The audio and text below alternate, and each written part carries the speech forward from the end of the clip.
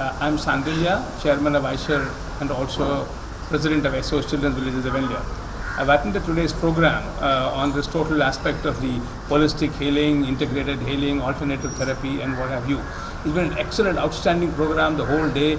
We had lectures, presentations on subjects, starting with Dr. Hegde, who talked about the kind of ills of the current medicinal system and what we should be doing in terms of holistic healing, and the mind, body, spirit, the concept that the Indian ethos has been talking about for ages in terms of philosophy, with the modern medicine, the kind of integration that can be done, and openness to look at alternative medicine, whether it is homeopathy, Ayurveda, or whatever have you, to ensure that a patient is taken as a holistic person and looked at healing rather than just giving prescriptions based on symptoms which are very superficial. I think that's a concept which is, I think, taking up a lot of time in the medicinal world, and I'm happy to see that good doctors are thinking about it in a very broad sense, and the kind of presentations we had today has been outstanding. And I think if this kind of trend goes on, with including the alternative medicine, Quantum Institute of for Well-being, if these people take the kind of positive steps, I think we have really good future to look at a holistic healing of human beings rather than prescriptive medicines based on symptoms, which only takes care of palliative and does not really cure the whole body, soul and mind. Thank you. I'm Vandana Malik. I'm an IT consultant and a life education consultant. Quite a moving experience for me. Last 2 years have been quite a journey for me to learn about areas that I was so close to, and I think today's sessions have opened up more areas for me to look into and try over tomorrow and day after, and just move on this journey of learning more and discovering and delivering on the purpose for which I was born. So it's been a great experience today. Hello, my name is Dr. Gerd Müller. I am the founder of Active Ortho, an orthopedic and neurological rehabilitation chain here in India. And I am very excited about this endeavor here. I was in Paris at the meeting and I really like the combination of the integrative medicine, the integration of allopathic and alternative medicine, and I think we're on a very good path here, and this is going to be a very good journey, and I'm very happy to be part of this journey. Thank you very much. So I'm Ramesh Puri from Executive Access. So this has been a great experience. This is something which is innovative and is going to be path-breaking, and I'm sure it's going to heal a lot of souls and give a lot of happiness to a lot of people, wipe a lot of tears. This is really something which I believe will move the world and thinking and thought process to a totally new paradigm. It is interesting and very exciting to see the new stuff and learn. Hello, I'm Gauri Sareen, and I've been in the corporate sector for the last about 20 years, running my own business and working for corporates in the area of recruitment. So I met a lot of business leaders over the last several years across sectors. I've also been associated in the spiritual space for the last 10 years or so. For me, this was a very interesting initiative because I've been meeting a lot of healers, been meeting a lot of practitioners of alternative methods of healing, medically or non-medically. And I have personally used some of these methods and I found them very, very effective. A lot more than what I find the allopathic stream of medical fraternity in terms of effectiveness of many diseases. So for instance, I had a slip disc recently and I realized that there's very little which allopathy can do about it. So I used some of these methods, including some therapies, panchkarma and all of that, and those were amazing. Very, very effective in a short period of time. So for me, what Quantum Healing Institute is all about is really the opportunity to get a lot of these healers together and start working together in a framework where these can be mainstreamed. So there's still a lot of disbelief about it. There's still people who are misinformed about it. There are all kinds of people in this space. So there could be a possible concerted effort, one, that the medical fraternity starts respecting and appreciating these form of alternative therapies and augmenting it with which I clearly see to be one of the objectives. But more importantly, also a platform for a lot of these alternative healers and practitioners to be able to showcase their work in a very cogent manner, in a more packaged manner to the corporate world and to a lot of executives in the corporate world who don't have access to them on a regular basis. See, a lot of these healers are there, so they, through word of mouth, kind of spread their message, and people come to them when they're really helpless, they don't know where to go. But I think the time has come for them to really get access. A lot of the people in the corporate world, as well as in general a large part of the middle class, who needs healing in many ailments, and where allopathy doesn't seem to be working, or it seems to be harming them more, to get access to them. So I think it could be a beautiful bridge to get these two sets of the givers and the takers together. I really look forward to this effort and making it like a much larger platform for many more people right across the world to come and showcase and promote what they have for the others. Thank you so much. Hello, I am Dr. Sachin Gupta. I am a cancer specialist based at Max Hospital in Mohali near Chandigarh, India. And I am into this cancer medicine for nearly 12 years now. And so in allopathic system of medicine, we have so many patients where the medicines doesn't benefit, especially in advanced cancer cases. And these are the patients who are looking for alternative medicine and going around to various kind of practitioners, homeopathy, Ayurvedic, and other system of medicines.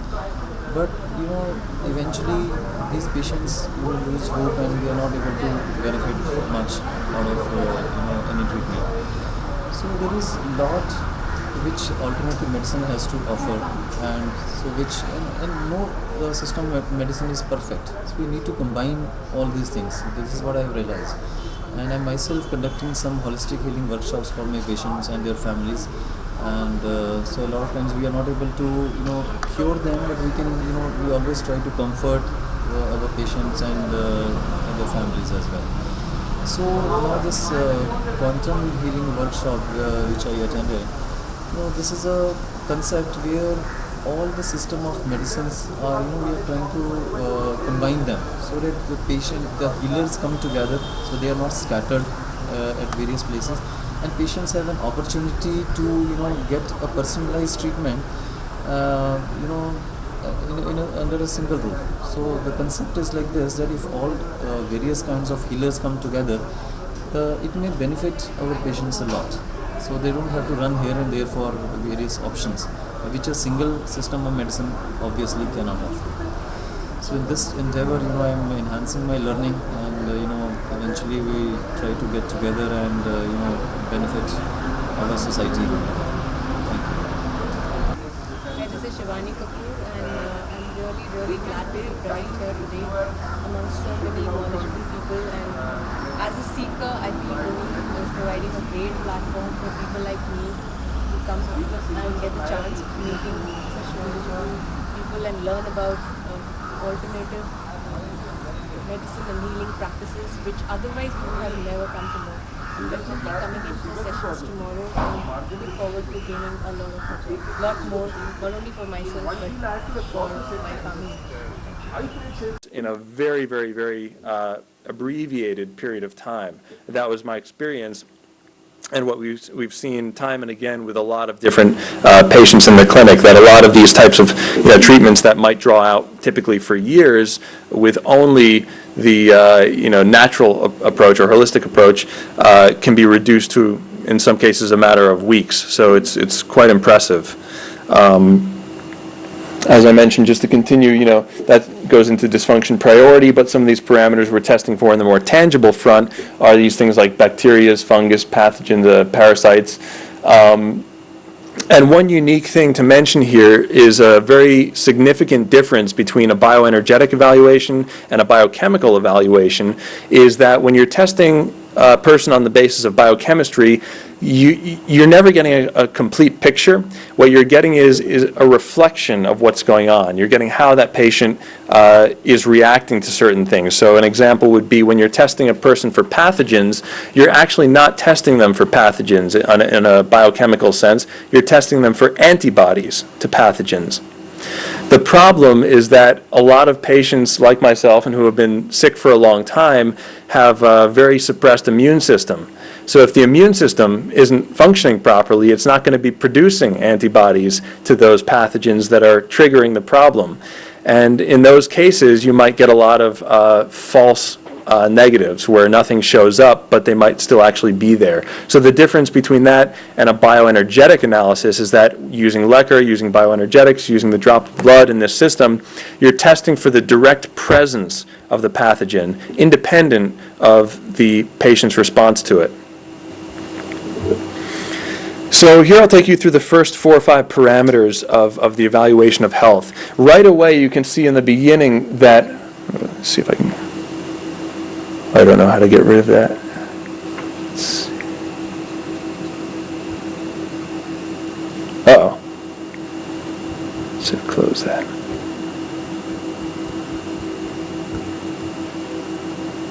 Okay. So right away you can see that there's a lot of different modalities that are being drawn on here. And this is a compilation of about 30 years of research and work by Dr. Schultz, traveling all over the world, hundreds of different seminars, studying directly with some great masters, including Masaru Emoto. He learned, directly from Klinghardt, a lot of these people who are doing kinesiology and different types of testing, a lot of the Russians who developed certain technologies of bioenergetic analysis. And of course, you can see from the first one, this is taken from European biological medicine, homotoxicology, something called reactional mode. Just to give you a basic understanding, a reactional mode is basically an indication of a patient's ability to deal with stress or to deal with an aggressor. So by analogy, a person who is, let's say, a reactional mode 1 might be analogous to someone like a college student who can, at least back in the States, who can go out drinking all night and, be a party animal and wake up the next day after 2 hours of sleep and be completely fine. We all know that there are some people like that. That would be someone who would probably be in reactional mode 1, basically meaning that their body is extremely efficient at detoxifying itself and regenerating on a cellular level. On the opposite end of the spectrum, someone who's in a reactional mode 4, and these can change, although people have certain propensities toward one or the other. Reactional mode 4 would be someone like a cancer patients you see a lot are in reactional mode 4, meaning that even just a little bit of toxicity, a little bit of food that doesn't agree with them is going to send them into a tailspin that they could have all sorts of symptoms of fatigue and allergies and things like that. So a lot of the people that come in with chronic conditions are reactional mode 3 and 4. And this is an extremely important parameter because it tells you, again, not just what's going on with that patient, but who they are and why they're responding the way they do. It also indicates for later what intensity of treatment they'll be able to tolerate. So someone with a reactional mode 1, that you'd be able to, say when it comes to detoxification, basically throw the kitchen sink at them. You'd be able to give them everything and their body would probably be able to handle it because it's very good at regenerating, cleaning itself out, and basically healing quickly. Someone in reactional mode 4 might indicate to you that you'd have to take a more subtle approach as to not aggravate the system and cause further problems. The second parameter that we're testing for is whether the person's energy is balanced. So that's basically meaning whether they have proper cell-to-cell communication. You can see from a Ayurvedic perspective whether the chakras are aligned or this energy system is aligned. And there's a specific method, energy balancing, what Tony mentioned as well, ACMOS, that's used sometimes to check and to rebalance this energy field. The third one is meridian constitution. In the case of energy, is it binary, the balance or unbalanced? Yes. In terms of various states of balance? It's binary. It's balanced or unbalanced. Yes, you can check.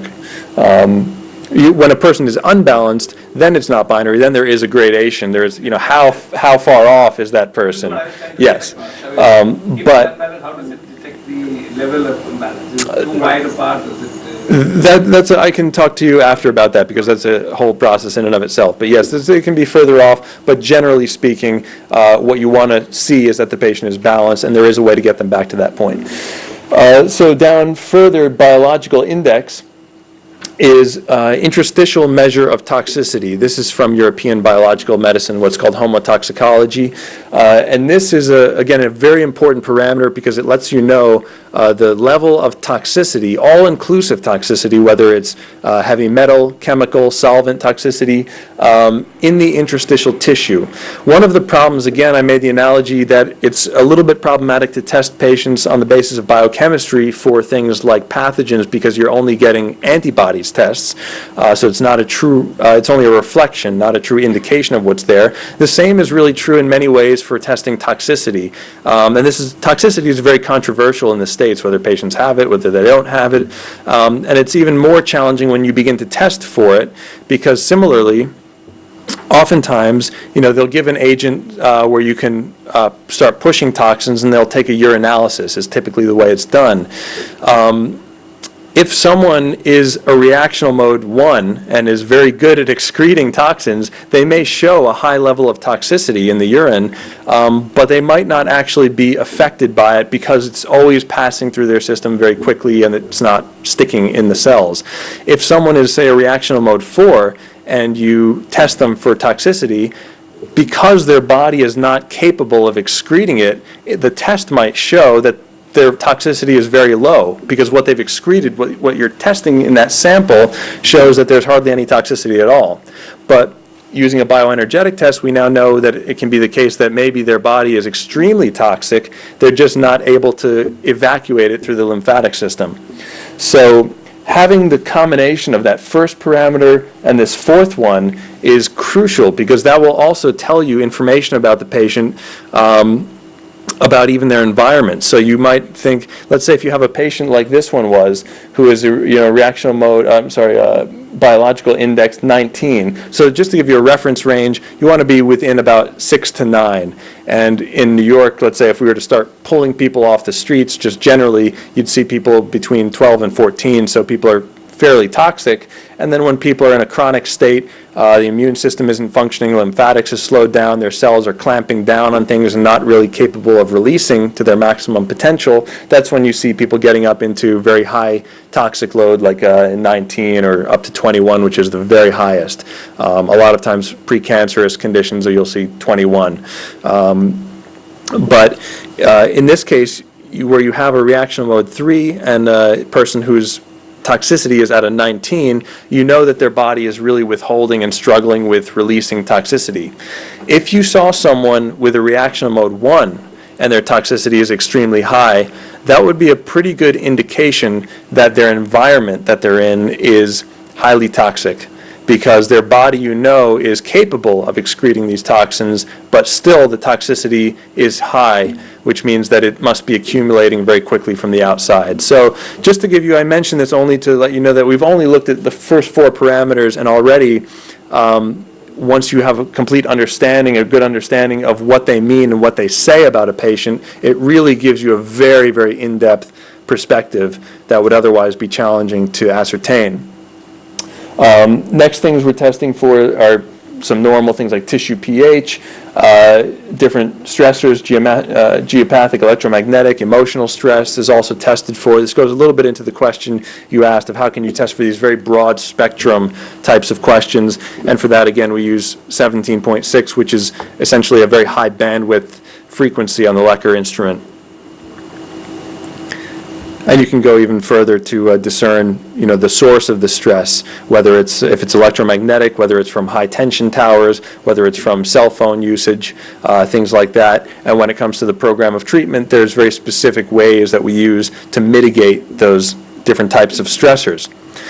On the more tangible front, again, you're also testing for the direct presence of specific pathogens, whether it's fungus, bacteria, virus, or parasite. And in this case, again, Lyme patient, so you had Borrelia, Bartonella, which are common co-infections, and a lot of reactivation of certain viruses that are existing there. So next comes the actionable part, and this is the most important for kind of getting down to the nitty-gritty of devising that patient's personalized roadmap, as we call it, back to full health. And I started with this bold claim of let's say if there's 100,000 or more medical options, how can you navigate this vast terrain and find what out of this 100,000 are the 2 or 3 or 1 maybe or 4, whatever it might be, that are going to be effective for that one particular patient or for each particular patient. That's where context comes into play. So it's very important in this type of personalized approach to not just be making generalities and looking at statistics and creating programs of treatment based off of that, but to always test within the context of this particular patient. So again, just, so we're still in the same mind frame, what these guys are doing, like Dr. Schultz and Manganaro and these practitioners that we're training in the U.S., still at this point, this is the second portion of the evaluation. They have their Lecker instrument, they have the conductive mass and the transmission line, they have a drop of blood here, and now they're testing specifically over these different parameters. And we do have test kits that they use, but they can also go in the more quantum realm, which is using the resonant thought frequency, which is found to be the same, and a little bit more efficient in a way, casting a wider net, and certainly a quicker way of doing it. But to go over these different parameters, and to answer that question of how can you whittle down such a vast amount of treatment options in such a short period of time, is that you follow a specific model. And the model that we're following is a basic decision tree. Because the Lecker instrument functions in a binary way with a 0 or a 1, or you could say a yes or a no, so when it resonates, it's a yes. When there's no resonation there, it's a no. You can go through and a certain line of questioning in a very specific way that delivers you to that end point of what are going to be the specific treatments that are going to be best for each patient. So of course, in order to do that, we have to start with the broadest possible category. And the broadest possible categories are, does this patient require biological medicine or allopathic medicine, which would be on the other side. And sometimes in acute cases, as mentioned by Casper yesterday, allopathic medicine does come up. If a patient has something that really they need to be bootstrapped or elevated for a period of time, occasionally that will show. 97% of cases that were seen at MAM and at New York Center for Innovative Medicine are these types of chronic conditions, and 97% require biological medicine. So the next step is to say, okay, within this huge category, enormous category of biological medicine, you have all of these different submodalities, such as, going back here, such as spagyric medicine, homeopathy, isopathy, organotherapy, herbology, nutrition, chelation, sound therapy, energy medicine, so forth. So then you want to find out, basically going through just on a binary level, yes or a no, which of these submodalities resonate with the patient. And you might get 1, you might get 2, sometimes, not too many will come up. But let's say, just by way of example, that homeopathy is what's showing for the patient. Then, of course, within homeopathy, you have certain subcategories. You have specific types of homeopathy. You have Saluna medicines, Pekana, Nessman, Unda. So you can see there's a comprehensive, curated encyclopedia of treatment options, of therapies, of medicines, of different types of submodalities here that we're going through. But by using this type of decision tree model and simply going with the resonance of the Lecker, in a fairly short period of time, you arrive down at the very precise protocol for that patient. So in this case, you can see right down to the dosage, the timing, the frequency of each medicine and therapy, everything is there. And this information was gathered in about roughly 10 minutes is really how long it took to go through literally, maybe 100,000 treatment options, again, because you're whittling away. So it's kind of like opening files in a computer. If, let's say, homeopathy doesn't come up, doesn't resonate for that patient, right away there's, several thousand options that you don't have to check for. If we had to go through everything in a linear way, that would take forever. So instead, we go with this decision tree way, and you can open only the files that are corresponding or resonating with that patient based on the information, based on the sort of intelligent discussion that's being had with the patient's innate intelligence system. And here you can see specifically on top, there was basically, it looks like a lot on this page. It was basically 12 supplements, 12 nutrients, different ones, magnesium, selenium, zinc, pleomorphic remedies, which are kind of a type of homeopathic, chlorella and fish oil for detoxification, and then below certain procedures. There was, I think, 4 total procedures of IV detoxification for this patient, and then a number of antimicrobials, usually in the range of 3 to 6 antimicrobials. And all of them are natural, so no pharmaceutical medicines were used in this protocol. And again, because we're going with biological medicine, about 97% of patients that are treated there don't require any conventional or pharmaceutical medications. You can see the specifics here. And again, the procedures. So just to make a note also, this was devised by Dr. Schultz, who's a medical doctor, conventional MD. So you'll see that it's ideally suited to medical doctors because they have the broadest scope of their treatment. But that being said, we have trained dentists, we've trained chiropractors, LACs, DCs, practitioners of all different types, because even if you don't have the broadest scope of tools available in your practice, there are still some very important things that can be done by learning this method. Number one, just using the Lecker instrument alone, you all of a sudden have the ability to test the quality of any treatment or any product or any medicine that you're using. And quality is extremely important. And number two, you can test the compatibility of that product with respect to a certain patient, meaning that you can optimize the tools that you're already using. So for that reason, of course, to go at what we'll call, 100% what Dr. Schultz is doing, it's best to have all of these tools available. But for getting started, number one, the advantage of simply optimizing the tools that you already have is profound. And we've seen a lot of practitioners who have made virtually no changes to their practice insofar as not incorporating anything new just yet. The only thing they did was start incorporating personalization of what they're already doing, and they've already noticed 50-60% increases in their results. And just to show you what's given to the patient at these centers is a very simple form, because this is a lot of information that generally patients would have a hard time understanding. So the idea is not to overwhelm the patient with so many different things when all they should be concerned about is their basic steps to action, their basic treatment. The idea is simply to give them the bare necessities. So on the left you have their basic parameters of health, just those things that they would understand, like the pathogens present and stressors. And on the right you have their basic protocol. Again, it's merely 12 in this case, supplements and a number of procedures that lasted a duration of about 2 months over time. So, I can tell you from experience that coming from other integrative doctors where you leave with bags and bags of supplements and herbs and homeopathics and all different types of things, in my experience when I went through this, it actually cut down about 80% on the things I was taking. So I know a lot of people look at it and say it's a lot of things to do, but a lot of patients who are really in desperate situations and have done a lot of different types of treatments already, for them it's kind of dramatically shrinking that and going with a much, much more efficient route. Not to mention that not only is this more efficient insofar as what you're taking, but it's shrinking your program of treatment to a matter of weeks as opposed to the guess and check approach that can be extremely frustrating. There's nothing more frustrating, I think, for doctors and for patients than to devise this whole type of protocol for a patient and to say, well, do this for the next 4 weeks or 6 weeks, come back, let's see how you did, and then we'll make some tweaks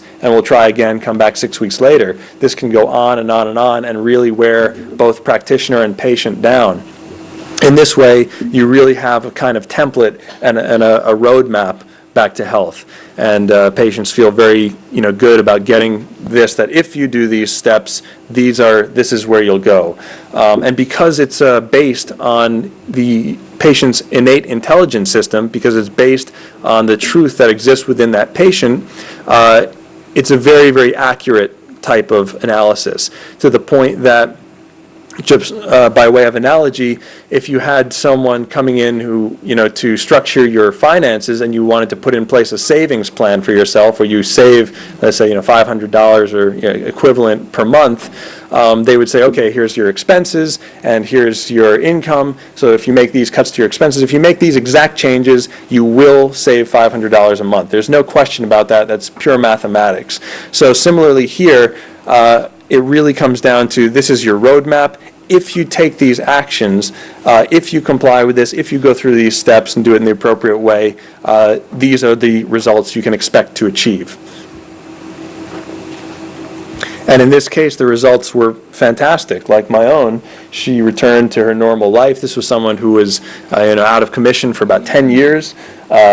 She was on disability. She was able to return to work after 4 months.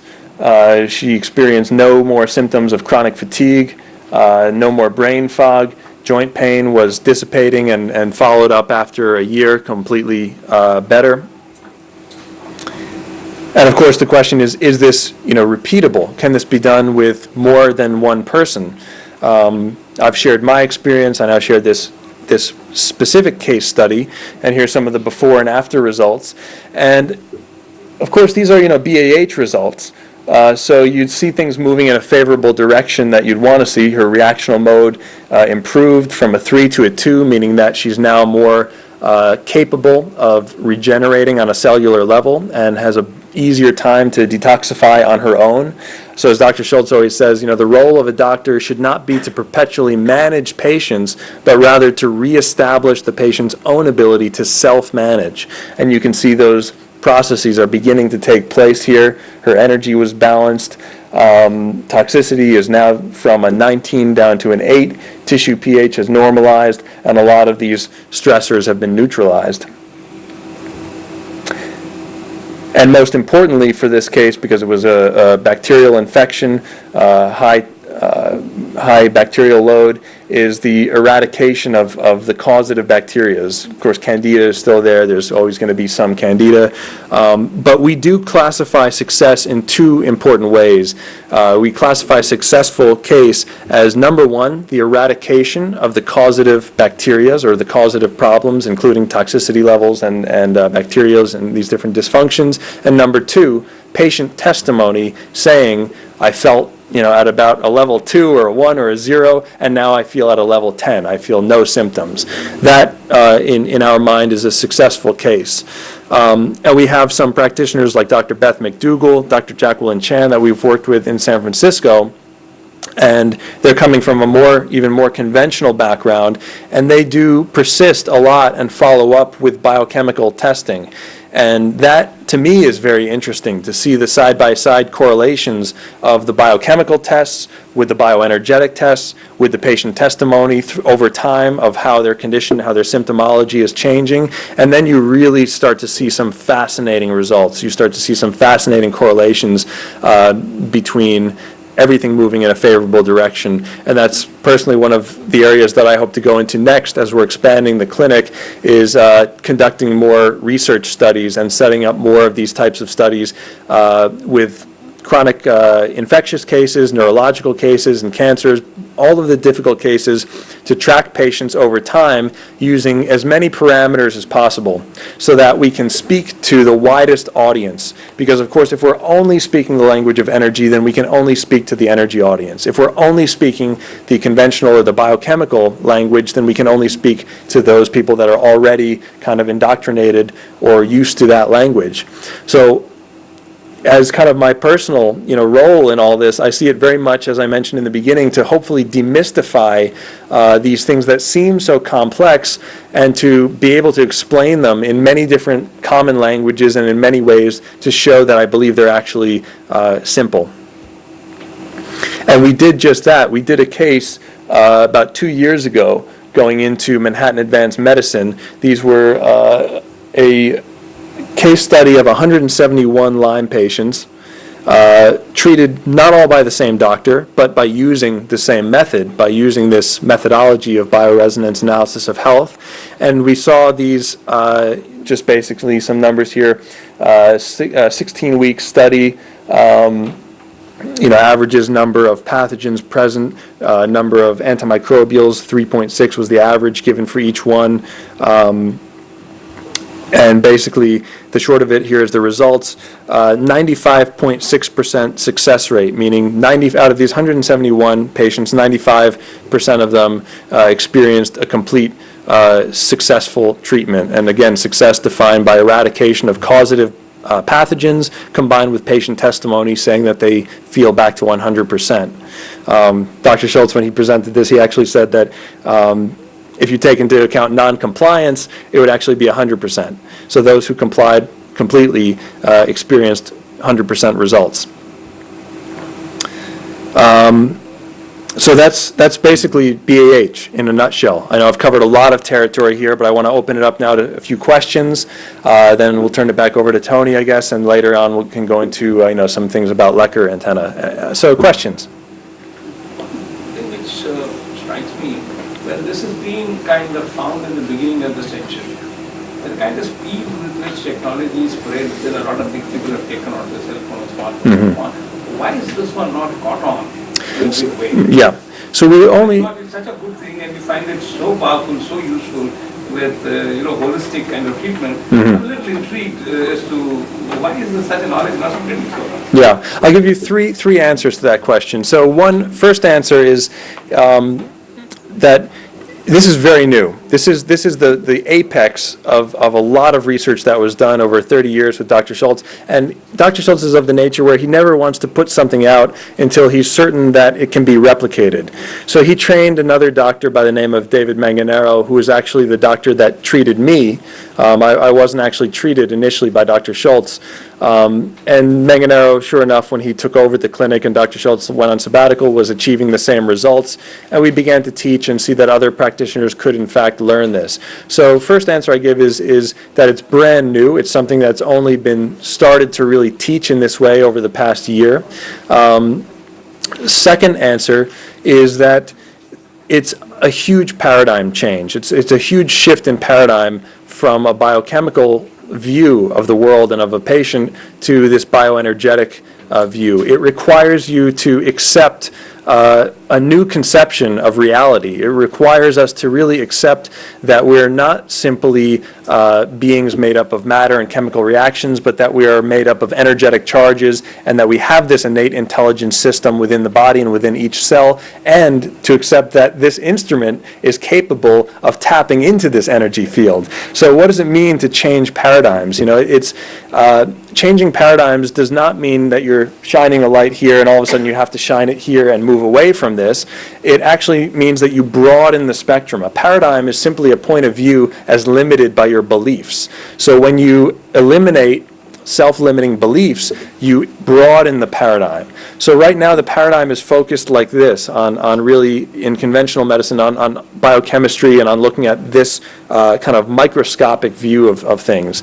It's not wrong. It's actually, as we were discussing yesterday, it's necessary. It's good information. It's useful information. We don't want to say anything, of course, negative about that, because it's essential, actually, to have an understanding of biochemical reactions. But as they say in Europe, this level is merely the biological stage on which the struggle plays out, right? So the initiation point of the dysfunction lies somewhere else. And that's where we have to broaden this paradigm, and that's what takes such a leap. And that, I believe, is why this is something that is going to take some time to catch on to the mainstream. But, so the first reason, again, is just brand new, only been taught for the last year and a half. Second one is huge paradigm shift, and the third is that it requires some skill and some practice with this, which can take a little bit of time. I have a comment and a question. Yes. Comment is, I think the dogma of having just saying that testing antibodies for the microbial assault is just a footprint, and that's not correct way to do it. Well, I think we test antigens which are the organisms themselves or a part of the organism, so it is not the footprint alone, right? And we do cultures for bacteria, we do cultures for viruses, so we do get that. Yes, thank you. What I get from you is that with the Lecker instrument, you can have a wide variety of the resonating frequency of even the antigen and antibodies, so therefore it is more complete. That's correct. Right? Yes, thank you for bringing that up. It's a good point, because we do actually continue with biochemical testing and antigen testing, and it is very important to complete the picture. So the idea of this is not to, replace other evaluations, but to work in complement with those evaluations to complete the picture. Second, my question is about toxicity. Yes. I think I need to understand it better, because anything, say for example vitamin D, when there is deficiency you need to replace it, but if it is more in the body then it is toxic. So we have to define the normal range of various things which may run into thousands of what is the toxicity that you are measuring. Whether it is a bacterial toxin, whether it is septicemic, whether it is some high metal, which is heavy metal toxin. Right. And so unless there is a normal range that is defined, we would not be in a position to define toxicity. Right. Well, yeah, as I mentioned with the biological index, what they're testing for is a total load of toxicity. And we didn't have time to go through all of the parameters because this course that we teach takes, several months to go through.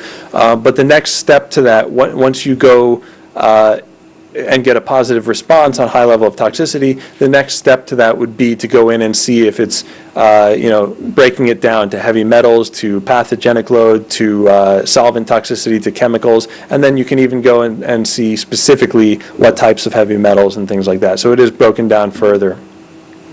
Is the maximum experience only in Lyme's disease, or there is other diseases also? Because yesterday also you gave two examples of Lyme's disease, and the largest study that you are mentioning is also of Lyme's disease. Yeah. But are there other, there are so many other conditions, both infective and non. Absolutely. Yep, they treat all cases, and we have actually on our website at innovativemedicine.com, you can see a lot of these case studies, everything from neurological to cancer to diabetes, a lot of different cases are treated. Lyme disease is kind of the one that we've highlighted for discussion purposes because it's such a tough nut to crack in the States, and because it kind of has it all, and it encompasses toxicity and high bacterial count and load. So it's in a way, interesting case to show. But yes, all different cases are being worked on. And Lyme's disease is not really that incurable as, this thing is. There are many patients who respond to antibiotic therapy for a few weeks and they do very well for the rest of their life. Correct, and most in fact. It's not that Lyme's disease will always have the kind of course that you mentioned. No, never the case that anything is absolute, and Lyme disease is extremely controversial in the Northeast. There's questions even still going on about whether or not it even exists, because it's very difficult to trace all of these symptoms back to what they think is the causative bacteria. Dr. Thomas Rao also did a study that in certain areas of the Northeast where it's very prevalent, when they were testing, he found that in some populations about 40% of people had Lyme, Borrelia in their system, but not everyone had Lyme disease, right? I know even my stepfather tests positive for Lyme. He never has any symptoms of Lyme disease. And for those that do have symptoms, usually they're treated early, if it's caught early, while it's still in the bloodstream, and in that case, like you mentioned, it's very effective. But for those minority cases, like I was a minority case, and the cases that are treated here, where it's left undiagnosed, untreated, it makes its way into the central nervous system, it's coupled with other problems, then in those cases it can lead to, unfortunately, lifelong or significant issues. Did you take conventional allopathic medication before you went on to this? I did, yes, for about 3 years. When you went on to this, did you at that time also take allopathic, or that was allopathic free? I completely went off of allopathic medication at that time, yeah. I found that I had to, I got to a point where after about 3+ years of treatment, things were not going well, getting worse in fact, and I was, feeling worse. I made kind of a commitment to try something new, at least for a few months. If I'm going to do this, I told myself I'll do it 100%.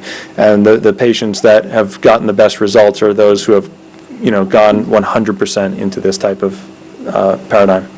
Yes? You mentioned a couple of times that the quantum physics principles are involved. What do you think are the quantum phenomena involved there? The quantum phenomena involved here, as far as I know, is resonance phenomena. That's bioresonance phenomenon. It's merely wave propagation from one system to another. In this case, wave propagation throughout our bodies being picked up by this Lecker apparatus. So it's the basic principle that every living matter or every piece of matter is energy and emits energetic frequency that can be tapped into in a certain way. I can offer that's a very good question. You're going to see a video after this presentation. No, I read those on the book. No.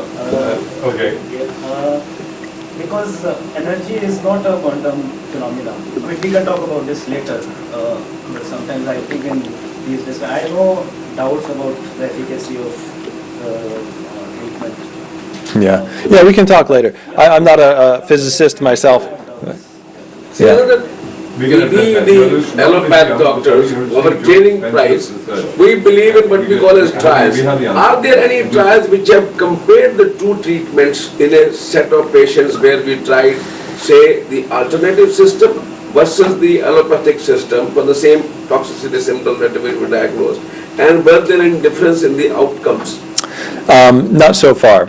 The closest thing I could think of is those I mentioned in California, where they are tracking their patients using bioresonance testing and using biochemical testing, but they're treating mostly according to this. Actually, that's not entirely true. There is some records from Dr. Schultz and Dr. Esquivel in Texas, who learned from us last year, where when they began implementing this in their practice, rather than just going from 1 to 100, they would start to implement with 1 out of every 5 patients, and they saw a dramatic improvement in the results of the patients that they treated using, adhering to their testing with this analysis, and based on that, they started going 2 out of 5, 3 out of 5, and eventually everyone in their practice is now treated according to this structure. I just want to add that the fundamental belief system behind this is that the body has an intelligent system. Yeah, it knows exactly where the outages are. It knows the solutions, and if you can download that information, then you have a very accurate assessment of what's going on. And then it's up to you as a doctor to decide, given that information, what do you want to do with it. Mm-hmm. This system includes allopathy in it. Mm-hmm. So if that information comes and says, that the patient requires allopathy treatment, well, that's a clue for the doctor to decide whether you want to go allopathic route or ignore everything else. So it's not comparing this with allopathy. It's not an alternative system. It is actually an enhanced system. Yeah. What it has done is it has it's giving options with the least least harmful drugs to be tried first before you go into heavy duty surgery. But it's a mixture of everything, including allopathy. Yeah. Basically, it has mapped everything. Yeah. It's a broader platform. Mm. Then it gives the direction. Absolutely. This way. Absolutely. So you have got to read up, books like the Holographic Universe and stuff like that, which tells you that the body system is really the whole game is information. Yeah. And if you look at system. So you start off with the most overarching branch, which is allopathic medicine, category, and biological medicine as a category. And then from there, let's say if biological comes in, you'd have different subcategories like homeopathy, isopathy, organotherapy, oligotherapy, procedures. You have a range of different subcategories. And let's say if 2 of those subcategories come in, then you go into those. And not unlike you mentioned to me yesterday, your work with computers. So just like going into a computer file, you'd go and drill down deeper into this decision tree model, so you don't have to go through everything in a linear fashion. Yes? I would add to that, I find it difficult to understand the connection between the diagnostic part and the therapeutic part. So what you're saying with your tree, basically, why do you need the diagnostics? You just go on your tree and you file down. So do you need is the diagnostic part just for the explanation of the patient, or is it to pre-post evaluation? We are used to think in diagnostic terms leads us to a therapy. Right. which is quite reasonable in some ways. If we're wrong in the diagnostic part or not Right. fine enough, Yeah. fair enough. But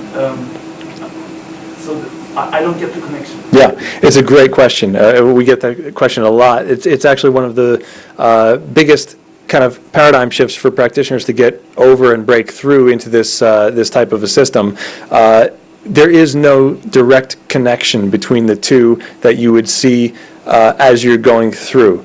The connection you see that's most interesting is retrospectively. When you look back, that was what Casper was mentioning, what you guys were talking about yesterday, the patterns that you begin to see formulate. The value of the evaluation of the patient's health, the value of doing the first section is, of course, as a medical doctor, medical practitioner, to do your due diligence, to understand who that patient is, where they're coming from, what their condition is. So there's a lot of value in and of itself, but you're absolutely right that it is apart from the conventional way of looking at things where you do an evaluation and then based on that evaluation say you would construct your steps to action, your program of treatment. This one you can literally, let's say if you're doing 6 or 7 patients, 6 or 7 blood slides, you could do all of the evaluations first, put them aside, and then go through and do all of the programs of treatment. You don't need that. In fact, you don't want that in your mind while you're going through to generate the program of treatment, because ultimately, as Tony was mentioning, it's not you who's generating the program of treatment, it's you who is, as an instrument and in conjunction with this instrument, picking up on and decoding the best course of action based on what resonates with the patient. That's what is the essence of bioresonance. Yes? The question is, I think, when it comes to treatment, when you're looking at the variety of biological as well as other treatments, the database for that in terms of experiences and the impacts that various systems have created will be very crucial. And why I'm raising this question, I'm not a doctor, I have not but I still have some experience in looking at some of these issues. That things like homeopathy and Ayurveda, though there are some basic principles established, the kind of treatment that people give is out of a lot of experience that comes. I keep reading a lot of magazines on homeopathy, and I find that each case is different, each kind of thing, they've tried maybe different types of things, and then come to the right kind of conclusion. So it needs a lot of database to find out what is the right treatment for a patient. So how is that database created for this system for finding the right thing? Even Ayurveda, I can share with you during coffee break in terms of some treatments, that some of them are so unique and only a few small family knows about the type of treatment, and there's nowhere data available in terms of treatment meet enough. So how do you get this kind of database? I mean, to see the spectrum available in this world, it's not so simple to put them together. Yeah, no, it's a great question. There's a process for that. And number one, of course, is awareness of what exists, and just to quickly address, there are 2 critical factors for success when it comes to being able to implement this type of analysis. The first one is an awareness of what you're testing for, so an awareness of the different treatments, because if you don't know what it is you're comparing the patients to, the patient's information to, you're not going to get the most accurate response. The second critical factor for success is a basic ability to use this instrument, which everyone essentially has, but the skill is what needs to be cultivated.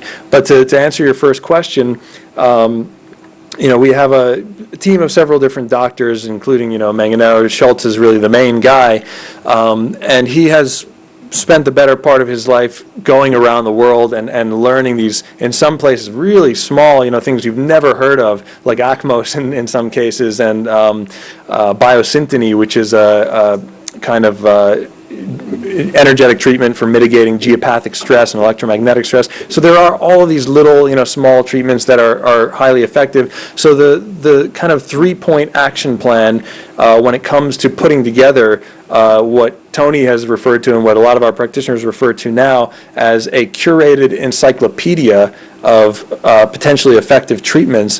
The 3-step process is, number 1, scan the globe. Learn as much as you can through your own experience or everyone else's, and build this pile, this hill of different types of treatments, modalities, therapies, etc. Number 2 is calibrate these different treatments, meaning test the quality and the potential effectiveness of these treatments, and that can actually be done using Lecker instrument. So as I'll get into a little bit later this afternoon, the two main functions are, number one, the ability to test the quality of something, and number two, the ability to test compatibility of something. So that second stage of building this curated encyclopedia is to curate the information, right? You need to first assemble the information, then you need to curate it to see if it's going to be potentially effective. So that's done. And then the third step is to add it into the system, and then there's a way to calibrate the effectiveness level or the quality of the entire system, what we call the integrity level or the consciousness level of the system. And let's say if you find a therapy that you think might be good, you're not sure, you add it into BAH and you test BAH as a whole and you see that the integrity of the system goes down. It's a 1,000-point scale from the work of David Hawkins, but let's say it goes down from a 900 where it is now to a 700, you know that this probably isn't going to be advantageous for a large number of patients. If it goes up, then you definitely want to include it. And this is checked on a monthly basis. So, Sunny, no system is perfect. This is one man's work of life. I understand. Yeah. No, it's a very important question. That's what I'm saying. It's one man's work for life who has been all around the world, tried to put as much as possible. Actually, the detailed manuals, when you go through them, covers hell of a lot. So if you use the 80-20 principle, this is a pretty comprehensive system for the doctor who has built it for his environment. And his environment is New York, and Lyme disease is a big issue there. So it is obviously got a focus on Lyme disease in terms of number of patients who come because they've been coming to him for treatment, and here's an example of of recovery from Lyme disease. But I've been there. I've seen the Sunil Budhi Raja has been there. They're treating cancer patients, all kinds of patients here, including the boy who went from India, and I know another couple of cases, but I don't have their permission yet to disclose their results. Some of them are psychiatric and so on and so forth. So that's one piece. The second piece is that first you've got to believe in this and start practicing it and come to what I call it the 101 level, right? When the 101 level is there, right? The fundamentals are there, the fundamental issues are there and all that. Then if you want to go ahead as a doctor for your environment, India for example, then you start customizing it for Indian situations, right? And then if you want to go further, that if you want to integrate Ayurveda for example, you can put an Ayurveda decision and investigation charts in it, right? So, and then diet as well, right? So this has infinite possibilities. But if you don't even get started, then you're not going to get there. I'm only talking about the power of the system is so high. In order to use this power, you need to have delivery. I'm just saying that. I'm very impressed with it. In fact, yesterday I shared it with one of my friends in New York. I've heard of the word. He's got some. I already sent him an email yesterday. I said, find out about this, do something about it. So I'm very impressed with it. But you have to fundamentally believe. The biology of belief is the book you have to read again. And just to dovetail off what Tony was saying, it's a highly dynamic system because, of course, even in a place like the States and New York, the medical landscape is changing all the time. Companies some of them are changing, going out of business. Sometimes products lose their quality. New ones are coming up all the time that can be effective. So it is always changing, and of course the biggest point is to adapt it to different parts of the world where you're seeing different types of patients with different problems and you have different tools available. So I think the most important takeaway that I would say from here is not necessarily the particulars, the specific treatments and everything, but it's the kind of to view this as an operating system, to view this as like the first operating system. One could be that it's also adaptable, I think. Absolutely. The person concerned to the practitioner, because a practitioner may be he may not be an expert in homeopathy, he may not be liking a homeopathic situation.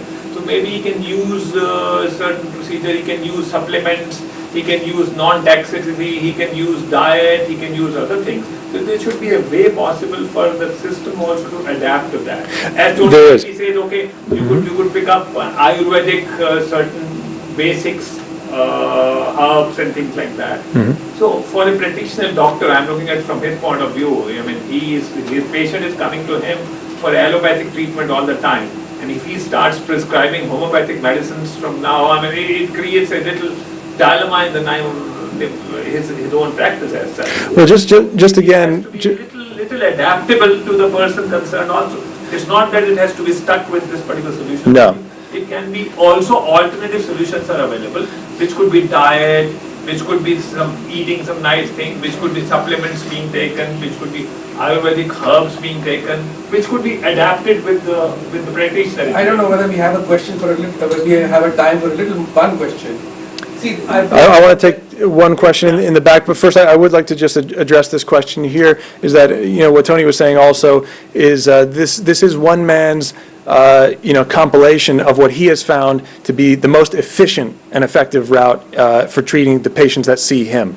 It is true that there's many different roads to take to get to the same place, which I think is the point that you're making. One practitioner And- can bring in and his just to- dose already. And just to finish this question, because it's one that is important, because I get this question from a lot of practitioners, and the way Dr. Schultz would address it is that, of course, there are going to be things coming up, let's say, especially in the system that he's created, which is specific to his clinic, that certain other practitioners might not incorporate. In those cases, you can always, there's a way to, even using this kind of as an operating system, this template, to determine, okay, if I don't have this option, what is the second priority, or what takes third priority, or what takes, is there another way to do this? If I can't do chelation, can I give them fish oil and chlorella, and maybe instead of, the 2 weeks that it would take with chelation, because that's very efficient, maybe it'll take 4 weeks or 6 weeks, but it's still going to ultimately get them where they need to be. I do want to take this question in the back, because you've had your hand up. One clarification, it may answer many questions here, is that the first step for people in India is to, if you buy into this, the Lacan antenna and this fundamentals, and use this as a general training guide, which you may or may not use, but at least you understand the system. The first step is to check what your current diagnosis is according to yourself. Just do that first. Forget rest of the stuff. You have come to a diagnostic, right? And you're going to give the patient some medicine. Check whether you're on track or not. That's the first step. Yeah? Then once you've started to get familiar with that, the next step is, okay, they've got another 20 tricks up their sleeve. Which are one of the ones I know, which I want to incorporate in my practice. Yeah? Then third one will be, which are the ones I don't know, let me go and learn them and then incorporate it. Then fourth is, what are the gaps which are unique to India, like Ayurveda, even yoga postures. And I want to give some hope to the people who are not doctors here. If you believe this, yeah, and you should research it completely, yeah, you can use it for diet. The nutritionists can use it for diet. I mean, two of these ladies have been trained by the system here, they're right here. Yeah, you can use it for so many decision-making trees that you can make your own doctor's I would say it is something like in healing we use crystals, for dowsing. Yeah. And I used to take all answers from the crystal because it's better. I can use my intuition, but it's always better to use an instrument. So you replace the crystal with this instrument, which is more scientific because it has mapped frequencies. I went for this course and I find it very scientific. And it's combining both. What is the other thing, the whole premise of giving an integrated solution to patients is not that if I'm an allopathic doctor, I need to just prescribe that. The whole idea and the principle of healing is not that what I'm doing, this is what I need to offer. The patient is your customer. Okay? What is the customer and what he needs? So the entire outlook to healing has to change. What is that the patient needs? The blood of drop, which has information, is telling you through holographic information and how it is being coded what the patient needs. If the patient needs Ayurvedic, it will show up. Because there is a certificate and you can check further.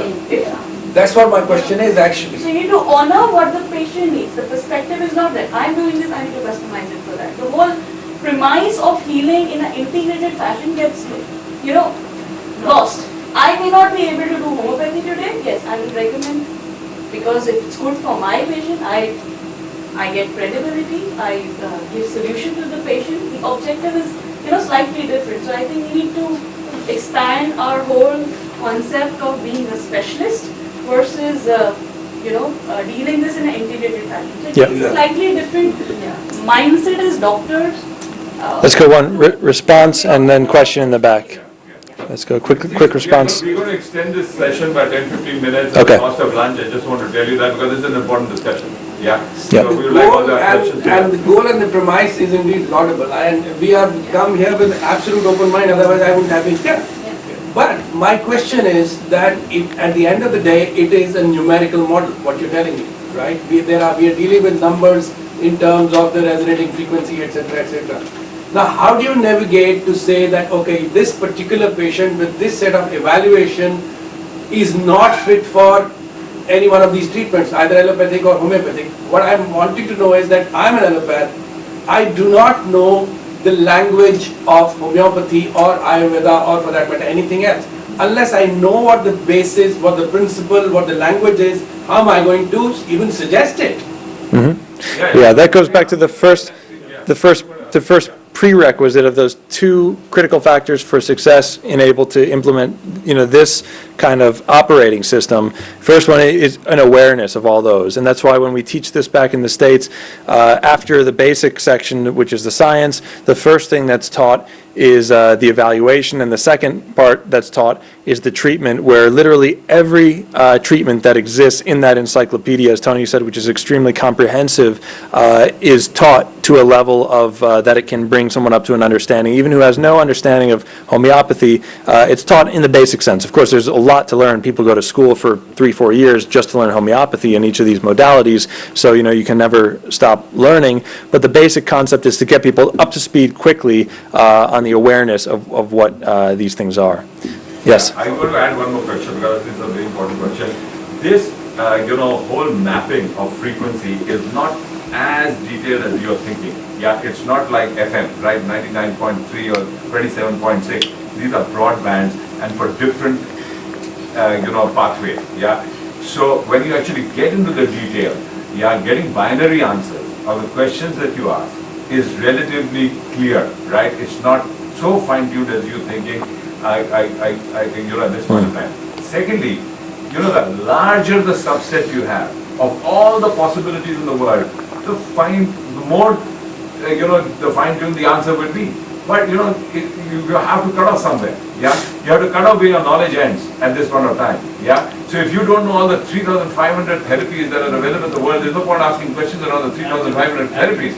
You only know 20 right now, so at least start with 20. If you know 30 in India right now, because you're a smarter doctor than the average on the roadside, start with those 30. Confirm your existing diagnosis, build your belief in the system, then you continue to expand, borrow, learn, and you can integrate anything, which is already available from there, because they've done the work, or you create yourself. Yes. But you have to buy into the fundamental belief system that there is a body intelligence system. You can download that information, and if you download that information, you're listening to the customer better than anything else. And that's the point I think the ladies are making. You need to listen to the customer and his body. Yeah, let's take this question in the back. Last two questions. I would like to make 2 pots. One pot that contains 5 things. One is 2 of those Dr. Hector mentioned yesterday. It's the over-medicalization. So if what he was saying, if you take people off a lot of medications, we don't know the interactions, they actually get better. That's maybe referring to what you were saying. Second is placebo. We know that placebo is there, placebo is important. The third is time for the patient and real care. The fourth is what you were saying yesterday as the start of your process, your first breath. That is what the psychologists call self-efficacy, or the perception of self-efficacy. And the fifth is what we were calling yesterday the spiritual source. So there may be more in that pot, but these are resources in some way, or whatever.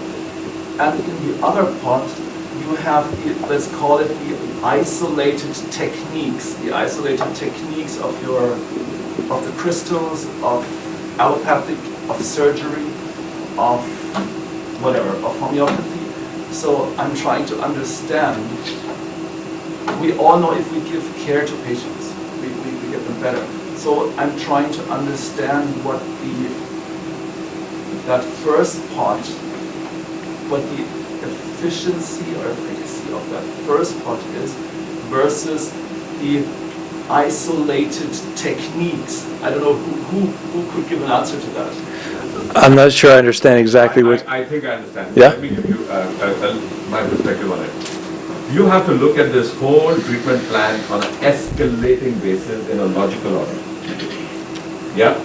And I'm saying, for example, if I was a physician, I will first eliminate the placebo effect opportunity. Yeah, before I start any medication. Then I will try to look for the least harmful medicine which can be most effective for the patient as recommended by his body intelligence system. And in that body intelligence system, when I'm asking the question, what are the therapies that I can offer this patient, I will deal with the ones which I know, which are available, which have credibility, for whom you have other suppliers in the marketplace who are crystal healers or whatever it may be, some therapists on the esoteric side, or simple massages, in the Ayurvedic world on the doable side. I will progress it like that. Yeah. So I won't open the floodgates on day one. Yeah, because this is a function of A, learning the skills yourself, and B, being able to very carefully listen to the customer, and C, coming up with recommendations which can actually be applied and delivered. We have lots of therapies in here which nobody in India knows about in this whole manual for BH. So there's no point, you're not trying to do a BH analysis on that when you don't have the therapies. So stick to what I'm trying to understand what whether describing this is just a carrier for trust, for belief in the patient, and what the real how we are just trained. Maybe it's we're too limited in our thoughts, but we're just trained that to a specific. There must be or a therapy. There are concurrent therapies with concurrent validities. We would think that this therapy helps 60% of these cases. The other therapy helps 75 or in Yeah, absolutely. Just trying to get to differentiate what is an instrument. Maybe the instrument is a placebo carrier, which is fine. I don't placebo. We all are happy to work with placebo. Just trying to understand a bit. So the essence of the therapy plays a role in. Yeah, well, the therapy again is so the instrument is merely the tool that's used to determine which therapies are needed. The patient never comes in contact with this. From the patient's perspective, they're simply getting a blood test, and later on they're getting their protocol, what needs to be done. They never have any knowledge of this as if they're not, interested in this, and most patients aren't really. The same way that, when you go to get a normal blood test, most patients don't ask about what types of centrifuges are being used and what chemicals are being, used for the reactions. They don't really have an understanding or are too concerned with that. Their main concern is taking actionable steps and getting better. So they don't really, this doesn't come into effect really or into play with, interacting with their mind, their doubt, their belief system, things like that. We try and actually separate that as much as possible. What they come in contact with is what they're presented with, which is their actionable, steps to treatment. You brought up in this part of the first question, inflection points in the psychology and patients' kind of,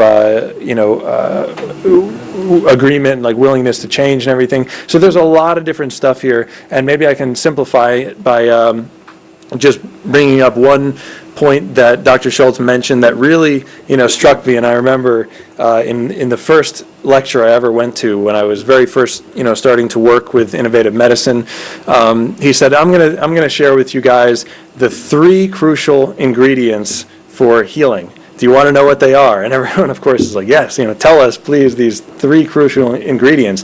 And this is really taking all of this complexity that we're talking about and making it, distilling it down to what I see as can be made as simple as possible. And he said the 3 things that need to be done, regardless of the condition, are number 1, detoxification. This is what I alluded to yesterday as eliminating the negatives, removing those things that are blocking the cells and blocking the systems from resuming their natural innate function. That's number 1. Number 2 is reestablishing proper communication within the system. So that would be related to energy balancing or some of these energy modalities, but basically once the system is capable of functioning properly, meaning those things that were preventing it from functioning properly are removed from the system, then the second thing that's required is to re-input the correct information and enable the body to communicate that proper message from one cell to the other so that it can sustain that proper function. And the third ingredient, the third crucial factor for transmuting a degenerative pattern into a regenerative pattern is a consciousness level of above 200 in the patient. And that means a patient's willingness to get better and a patient's willingness to move forward and take action, positive action on their treatment program. And I said 200, this is on a scale of David Hawkins. I highly recommend reading some of his books like Power versus Force or Healing and Recovery, because he actually found a way to calibrate what he calls these levels of consciousness, and they relate to many, many different things, many emotions, but also patients and a person's ability to take action, which is ultimately what it comes down to. We realize, as doctors, as nutritionists, as all different types of practitioners, myself formerly as a trainer and a physical therapist, you could provide someone with the perfect program of treatment. You could provide someone with the perfect diet for their type, let's say if that was possible to do, but any prescription you give someone goes out the window to the extent that they don't take action on it. So ultimately it comes down to that patient's ability to act on the information you give them. And that has a lot to do, of course, with their own, first and foremost, their own level of consciousness, their own state within themselves, but also at the more interactive level, their relationship to the practitioner. And so that goes back to your first question also a little bit about the importance of the evaluation of health, even though it's not necessary, it's not physically necessary to create the treatment. It's a good idea, and it's a kind of doing your due diligence to establish the innate relationship with the patient, build that trust, and help elevate them above 200 so that they can take action on the treatment you provide. So the big paradigm change here is, listen to the patient's body intelligence system than to listen only to yourself as a doctor, which is your judgment, right? And I'm saying it's not either or, do both. Because then it becomes quicker, faster, cheaper, better, more effective. So use this as a tool. Don't use this as the only thing that you're going to depend on. You've got a judgment. You've been trained as doctors, so you've got a judgment, and verify that judgment with this, so it becomes more fine-tuned and the treatment can become more effective, more personalized. Because we know that every body is different and therefore it requires individualization. Just one quick last question. Let's say all of us have a limited number of therapies available. Yeah. Or belief systems or whatever. Does the system tell us none of your so the patient has a pathogenic load, but none of your systems are going to work? No, so let's say, again, you think of this as an operating system, and you have a finite or limited number of programs that you're capable of running right now, but you want to install this new software anyway and start to use it in your practice. So step one, and the benefit that you can start to receive right away is optimizing the tools that you already have. And speaking to you yesterday, just briefly overhearing you speaking with Casper, I know you are already doing a lot of different types of therapies. So number one benefit that you'd see immediately is how to optimize those tools you already have. And then the number two step from there would be, as you start to incorporate new therapies, to select those ones that are going to be the higher priority in your particular clinic. But we're often accused of, so that is something we have to be, it's good that you say that, and I completely agree to that, and I agree to a lot of this. We need to be a bit careful with if we look at the hammer nail thing. So we have a few therapies and we apply. So yes, but you have to work with. Is, if we're honest, to have kind of a predictive value of our therapy. So we want to have a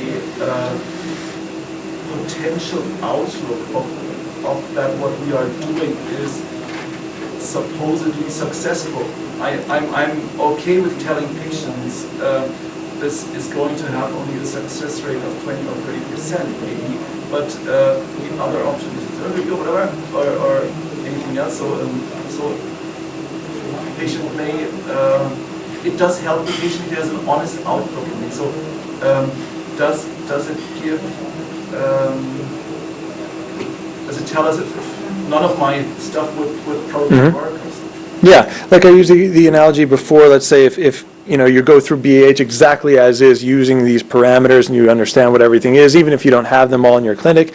Let's say use the example of, you know, chelation, and it shows that chelation is the optimal treatment. Again, what this is looking for, and what this is basically what you're identifying, is what's optimal for the patient. Now, what's optimal for the patient, the point you're making, isn't always going to be what's actionable for the patient, especially if you don't have that treatment to offer them. So in those cases, you can absolutely find what is the second best, the third best, the fourth best, whatever, you know, down the line it could be, and you can compare, you can actually test using this instrument to see how that would dynamically change the outcome of their treatment, whether it would, you know, likely extend it, because again, it's not optimal, but it's still getting them in the direction that they need to go, so you can do that. Or refer him to the person who knows the best. Or refer them to the person who does have the optimal way. Yeah, good point. So shall we close this session? Yes. I'd like to mention that you know, this is mindset changes. Yeah, it's challenging paradigms. You need to sleep over it. Over the next few days, you'll begin to get some more ideas, and things will begin to change, and so on and so forth. So what we will do is Sandeep and I will work together, and maybe in a week or 2 weeks from now, sometime we will organize a 1-hour conference call where, you know, people who are really interested in this can come together, ask the questions, and we'll put Dr. Schultz on the line or something like that, and we'll close the final loop. So we handle a closure to this for the professionals who want to take this to the further level. But I tell you something, this instrument, if it works, and I've seen it work, you know, with my own eyes, Dr. Schultz's wife is very familiar with the instrument. When she goes shopping, she checks the food, and half the food gets rejected. Yeah, and you know, and it's amazing. Yeah, they came to my house in Paris for dinner, and I said, please check the food before you eat.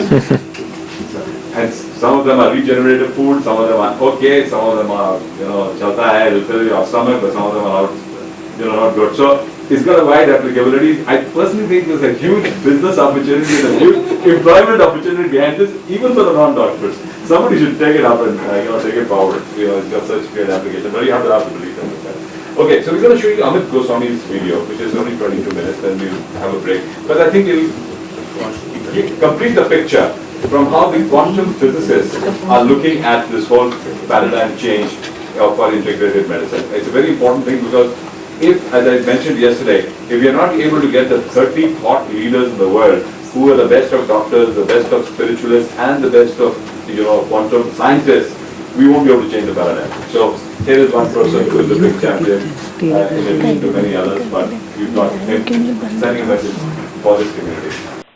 Hello everyone, the attendees of the conference on quantum healing, quantum health, quantum physics, quantum worldview in health and healing. I'm delighted that I'm speaking to you, thanks to my friend Anurup Singh who invited me. So welcome again. Now, of course, the first thing you will wonder, what does a quantum physicist, Amit Goswami, doing in the field of health and healing? How does quantum physics become relevant at all?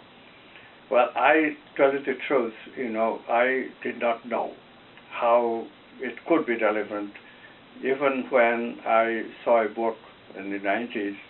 Deepak Chopra wrote a book called Quantum Healing, and I read his book and his hypothesis, and it was quite similar to the hypothesis that I discovered from quantum physics, that consciousness is the ground of all being, not quite in that language, but he had that basic idea already. But even then, even after reading his book, I didn't see how the way that I was introducing consciousness in quantum physics, how that can ever have anything to contribute to health and healing. But then several things happened. Well, first of all, a series of synchronicities happened in connection with death and dying, and I became involved with the problem of survival and reincarnation. And old lady first challenged me on a radio show, what happens when we die, and that intrigued me, but of course I feigned complete ignorance, didn't answer her question really. And then one night I woke up from a dream which said Tibetan Book of the Dead is right, correct, it's your job to prove it.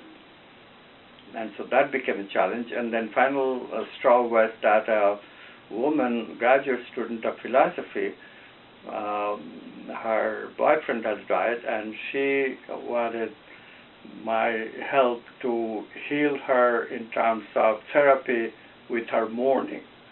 Now, I told her I'm not a therapist. I've never done any therapy in my life. But she said, but they said you are the man at this university to talk about consciousness and anything to do with survival, and that's what I want to hear you say. I thought, all right, I'm paying some attention to the problem, why not? So she started coming to my office and we started talking, and during one of these talks, I had the idea of how to include all the experiences that are part and parcel of our consciousness. You see, I already knew Jung's work on personality types. We have 4 personality types according to Jung, not only material personality, but also people whose personality is based on feeling, and people whose personality is based more on thinking and meaning, and even people whose personality is based on more on intuition and spiritual values. 4 kinds of experience: sensing, feeling, thinking, and intuition. 4 kinds of experiences, and therefore in quantum physics, material is possibility, so all these experiences must also be possibility. They must also have the same basis. So I made the hypothesis, consciousness is the ground of being, and objects, all objects of our experience are possibilities of consciousness to choose from. Not only we have the material world of possibility, but we also have a vital world of possibility from which our feelings come. And then we have a mental world of possibility from which our meaningful thoughts come, and even a supramental world of possibility from which our intuitions come. 4 different worlds of possibility, 4 different kinds of experiences, and therefore it makes sense that we have 4 different kinds of bodies. A physical body, a vital body, a mental body, even a supramental body, and all these bodies are bodies within a holistic body that you can call the bliss body. I'm of course translating for those of you who know Sanskrit, Anandamaya Kosha, bliss body. So these are the 5 bodies of consciousness. The Upanishads talk about this, the very first to introduce this, but it's also introduced in the Jewish Kabbalah. So there are 2 spiritual traditions who have already this idea that we are not one, but 5 different bodies. Now look at this alternative medicine. Ayurveda is very famous in India. It uses the vital body, concept of prana. So Ayurvedic medicine gives you herbal medicine and replenishes prana that you are missing, vitality that you are missing, and that's their whole theory. And vitality, this vital part of the body, gets detached from your physical body when too much mala, this garbage, the toxic stuff that accumulates in our body. So that's why in Ayurveda, the mala has to be cleared off. So the toxicity elimination is a big part of their program. Why? Because the vital body and physical body become sort of disconnected. They cannot be mediated. Their interaction cannot be mediated by consciousness anymore, because the vital is more connected when the physical is healthy. When the physical is full of toxic chemicals, then the vital cannot connect with it, and this is a major reason for our disease. So I became interested in this simple way of getting into vital energy medicine. Mind-body medicine is the idea that mind causes disease by giving wrong meaning to things. For example, suppose a teenager, you have been teenagers before, and I'm sure this will not surprise you. Teenager is in love, and the girl doesn't respond. So he feels so dejected that he says, I'll never love again.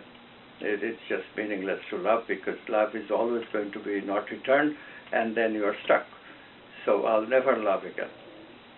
So he doesn't love, and the connection of love with the body is very interesting, because love is connected to the heart chakra. You may have wondered why the heart. Worldwide, even Westerners have this idea that heart is the place where you love. On Valentine's Day, they have pictures of heart on the card that lovers send to each other. So the heart chakra, what does the heart chakra have that is connected to love? Think about it.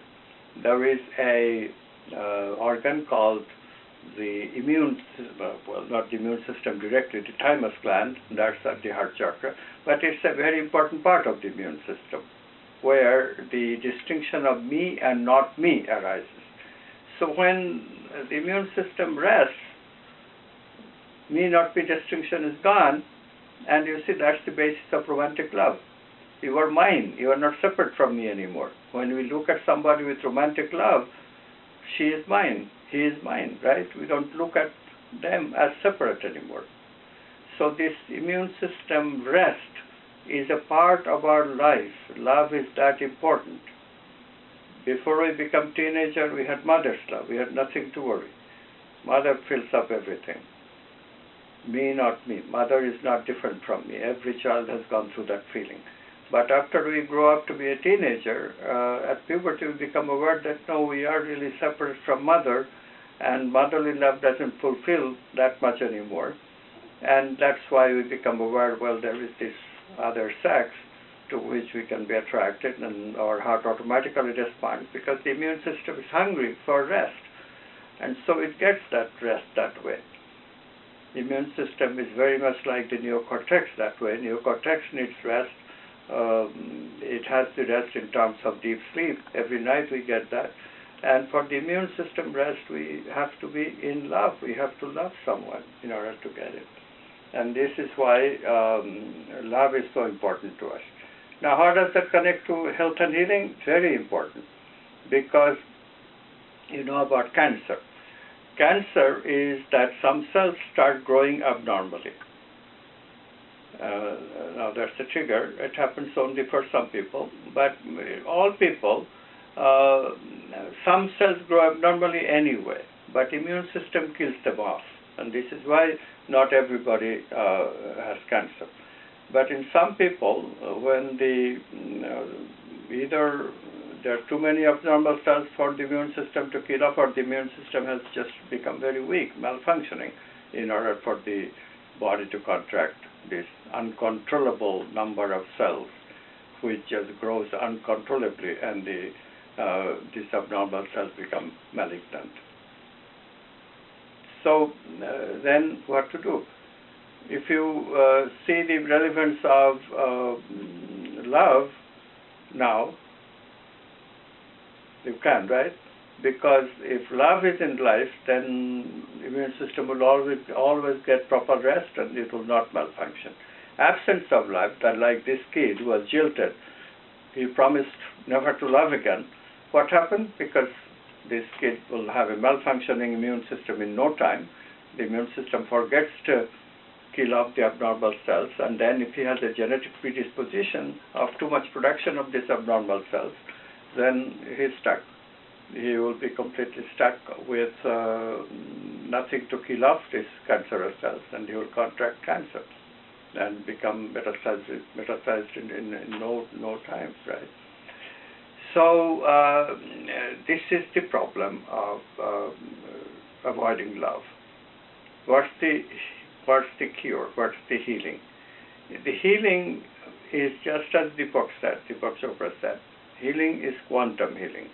Healing a mental decision that you have made, healing a mental aberration, healing a mental belief is tougher than you think. You cannot do it by just listening to a doctor. You cannot do it by listening to a guru. You really have to do that quantum healing, a quantum leap. What does that mean? It's really part of the creative process. You go through the creative process of preparation and then unconscious processing. That needs some explanation. I'll come to it.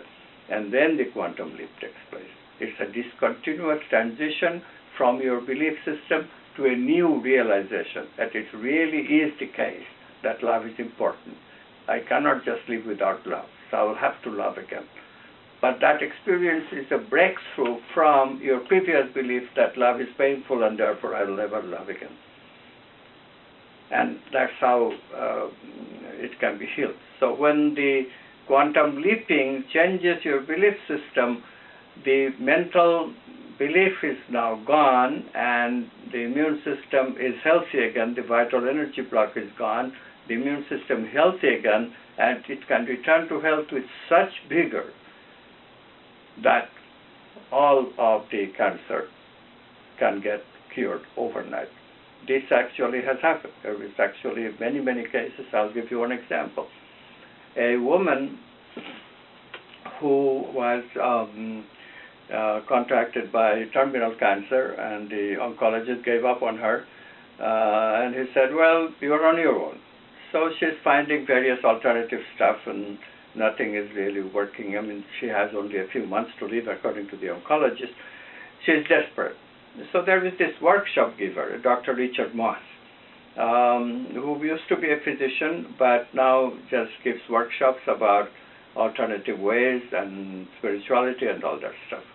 So the woman finds him and goes to his workshop, but of course her body just doesn't cooperate. So although there are various exercises which are all energy exercises to get her vitality going again, but she cannot do them because her body is so sluggish. It's cancerous after all.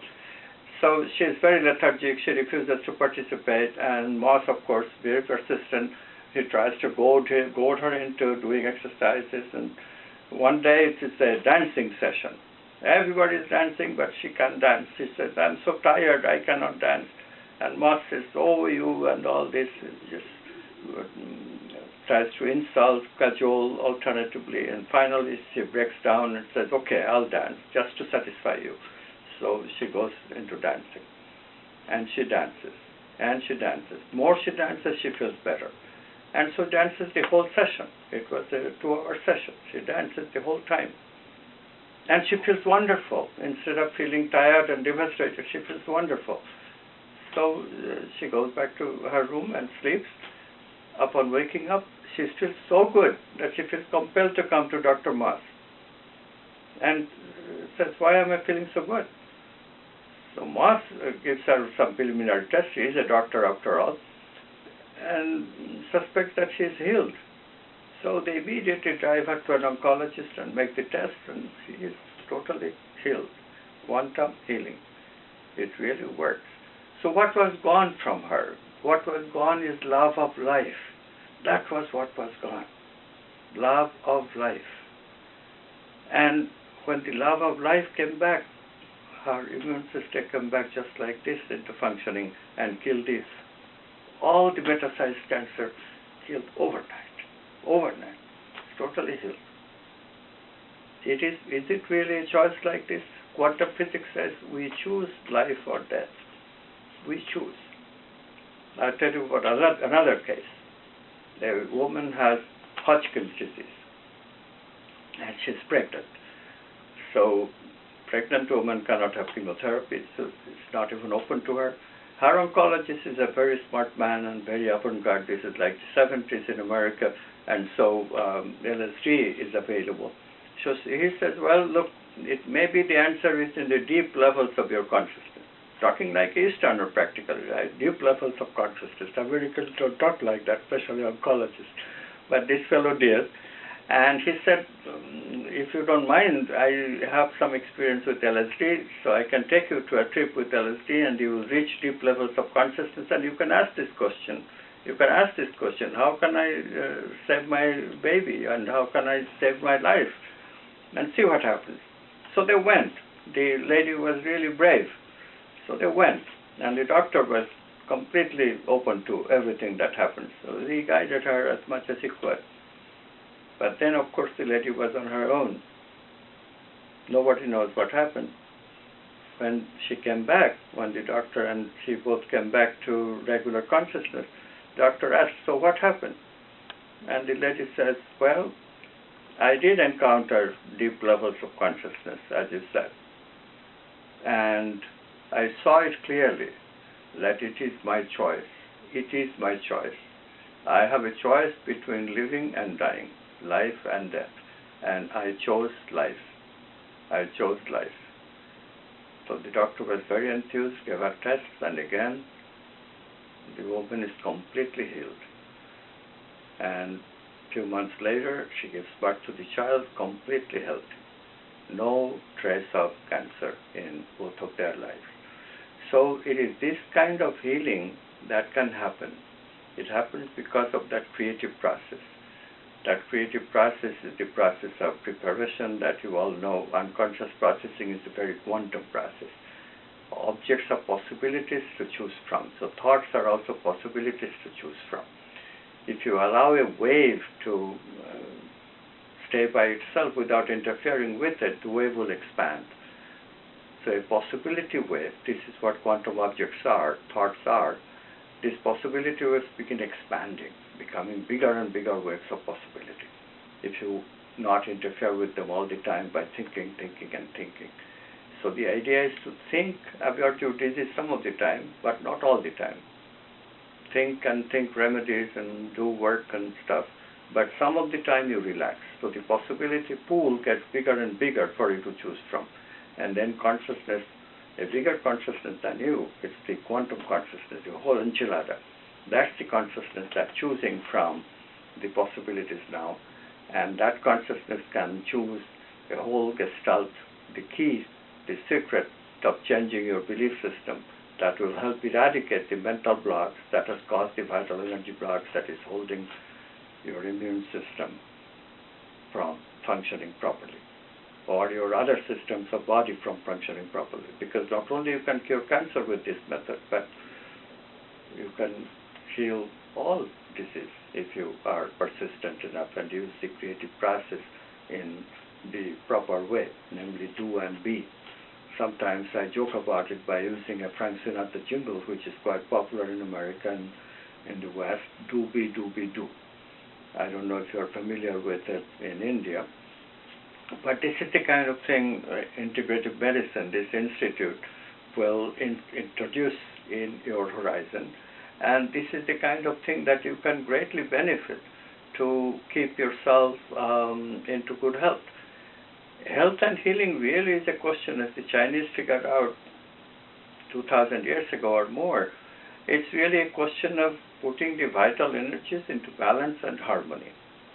We are genetically, evolutionarily born with some negative emotional brain circuit. This is our problem. And we can, if we can balance these negative energies with the positive comes from our intuitions. If we can wake up to our intuitions, then we can wake up also to the noble feelings that intuition brings. Noble feelings such as love and goodness, appreciation of beauty. These are things that can enliven us, gives us vitality in our heart chakra, in our throat chakra, in our brow chakra, in our crown chakra. If we can keep these chakras active, then that balances the negative energy. How do we harmonize both? Well, this again has to do with unconscious processing, this enlargement of the probability pool by simply relaxing, not doing actively anything. So how does the possibility pool gain enormous new possibilities through the juxtaposition of negative and positive? It's very simple, because negative and positive, you cannot put them together in conscious thinking. They will oppose each other. But in the unconscious, they become quite friendly with one another and mingle to produce brand new possibilities which you can choose, which will contain the possibility of healing, and you can heal yourself. So negative and positive, this is an antithesis, conflicts Instead of resolving them in the conscious, you learn to resolve them in unconscious. So the secret of sum of healing is becoming clear now, and this is what we call integrative medicine. We put different systems of medicine together, including allopathy, including conventional medicine, and all the alternative healing practices, and bring this together with the help of quantum physics and quantum worldview. This is integrative medicine, and this is what this institute that you are now founding is all about. Thank you very much for this opportunity of speaking.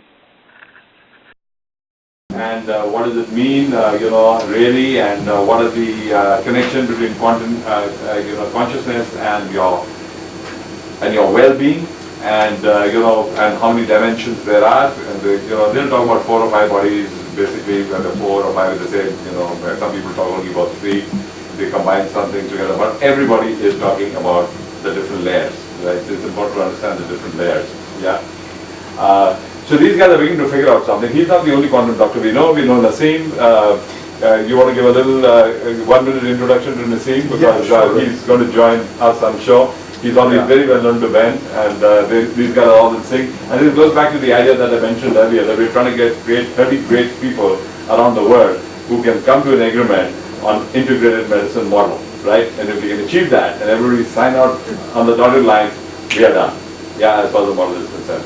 And there's some fantastic ideas floating around in this group of 12 that we had a meeting with in Paris, in terms of, and as I said, magic is happening. So there's a guy who's come to the table who's already working on consciousness in a big way, and he's got access to some great computers which can do some. He's got an idea of the intranet, create a global intranet, get everybody to feed in data, and then you synthesize it and you try to create that model. So, and there's some other pieces coming together also. Some exciting work is happening, so we'll see what happens. But Nassim is another great physicist, and I'll ask Ben to introduce you to that. So you start getting used to this new crowd, as I call it. Yeah. Yeah. So Nassim Haramein is a really, really interesting guy that we had the pleasure of meeting in Hawaii, and I've become more well acquainted with. And he's really done a fantastic job of creating a kind of new field in physics that he calls unified physics. And he's actually come out with some 2 really highly regarded and award-winning peer-reviewed papers, including quantum gravitation and the holographic mass, which basically completes Einstein's field theory and has been verified and peer-reviewed and won awards for that. And he also calculated with extremely high accuracy the radius of a proton, and wrote a paper about that as well. But mainly, what attracts me to him and where he fits into this whole game in medicine is that he's able to really explain in physics terms what energy is and how information transfers, and this whole phenomenon of resonance on which bioresonance analysis is based. He even has a foundation that's housed in Hawaii right now, a nonprofit organization called the Resonance Project, and they're educating a lot of different people and doing research on practical applications of this resonance phenomenon. So he would be a great person to get on board and to come here and to really verify from a well-regarded physicist perspective this whole resonance phenomenon game. And he looks at a lot of different models like this. I'll just very briefly show you a few slides that I think offer good visual illustration of a lot of the concepts we're talking about of this resonance phenomenon, which is when we're talking about energy medicine and quantum medicine, everything that Dr. Goswami was just speaking about, we're talking about this idea that there's some innate intelligence system within the body, and that the body is a highly adaptive self-organizing system. So for me, this model came about, studying nature when I was sick and learning how to get better and looking to different, modalities. This guy, Nassim Haramein, looks a lot into nature, and there's even this famous quote from Einstein that says, "Look deep into nature and you'll understand how everything works," right? You'll understand everything better. And that's where if you merely observe, systems as they are occurring, how animals are responding, groups of insects, groups of fish, schools of fish, flocking birds, how things are able to communicate and coordinate with each other. This phenomenon known as mass coordination, also known as emergence phenomenon, which is now studied in computer science in fields like systems theory. It's very, very interesting to start to look at collective, what we view normally as collective individuals, such as individual birds, or in the body, in the case of the human body, individual cells. When you look at them as a collective organism, what is required, what that says about the system's ability to communicate messages from one entity, from one cell to the next, from one bird to the next. It's amazing what has to what theory has to be a reality in order for these phenomenons to take place.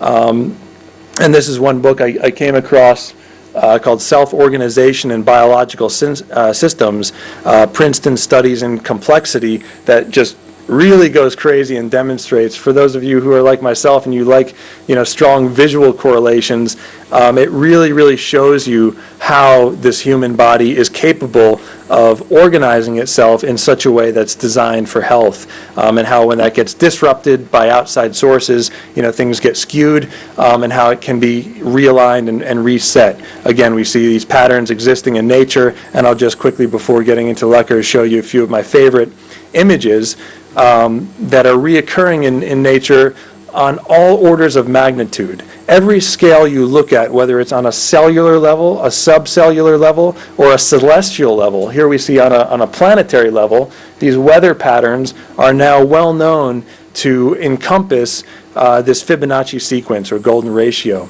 We see the exact same thing on a smaller scale. If you're walking along the beach, you pick up a shell. Same exact principles and mathematics and geometry can be applied here. The same is true for anything from a fetus to, again, on a celestial level. So the basic principle here is, we just had a brief discussion, you and I, before, about what is really quantum, and these principles of resonance are not necessarily quantum, but they are just wave physics and stuff. What really, in my mind, what I've learned so far, classifies something as quantum is really nothing more than the order of magnitude. So when we look at a human scale, we could say that's a human order of magnitude. When we look at this picture on the right of a galaxy, we could call that a celestial level. When we look at cells, of course, at cellular level, and beneath that you have atomic and subatomic levels. When we get to the subatomic level, that's what we classify as the quantum level. But the main takeaway is that on all of these orders of magnitude, on all of these levels, the principle is exactly the same. The principle is resonance. So even though when we get down to talking next about this Lecker instrument, even though we can't see these fields that are being perceived with this, just the same way we can't actually see electricity most of the times traveling across lines, we can still perceive the effects of this. So for me, Nassim Haramein has done incredible work of bringing these principles to light just by showing these different things, and showing that not only are these principles valid, are they verifiable, but they're also understood, and they've been understood for thousands of years in terms of complex Euclidean geometry and mathematics. The way cells divide and shape, there's some forces at play that are responsible for why we have 5 fingers instead of 6, why a hand is shaped like a hand. These are forces that are so simple we overlook them, but they're essential to our development and to our understanding of medicine. So just again, on every level, we can see these concepts taking place. And Lecker instrument is something that just grants us one more way of measuring, of quantifying and calibrating, grants us insight into this energy and into these principles of resonance that exist. This just allows us to see it on a new level. So Tony, how much time do we have now? We have about 25 minutes. 25, and we're doing some Lecker demonstration? We certainly have half an hour. Okay. So just to carry another 5 minutes on this, I do want to preface it with some of this science that we're going to be talking about here. And the main thing that we're talking about is information as being the orchestrating principle of how our cells divide and multiply, how different functions take place. We see information in every other aspect of our life, especially in this day and age, living in what's called the age of information, right? Where we have computers and cell phones, and internet is such a perfect example for this intelligence system in the body, because you have this collective database that anyone can tap into, and you pull up something on the computer screen or on your phone, and it's not in your phone, the information isn't there, but it's tapping into and pulling from this larger force. The same way that the energy which determines, or the information which determines how our cells should function, is not necessarily emanating from with us, but it's emanating from some other source that our bodies are merely receiving, and based on our capability to receive that information, we'll express that information in ways that visibly show up in form and function and all of the rest. So information can be seen as this hidden determinant, as Dr. Hawkins says, of all these universal, personal, cellular, and all different order of magnitude, behavior, how things behave. And an age is called dark, not because the light fails to shine, but because people refuse to see it. So this goes back to a little bit what we were talking earlier, the challenges of breaking into a new paradigm. It's not taking something here and saying this is old and done, and now we have to go here. It's merely expanding that beam of light so that we can see what's always been there, but has just gone hidden in plain sight. And what's already been done in this field, we've already shown that quantum teleportation is possible. Right now there are experiments being done in the Canary Islands where they're successfully teleporting particles between a distance of 88 miles between the islands of La Palma and Tenerife, Canary Islands. We've shown holographic information in this book that Tony mentioned. The Holographic Universe is a great resource. They've done experimentations at Stanford showing that remote viewing is absolutely possible, and they're beginning to understand the mechanisms behind which that is possible.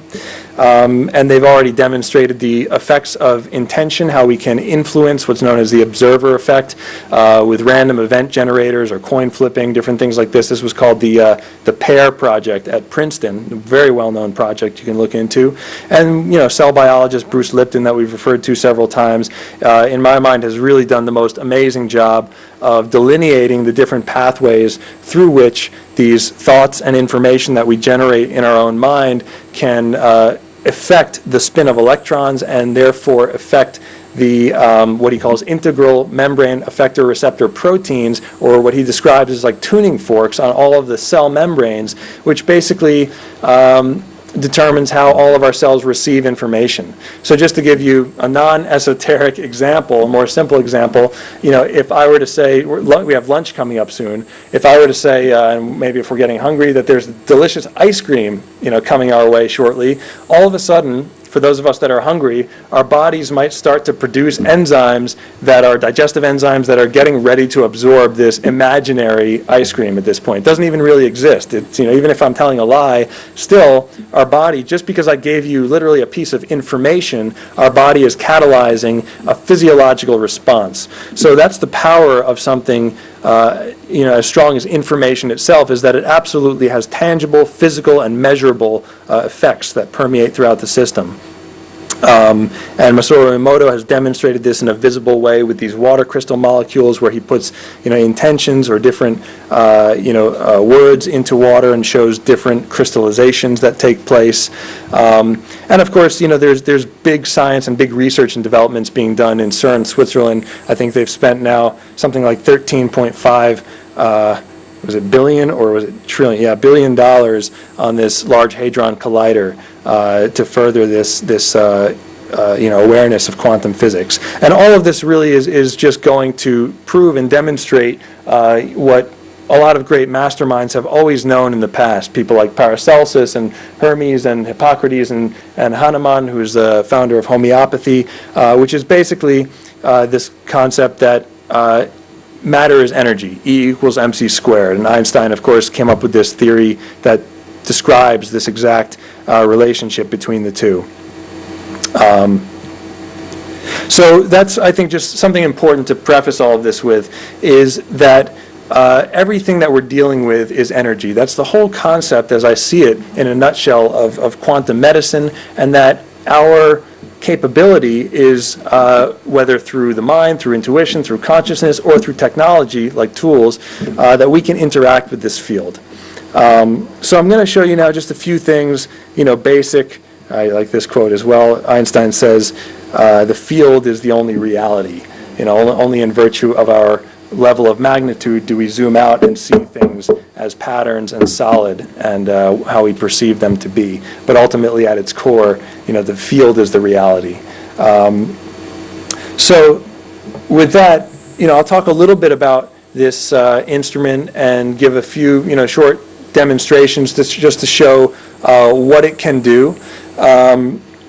And then, mainly open up to questions, because I think that's the most important thing. And also, it's a really simple instrument. There's not all that much to show, We equate it to a musical instrument. I'm a musician myself. I'm a guitar player. If I had a guitar, I could show you a lot more, because there's a lot of chords and stuff. With this, there's really only, a couple of things that you need to know.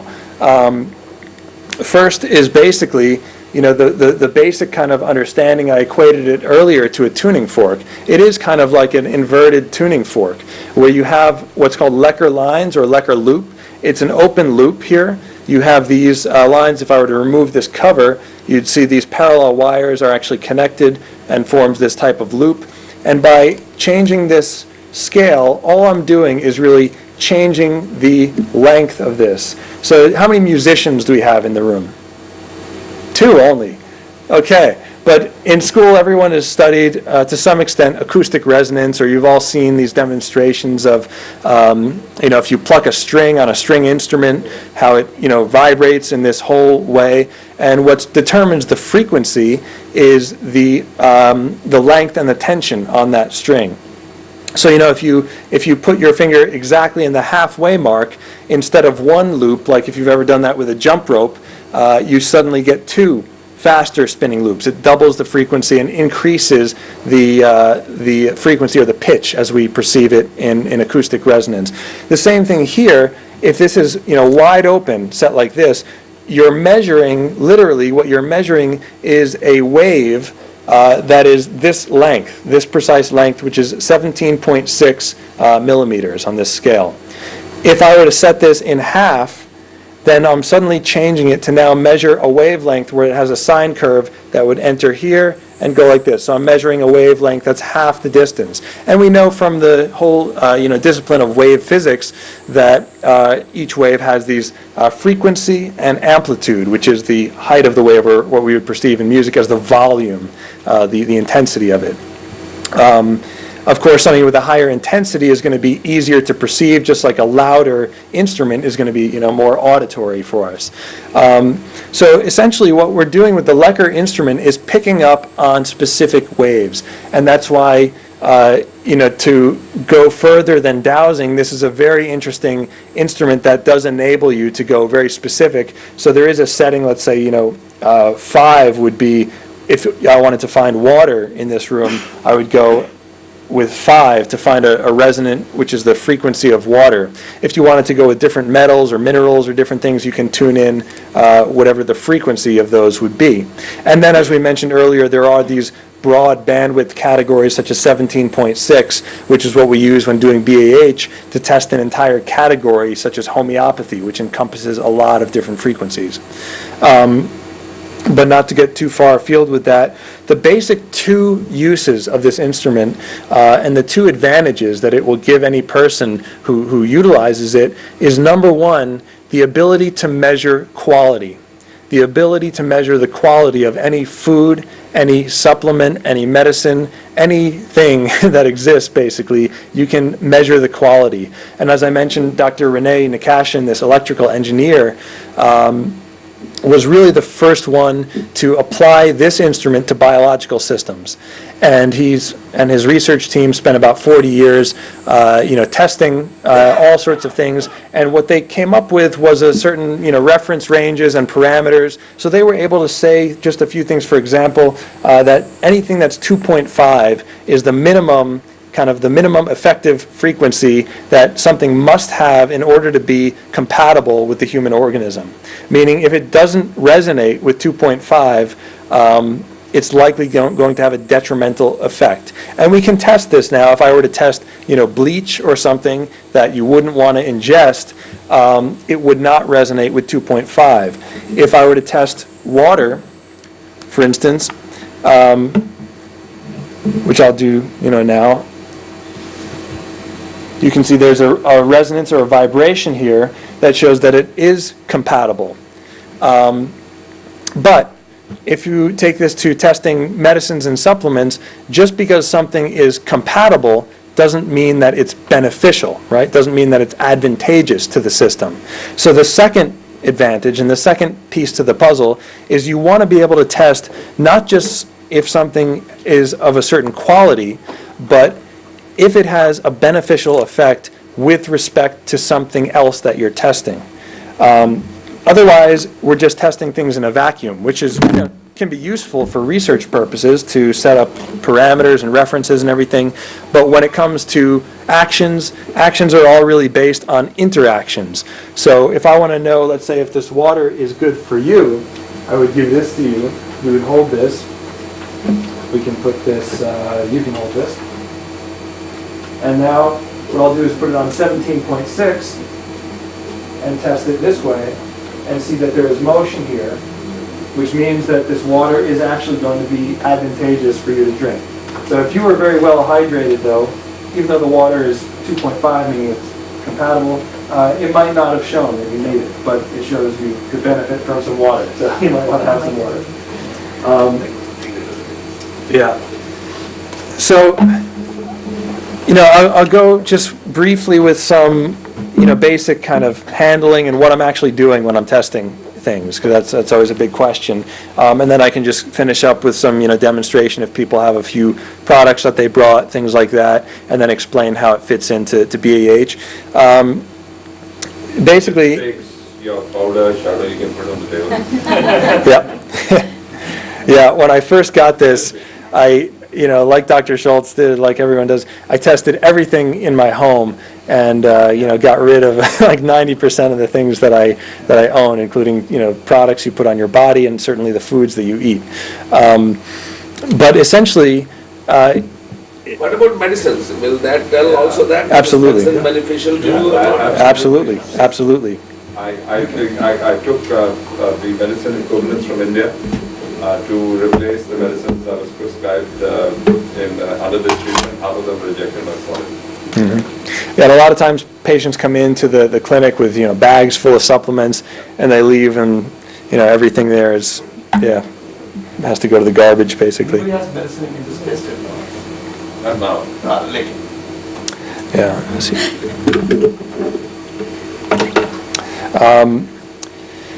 Yeah, so again, I said there's not all that much to this except for practice and experience. And yesterday Joe Dispenza, he when he was describing his experience, he kind of made this analogy of when something clicked, when he was rebuilding this vertebrae, and he finally got through it for the first time. He had some feeling of resonance that he described as connecting perfectly with a tennis ball or a golf ball, that feeling that you get when you perfectly connect with something. That's kind of a feeling of resonance, two objects interacting in a perfect way in space. Another example of that, and something that more closely relates to my experience when using this, is music. There's a certain feeling you get, whether you're a musician or not, or know anything about music, when you hear or are in the presence of a perfectly tuned instrument. That feeling if you've ever sat in the front row of a band and you hear a guitar or a cello or just some note being played that's perfectly in tune. You feel this reverberate throughout your body and it feels good. It's like this. It's a feeling of resonance. That's very much what this feels like to use. And oftentimes when you're testing a product, sometimes because you're part of this instrument, you're part of this loop, and by holding these metallic handles, you're actually creating a circuit within yourself that this Lecker apparatus is merely functioning as a fuse to complete the circuit. So oftentimes when I test something, I'll feel this resonance first, and then I'll see it moving. And the moving is only kind of like a nice confirmation. Oh yes, the resonance is there. It's a confirmation of the feeling. But even, sometimes if you watch people who have been doing it for a long time, like Dr. Renee or Dr. Schultz or Dr. Dave, you see they don't even really look at it. They're just, testing over here, and they're going very quickly, almost like Morse code, because they have developed that intuition, just like, a guitar player can tune it, and just like Beethoven, I believe, who went deaf, right? And wrote the Fifth Symphony. He didn't even have to be able to hear, because there is this phenomenon of resonance that he could feel this vibrations reverberating throughout his body, and he was able to conduct and everything without the ability to hear. So this is really no different. It's operating on the very same principles, just a different order of magnitude. As I showed before, there's the ones that we can see on this level, and there's the ones that we can't see. And we know that the frequencies that we can see are roughly between 350 and 700 nanometers in change, which are different things on the color spectrum. And above that we have UVs and ultraviolet, and below that we have infrared and far infrared. But basically the takeaway is that we're seeing the world through a keyhole. And we can expand our vision, as we know, through instrumentation to perceive the vibrations that exist beyond what only our 5 senses can pick up on. We know that's true with X-ray machines that enable us to see X-rays, which are outside of the visible light spectrum. And these are ultra-high frequency waves, UHF waves, specific frequency waves that can be now perceived using this type of instrument. So if anyone has some supplements or something that you want me to test just for demonstration to show you how this would work, you can come up and put them on the table, and we'll test them here. Oh, candy, good. Then just tell me, does it depend also on how tightly have you held these hands? No, it doesn't really. To a certain extent, of course, when you're first getting used to it, and you're first playing around with this instrument, sure, you can grip it too tightly. If you kind of white knuckle it, you can definitely force it not to move. Conversely, you can also grip too loosely, and it will move in virtue of gravity. So there's some balancing. And when we train practitioners in the States, there's a few simple exercises that we have everyone do, such as one-arm exercises, just to get the grip strength. So basically, you should be able to control it through a certain range of motion, using the minimum effective amount of pressure to hold it.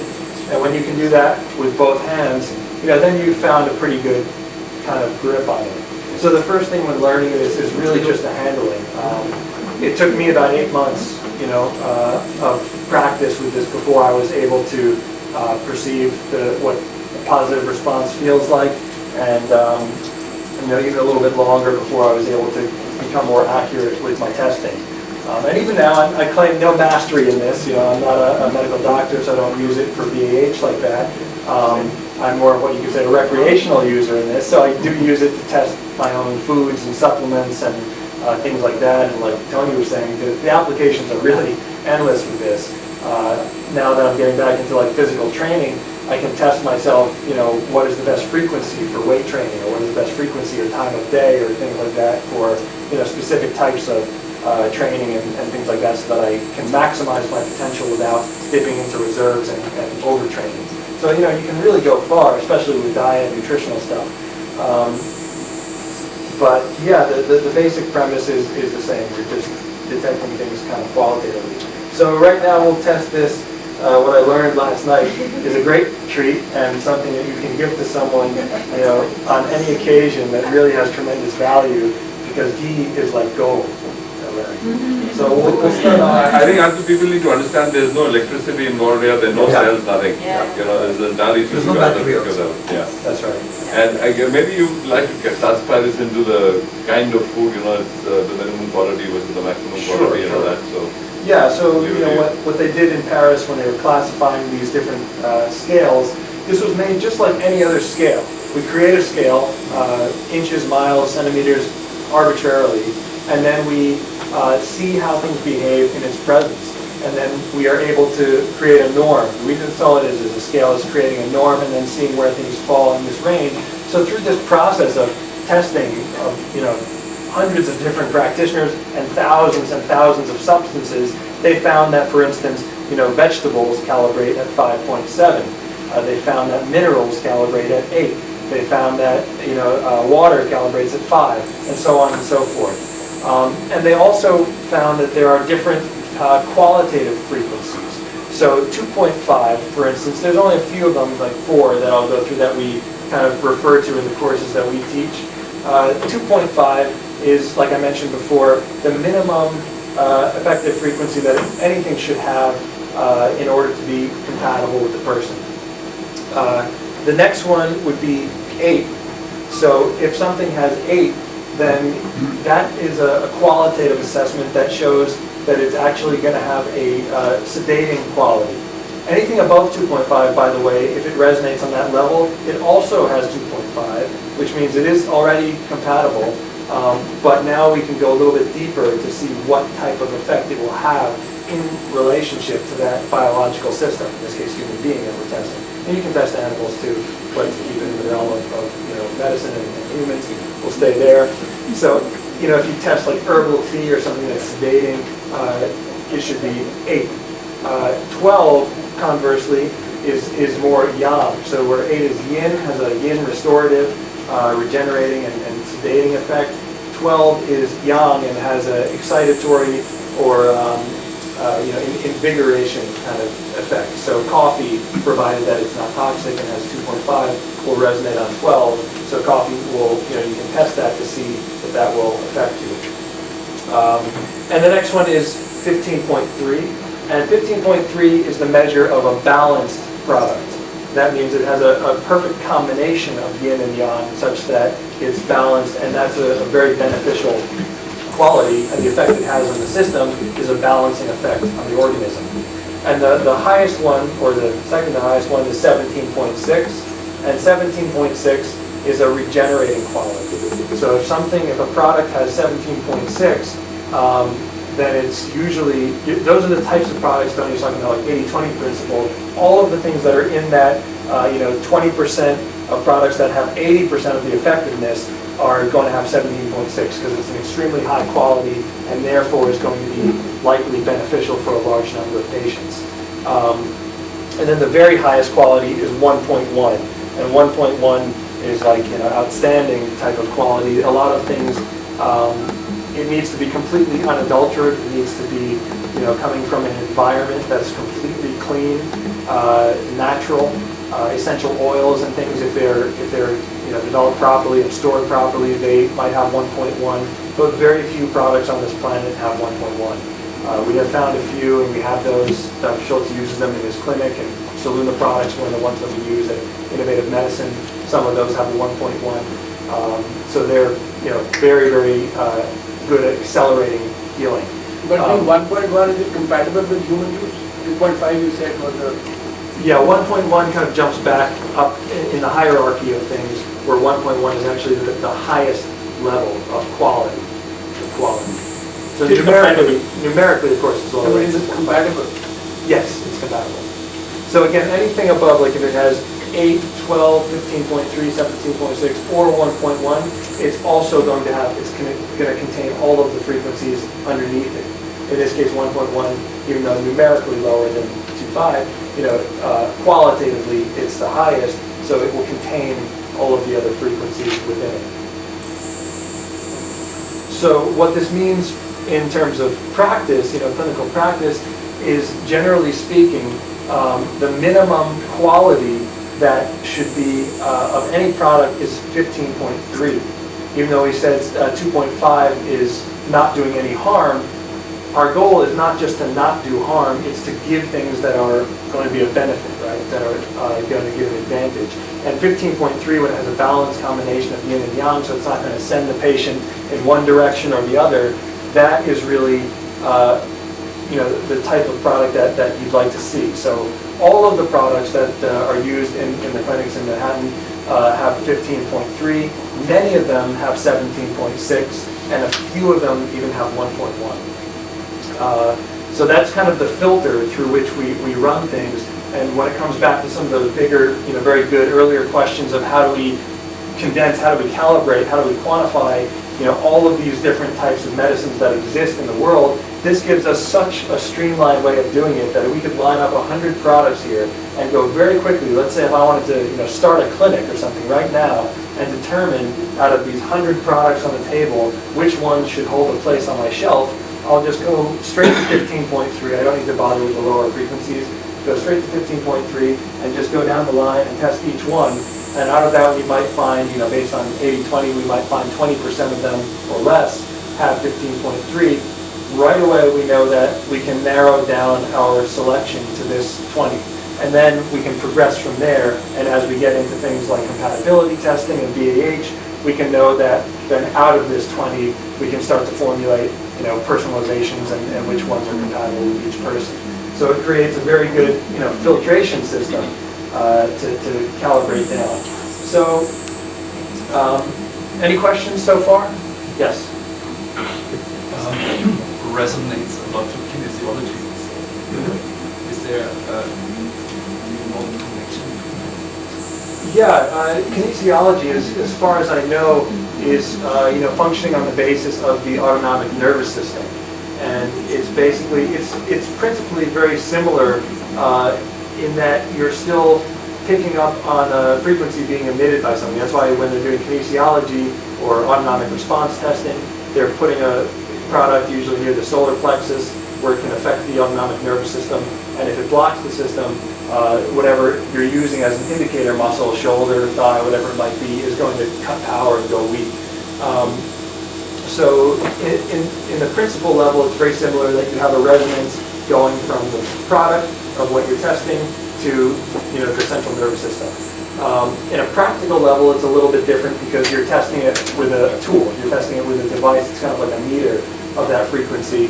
So we've had a lot of AK practitioners that have found this a little bit easier and certainly more accurate for a few reasons. One of them is that it mitigates a little bit of some of the confounding factors that can take place with kinesiology, where you have two minds at play. You have the mind and the body of the practitioner, and you have the mind and body of the patient. And of course, when you're doing AK for a long period of time, the muscle can go weak, the indicator muscle. The patient's thinking about something that makes them strong or invigorated. You can get false results that way. So when you're testing, a patient like we did here, or you're testing just with the blood, you're at least taking half of that out of the equation. The other question, just to address, which was a good one that you raised, earlier, is the mind of the practitioner. That's a big question a lot of us have: is how can the practitioner influence the use of this? And a lot of people ask, is this subjective? I always like to say it's kind of the wrong question, because reality is subjective. If you think about it, if the field is the only reality, and as Dr. Goswami said, we are participants and observers in this quantum reality. Of course, reality is subjective.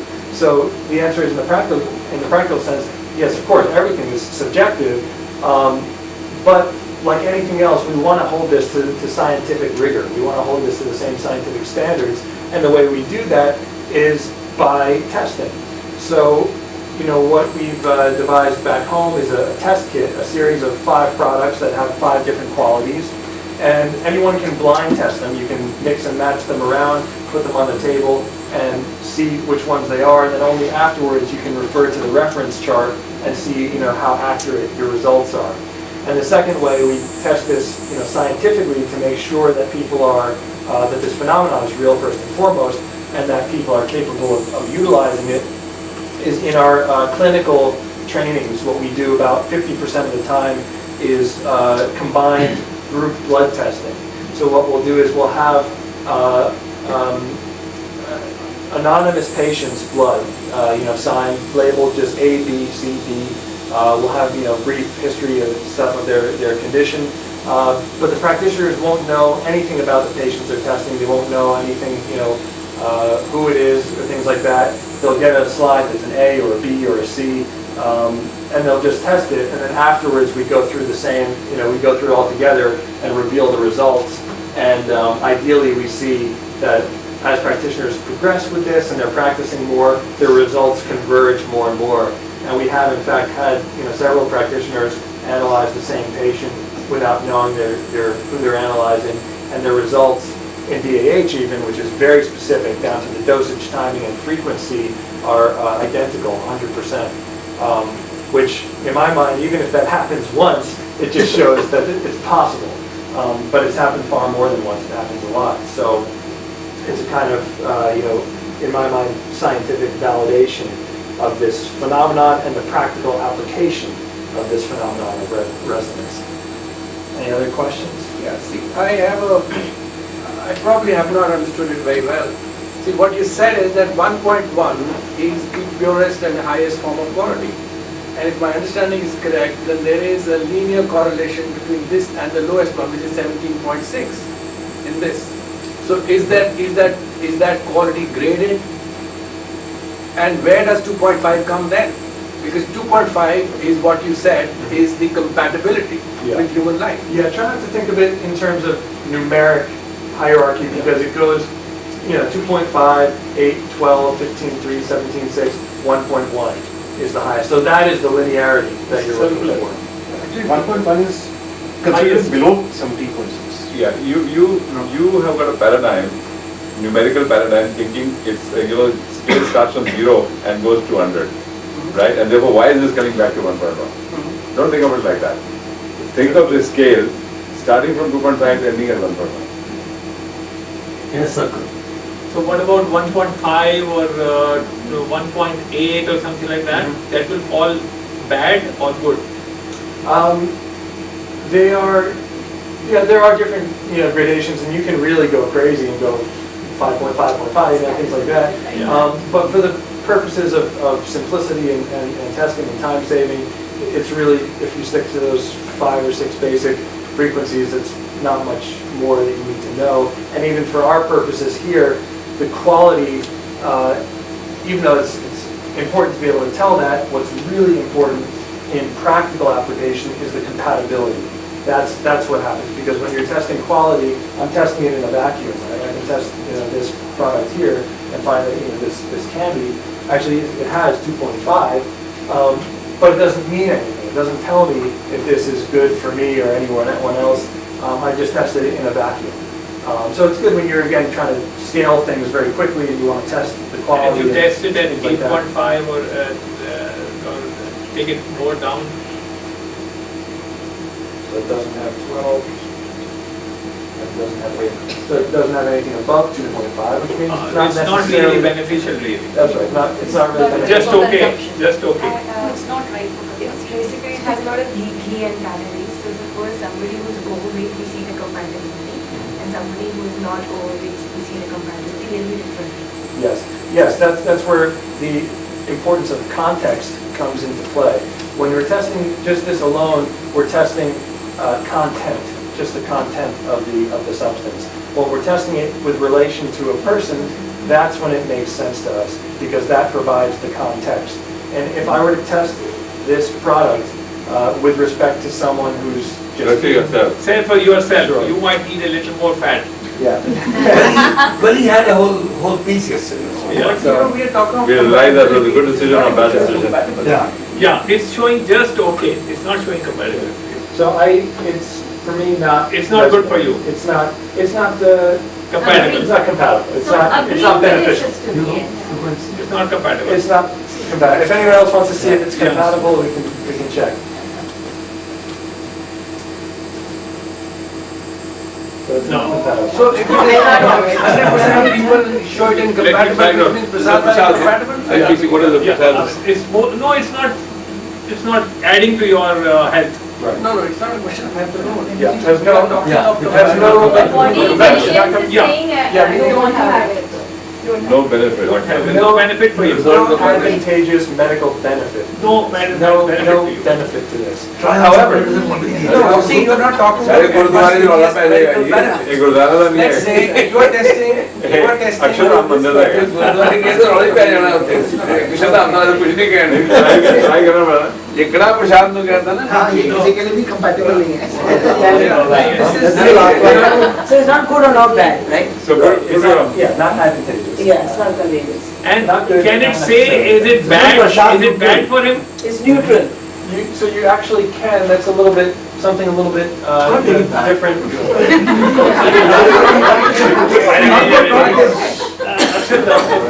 So two really good questions to point out. So for most people here, we've seen everyone I just tested, it's not advantageous. It doesn't mean it's necessarily bad, but it's not giving a beneficial effect. However, this is an important question, to your question about the context and testing something with relation to a person as opposed to testing it alone. If we had someone walking in here who was starving, I can almost guarantee you that this would give an advantage to that person because they need nutrients. Even sometimes you see, if we test products that don't even have 2.5 that are actually toxic, but someone might still require it, which is often the case with like antibiotics. Antibiotics for a lot of times have a toxic effect. However, in a very acute case, the advantage of taking the antibiotic outweighs the negative impact. That's right. So you might see even there that there's an advantage, but that's completely situational, and that's completely has to do with the respect of the person, the context. We're running out of time now. Exhibit two. Running out of time. You can do a lot of exhibit at lunchtime on the food that's there. So you can try that. Yeah. So is there anything else you want to say? Because I want to wrap up with the personal experience that some people didn't see yesterday or do a 2-minute job, 3-minute job. There's just one more question I wanted to address. That was this one, which is important, which is can you test harmful nature of that? You can test the say the radiation of the phone or radiation of anything like yes, that. Yes, you can test the say there are just 1 minute, Dr. Yeah. These are two radiations. Which is more harmful, which is less harmful? Let's see. Well, again, what we want to test is radiation. Neither of these have 2.5, which means that they're harmful. They're harmful. Which means that they're not, beneficial. But what we want to test harmfulness is compatibility. Yeah. So what I would do in this case is you hold the phone. Okay. And actually, we need to test you first. Yeah. This. And this is, if you start this way, this is really the last thing I'll do. This goes into something a little bit different, which is important. It's about testing how the question was about, can you test the impact that something will have on a system, on a human being. So first you need to get a baseline. You need to test the organism itself. And the way this goes into is what we call energy balancing, and specifically there's a technique in France called ACMOS that's very comprehensive. But you can check the different energy points, different chakras, and you can see actually these chakras are blocked right now, but I can temporarily open this one if I hold it here. So temporarily this is now open. So what we can do now is we have a baseline. We see that this chakra, crown chakra, is open. If we give you this and test you, we can see that it's closed. So this has a harmful effect. Okay. So that's what we can see. And even going further, when you do things like BAH, you can see if it blocks the autonomic nervous system. You want to see how it affects the lymphatic system. Yeah, so that one is, equally bad. And in the case, this doesn't mean, fortunately, we're living in a world where we're surrounded by this stuff. We can't hide under, we can't get ourselves away from this. The idea is not to regress back to the Stone Age and move into the woods. It's to live in harmony with the environment that we've created. And fortunately, there are some very sophisticated technologies that work to neutralize these fields that we can't help but live around. I have my phone as well, but I have a neutralizer on it that's specific, personalized for me using this instrument. So the idea is to do the best with what we have, right? It's to mitigate as much of the negative effects as possible while still gaining the benefits from the society we live in. And this is a great tool that can offer some insight. Are your chakras open? Can you test them? Yeah, I test them every morning. All of them are open? If they're closed, there's a way to open them. Okay, with that, we have to come to an end to the session. Lunch is ready. I just wanted to take a quick poll before we say a big thank you to him. Is how many people would like to really include this in their life? I have to have more understanding before I do that. Yeah, okay. So the second thing is that, we'll figure out a way of how, we can get some more gyan to you in this one. Second is that there are a lot of lacquer antennas being sold on the net ranging from 2,000 rupees to 50,000 rupees made in gold. Please be careful. Quality is very important, but you don't have to overspend. This is being developed by people who know the game, who have actually used it, and they manufacture in Switzerland, the West, and sold by Reframing, the guy who did all the homework in France. So they have an access to that. We have a discount arrangement, I think 10% or something, which we want, TQIW wants to get 20%, yeah. So if you decide to go for a lacquer antenna, please go for a good quality lacquer antenna, otherwise you're dealing with the wrong stuff to begin with. Like to show this video? No, we're going to show it after that.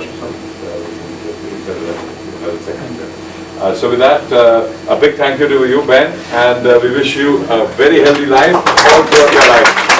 You have a great role model, great inspiration, and Ben is very, very accessible. He always responds to emails and stuff like that, and he's a great friend of the company. And so be in touch. That's the whole idea, for him to meet all of you. We have a 1-hour lunch, because we want you to network, talk, questions, and all that, and test the food, whatever you want. But 1:30 we'll ring the bell. 5 minutes before 1:30 we'll ring the bell.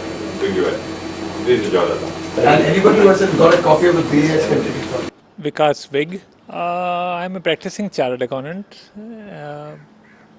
Have been interested in the holistic view of the world. Have been interested in looking at the life in its totality. This seminar and institutions like this offer the opportunity to really make available to the world a holistic view of healing, of various types of philosophies, of various advancements which have taken place in the quantum physics, in the quantum area.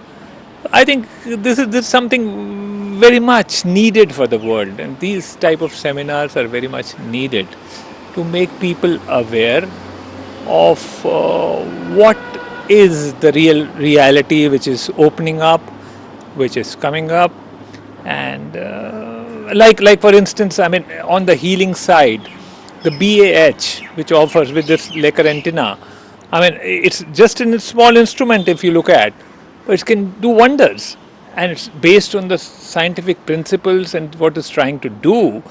It's something which is eye-opening, and the experience of the various speakers, it was really fantastic, where they have used their consciousness with the people who have been terminally ill, who have been really in problem, medically written off, and with their conscious effort, with their mind-body relationship being used to the ultimate, they could come out of it. Not only come out of it, maintain optimum health.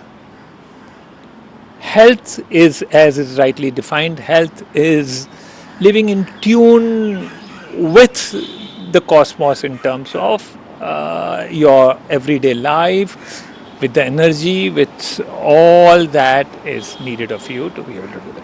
Thank you. It was really invigorating experience, very nice. Recommended to everybody. Thank you.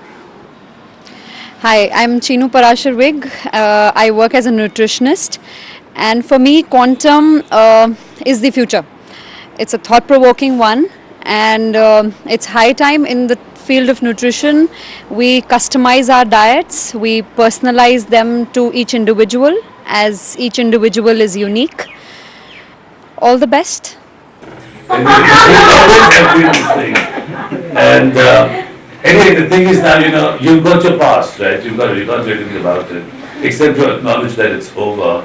And you can spend your present fretting about the future. So the one thing that I've taken from all these things is, if you slow down and think about the things you want, even in whatever is your material life or whatever your engagement and the people you engage with.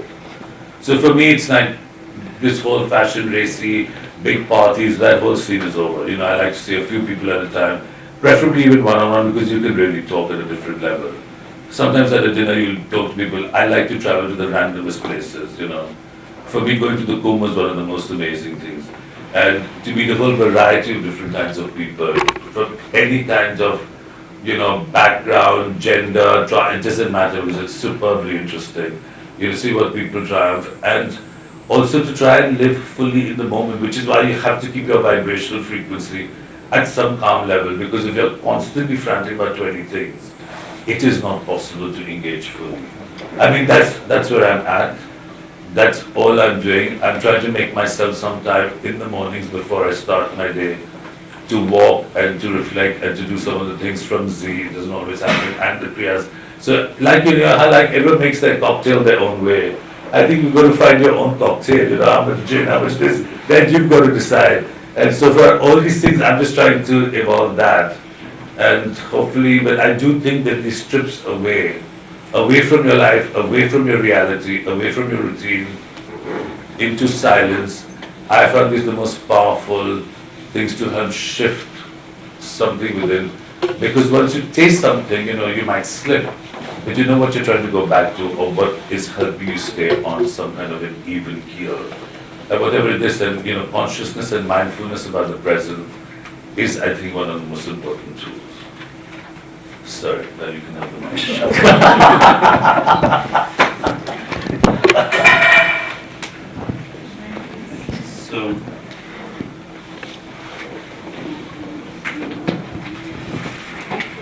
So, I've actually worn many different hats over a period of time. When I was young, I was 21, and I started working for my family business, which I discovered after 4 years I couldn't bear. Used to be pretty mushy. And after 4 years or 5 years, I told my father, I said, I can't bear this anymore. And he said, it's yours, it's your inheritance. And I said, fine, we're selling it. And I sold it, and I didn't know what to do. I was uneducated pretty much. I've been to college in Delhi University, which doesn't leave you good for anything at all. It does, at least for us, who just kind of went to parties. And I was kind of clueless, and then I went to America on a holiday. I had a very good friend there, and she said, I had an Apple Mac, which I really loved playing with. And she said, why don't you try design? And I saw this FIT and tailoring and stitching as if this doesn't work for me at all. So I randomly went to the counselor, and they said, there's communication design, perhaps you should try that. And I said, why not? And then I got in. And I went to the school called Parsons in New York. And I went to art school, and I came back 2 years or 3 years later. And again, sort of clueless in Delhi in 1991, there's not too much graphic design, or people willing to pay for graphic design. And but also, I wasn't doing it for money. I was doing things which I wanted to do for myself, and which I really enjoyed doing. And so I did a whole bunch of stuff. So I designed books, I designed magazines,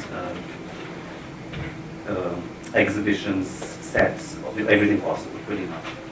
And then, and then how this strange chapter of my life starts. So randomly, I'm in Delhi in the month of June. It's boiling hot, and I'm hyperallergic. So I'm allergic to pollen, to dust, to my dogs, to pretty much wheat.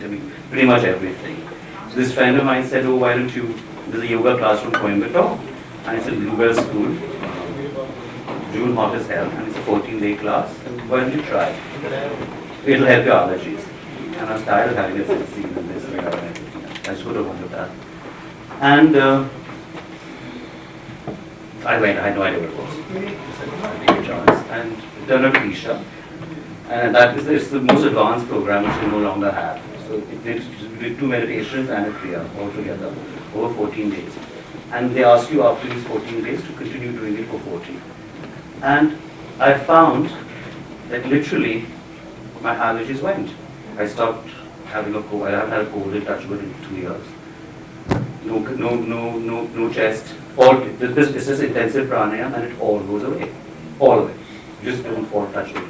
You get all other types, you get dengue and typhoid and cholera and everything else, but this common stuff which happens to us every day just doesn't happen. What happens rarely, unless you do this sort of thing. And I was quite intrigued by it. And And simultaneously with this Kriya was also this meditation thing, which they now do separately. So it's 2 meditations, one in the afternoon before you eat and one in the evening before you eat, when you come home.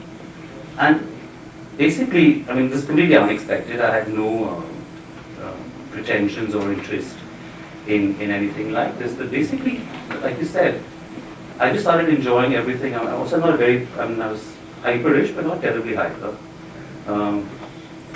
But I really enjoy what I do all the time, and I just started enjoying it even more. And I did start becoming calmer. And I felt calmer, not necessarily work-wise, but just in terms of everything else, just the way I dealt with people, the way I felt, the way my relationships with my family, with my partners, across with. And then I started working again out of Coimbatore with an Ayurvedic company, and we founded this company called Karma. So these things happened sort of literally within a year of each other. And I said I'm not a businessman. I sold my father's company because I couldn't bear the thought of running a business, and I was sort of doing pretty much what you want to do in a chaotic kind of way. There was no sort of discipline. And so, running these businesses, you're doing stuff, you're having fun, you're sort of floating through.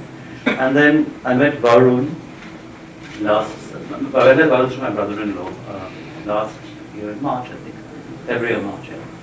And so suddenly, from being kind of chaotic and floaty, organized, but not and disciplined, extremely disciplined, but not sort of, like you said, predict and then it's done. In my case, it's just like trying to figure out what to predict. I met Varun, and that sort of, he kind of like flipped a switch, and it's literally a switch in your head of transforming the way I looked at things and the way I looked at this business. So one is that, whatever we did basically for me, in order to get honesty, integrity, decency were the key value systems for the company, whatever I could do. So no bribing, all the value systems of the staff we hired. So this kind of, like we spoke about, this meditative practice runs through your practices of the company, what you try to do, the try to way you function, the values you instill, the corporate training programs. All of that is geared towards that. That we are selling a product that adds value to your life. It's not just a nice smelling scent, which is a piece of junk. That's the whole point of it, that you try to create a healing system which works for you.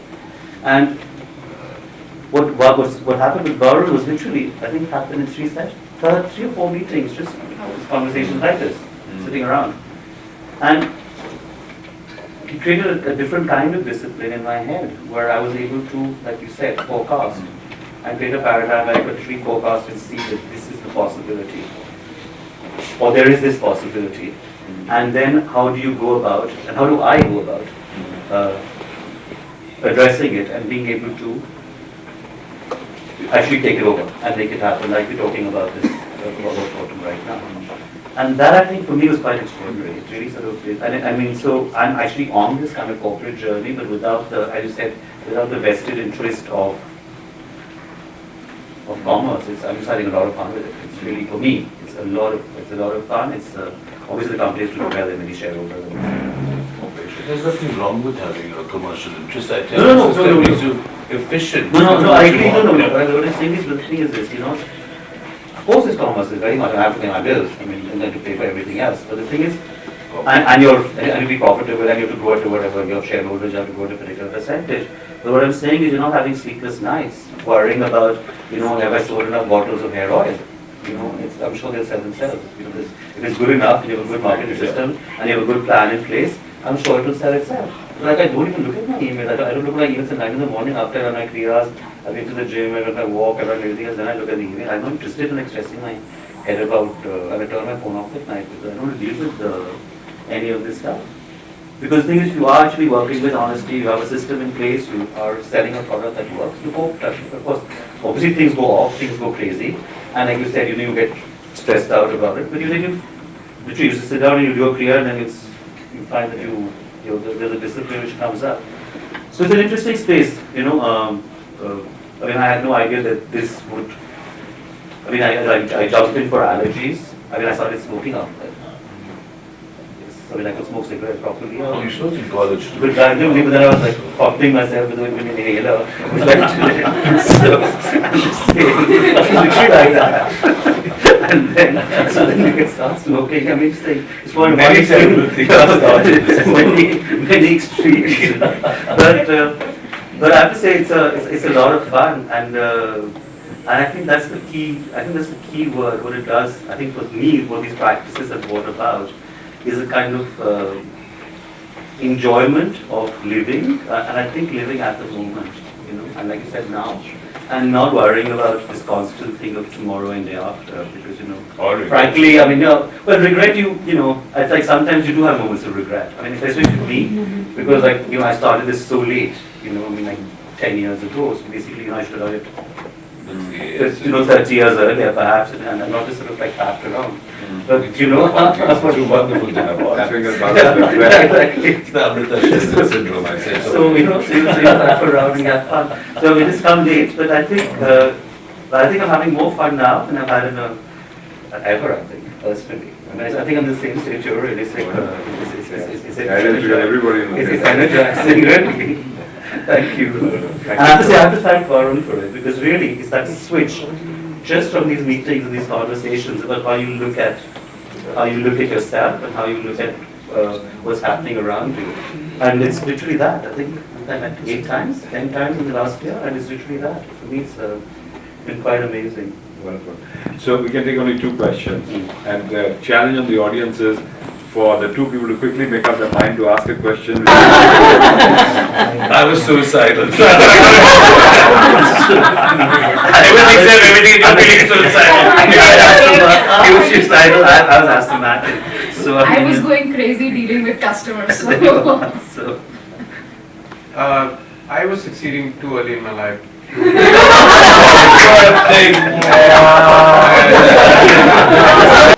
My name is Pankhudi Jadani. I'm a 3rd year student at Maulana Azad Medical College, currently doing my MBBS. So I got to know about this conference through a friend, and what it has done for me personally is that it has given me a lot more hope associated with medicine. See, everybody walks into a medical college just to become a doctor so that they can heal people, help people.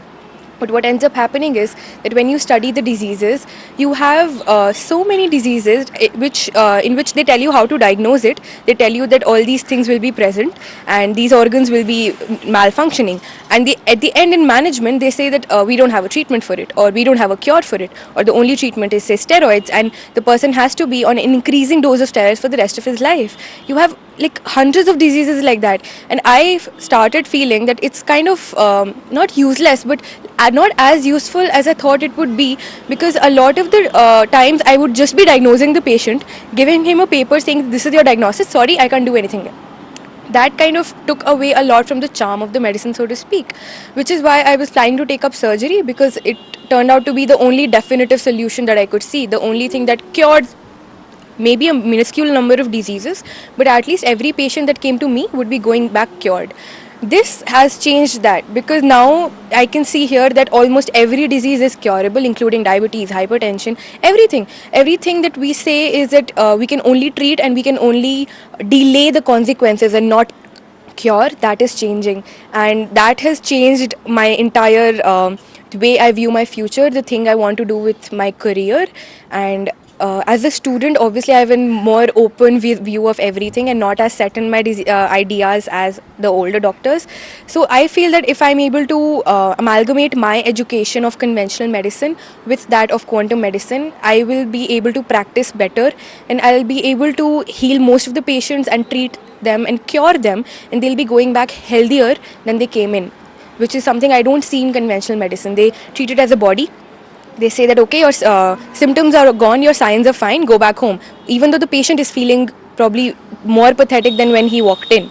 So that is something that is amazing for me, that I'm actually healing the person on all levels, as we saw, physical, mental, emotional, and also a spiritual way. So that's something that really amazing that I got to know about here, and I'm really looking forward to pursuing this. Thank you. A crisis with my daughter who's going through spiritual emergence.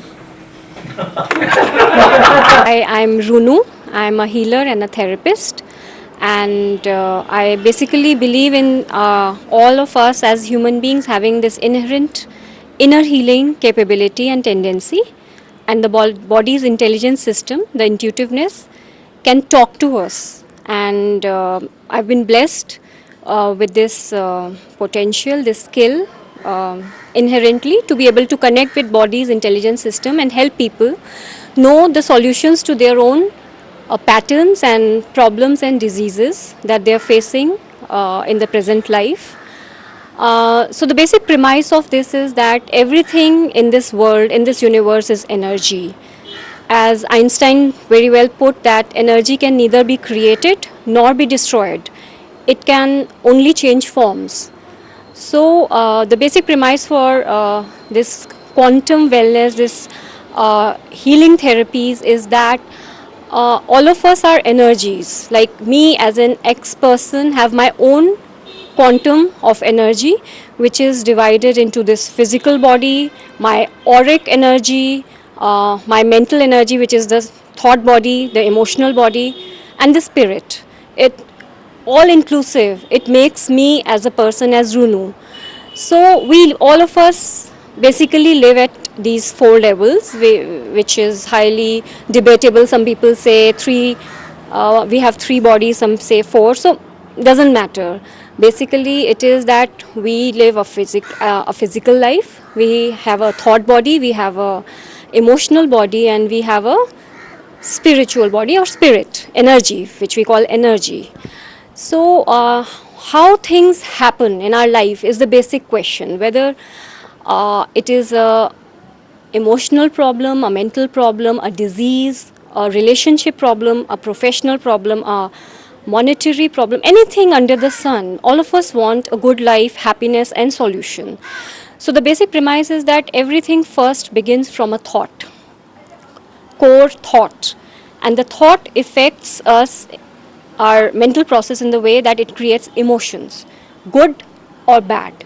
Okay, it's like you have neutral energy, which is like water, and every thought and the corresponding emotion it triggers in us gives some color to it, blue, red, yellow. Then that's how the energy gets impacted. It gets a color because of that thought and the related emotion. And then when the energy is affected, whether positively or negatively, it affects the physical body.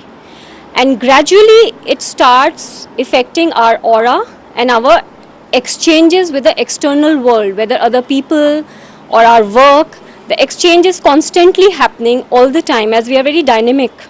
So the exchange starts getting impacted by this color in our energy, which is in the form of some thought or belief system, and the related emotion, good or bad. So if it is a bad, so-called bad emotion, which is a negative emotion, so it will start impacting our interaction with the universe, with other people, with situations, with our work, with our relationships, with our profession, everywhere, anywhere, everywhere. And finally, we will say, oh, I don't know what's gone wrong, but things are not working out for me. I am having problems in this area, that area, or I have disease. Basically, it is something inside us, and we forget to look inside because we are not taught like that.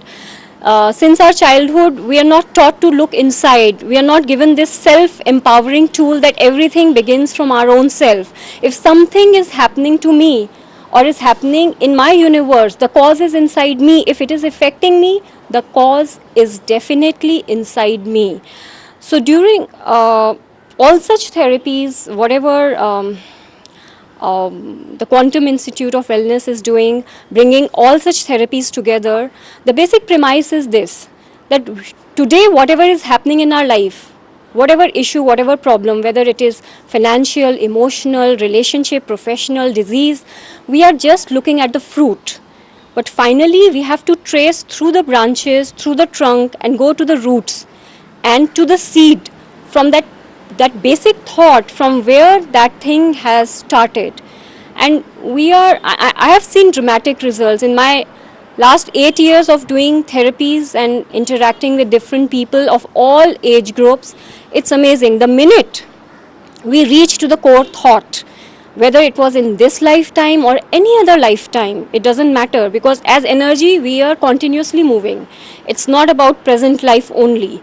So when we look at things at energy level, our journey is like a continuous journey of thousands of years. So when we reach to that core thought and that realization comes up front, our mind is such a beautiful tool when it knows, okay, this is the reason for why this fruit in the present day life is going haywire in my life, and the root cause is this. It is an aha moment. Like in psychology we say, aha, I got it. So the mind gets it and the inner healing starts. So it is the process of realization, and we help people reach to that realization where it all began from. It looks like that we're all trying to run away from what we're doing, even like business or whatever. This is what I'm trying to see. Whereas I think that if we understand the real purpose of life. No, I'm sorry, you're thinking that we all are running away? No, we're not running away at all. We're not running away at all. I'm back in such a renewed way. We're fully in it. Yeah, I mean, this is what I'm trying to say, that there's no running out or going to forest or something like this. But if we, because I personally, I learned spirituality first, and then I went into business. I'm still like a monk, I'm not married, or I'm totally spiritual. But what I'm trying to say, if we learn the basics of life, then this whole thing becomes very enjoyable. Even business, you have a purpose for that. That's why if you read Bhagavad Gita, he was never told by Krishna, go and live in forest or chant your mantras or something, or do some meditation. Krishna was always saying, according to your nature, your karma, and do what you know. So, first of all, I think it's a very nice initiative to have this platform, especially because now, as I didn't get your name.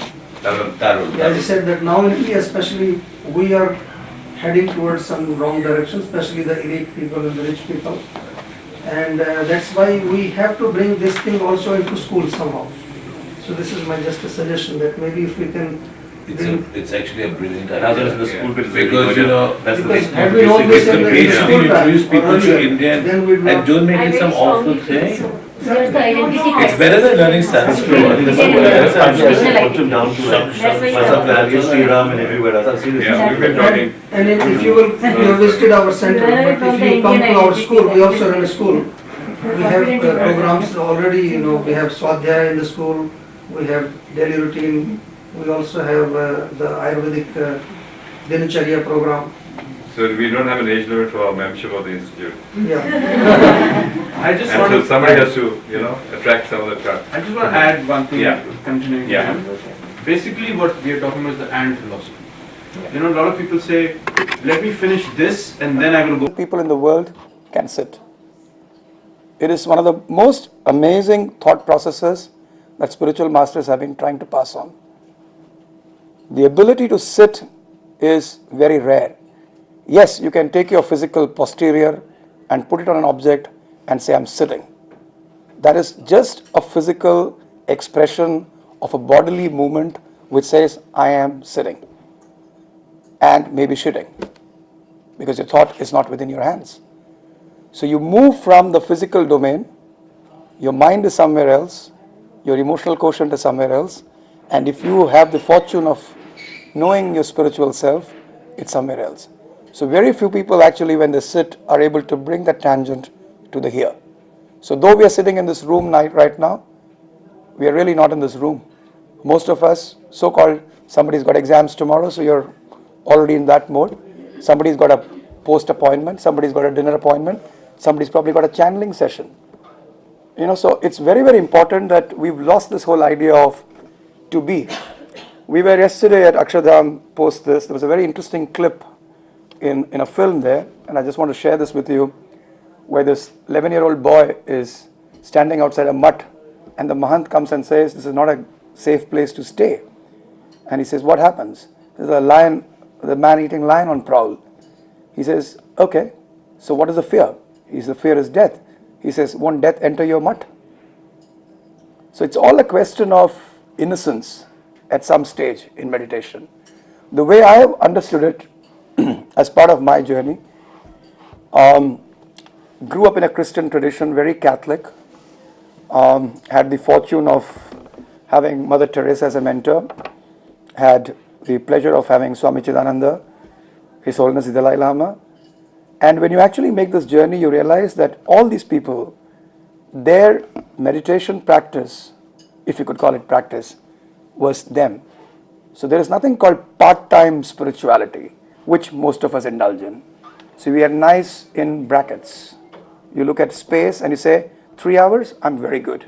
Then I've got a corporate life. I need to kill some people. Literally, I need to give people some pink slips. I have to be bad. So there is this whole idea of the word meditation becomes very, very powerful.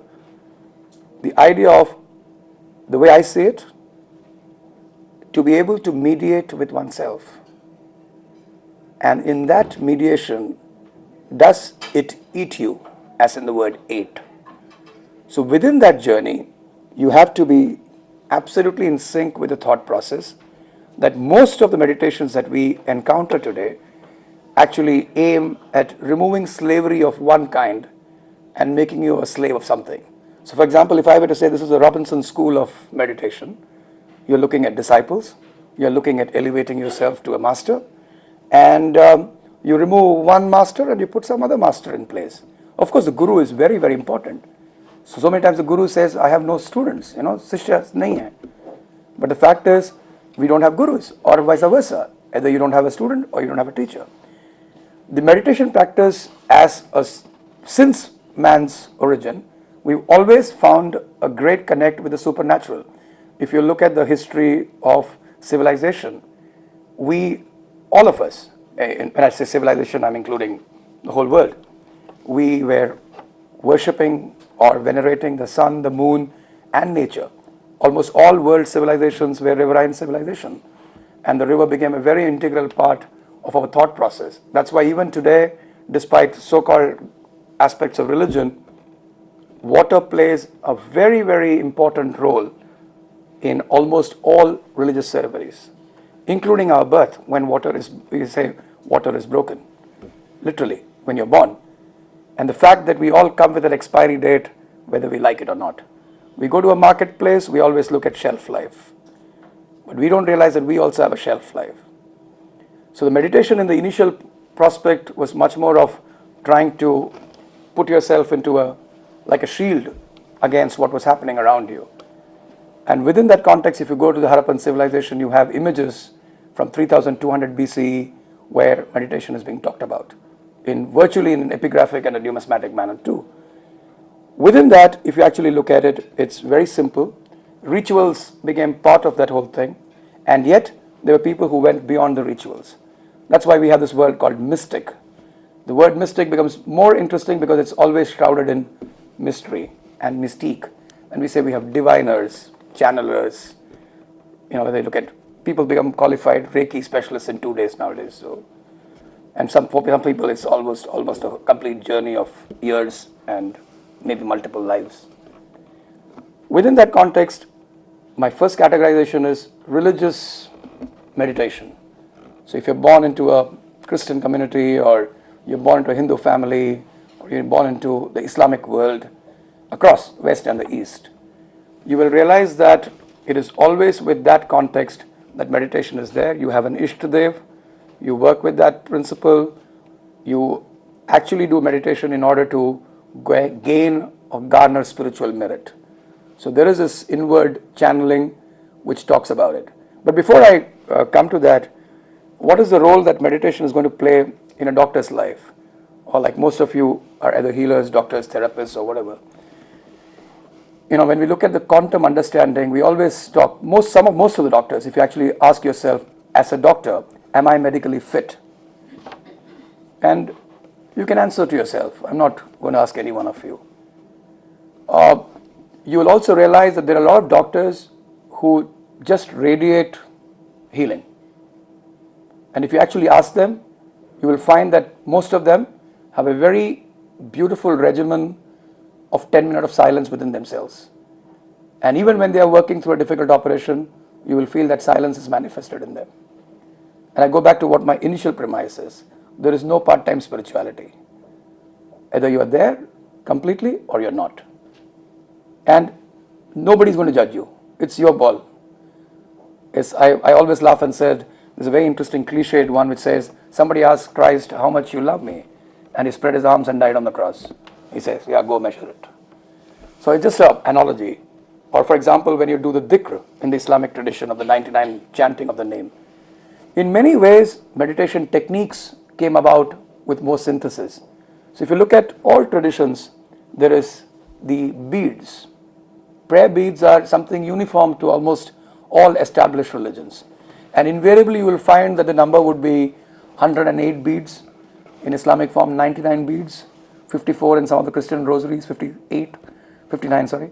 So in many ways you find that the conscious repetition of a mantra, the mantra comes later of course, the bead became important in many ways. For some people, like the Buddhists, every day is actually whatever they do is meditation. So for example, we started a program called food meditation. Like we saw people eating food today. How many of us were grateful for having food on our plate? You know, so many times we always say, what you eat is what you come out as. And yet, is it conscious eating? So, you know, we have food on the table, we serve it, we eat it, and we move on. But it's a lot to do with when Ben was talking about what is good for me, if I want to indulge. I know it's not good, but I still want to indulge. Maybe yes, once in a while, yes. But in the meditative concept, you are in sync with your inner self constantly, and you use certain tools to be in that zone, to go to a state which is, you know, will not change. Your body will get older, you will develop probably other aspects, but within that context, if you have a spiritual context with whatever you do, irrespective of what you practice. So we spend so much of time in the last day and a half as thinkers and quantum understanding to talk about the physical self, to talk about the mental self, and to talk about sometimes about the emotional self, which constantly changes. You know, when we talk about human life, we say change is the only constant thing in life and everything else is, you know, there and around you. But in the spiritual realm, if you create that connect in your meditative state, that's a 24/7, 365 days till your expiry date. You know that you've been watched. But then people will say that that's of course a religious understanding. And that's where you come to the second zone, which is actually the so-called secular thought process of meditation.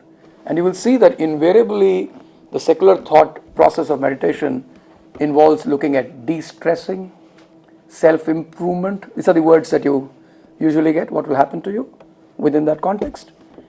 And you wonder, do I need to go to the Himalayas or will the Himalayas follow you?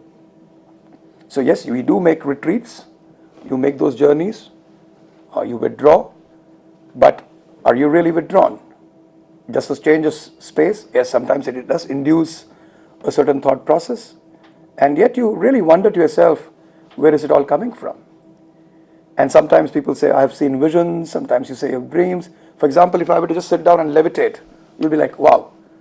But then, is that the purpose of doing it? Sometimes you say, oh, my intuition is working.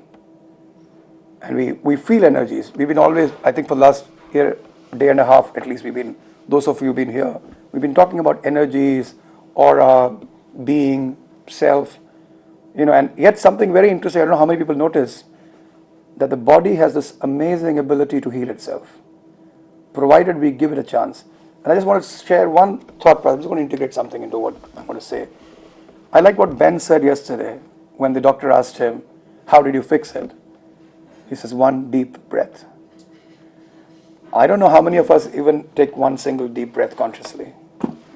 So in many ways, it is the linking of to be able to mediate with oneself, to go into the consciousness zone. When we talk about Manasarovar, there's no limit to you. There's no ability that you don't possess that you can't heal yourself. Like we're saying, as Professor Hegde said, there is a doctor and there is a patient. The patient can live without the doctor, he may die, but the doctor needs the patient to move on. And in many ways, it's very, very interesting to see that we do these ritualistic aspects because it gives you some discipline into a process. What is the takeaway from what is all this I'm saying?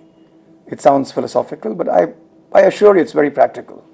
I've been on this journey for a good amount of time. And all traditions have some essence of truth in that. You may want to shop in the market and you know exactly what will work for you. So when we were deciding on this subject, Sadhana was very kind. She was working, she did a lot of research on this. And the way we thought about it in many ways is that what are these centers that are available to us in a public domain?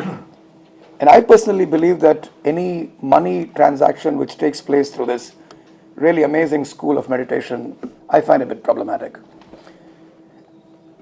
We've been talking literally in the day and a half about Vipassana, the model of Vipassana. It's amazing. You have to go to Igatpuri once to see what it is all about. And as I said, every place is the same thing.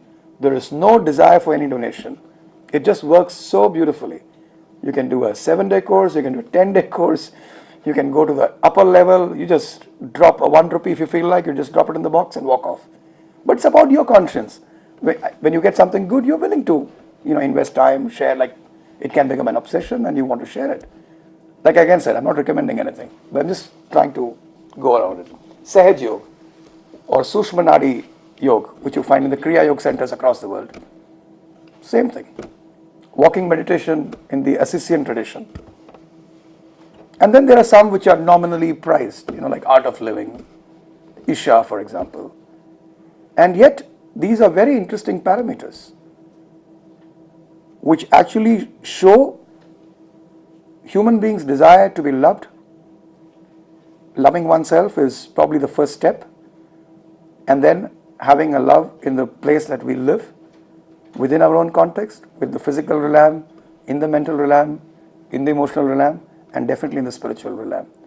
And this journey actually really takes place, particularly for people who think that they want to contribute to the world, where we feel that it's my moral responsibility, or I feel obligated from within to want to share whatever little I possess to people whom I can benefit. And that's why most of us are in this room, either as healers or doctors, and I think doctors, nurses, for example, we have a great nurse, caregivers, and sometimes it's all about that touch. I don't know how many of you have actually seen somebody dying in front of you. Anybody seen a person dying in front of you? A natural death. Natural death.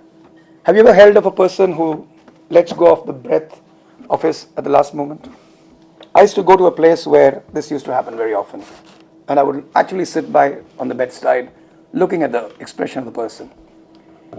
In a normal course, when death happens, there's always a smile on the face when that last moment happens.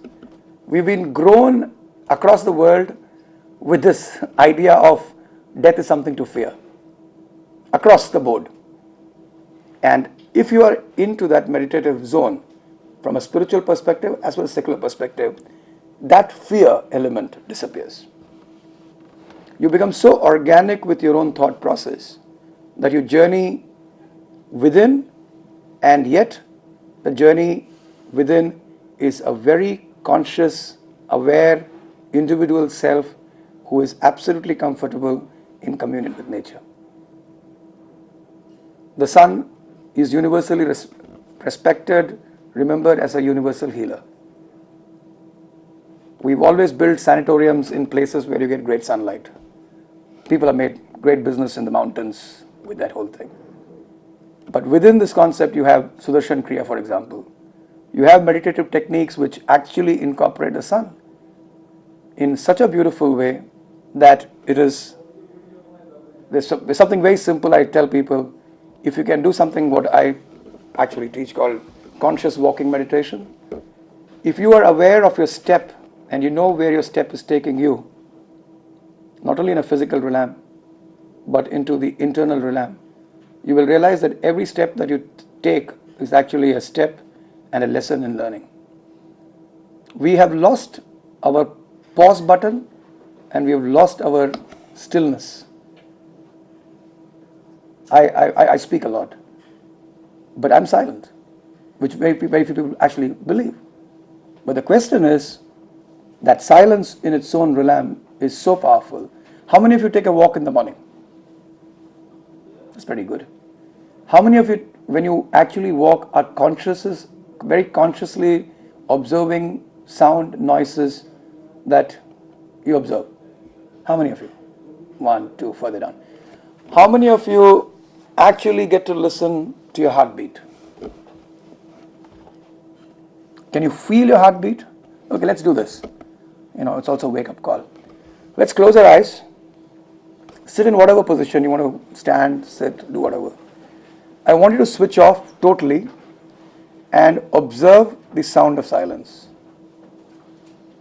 In whatever position you feel like, with eyes open, anywhere in which you are most comfortable. Just go into the zone which I call sound of silence.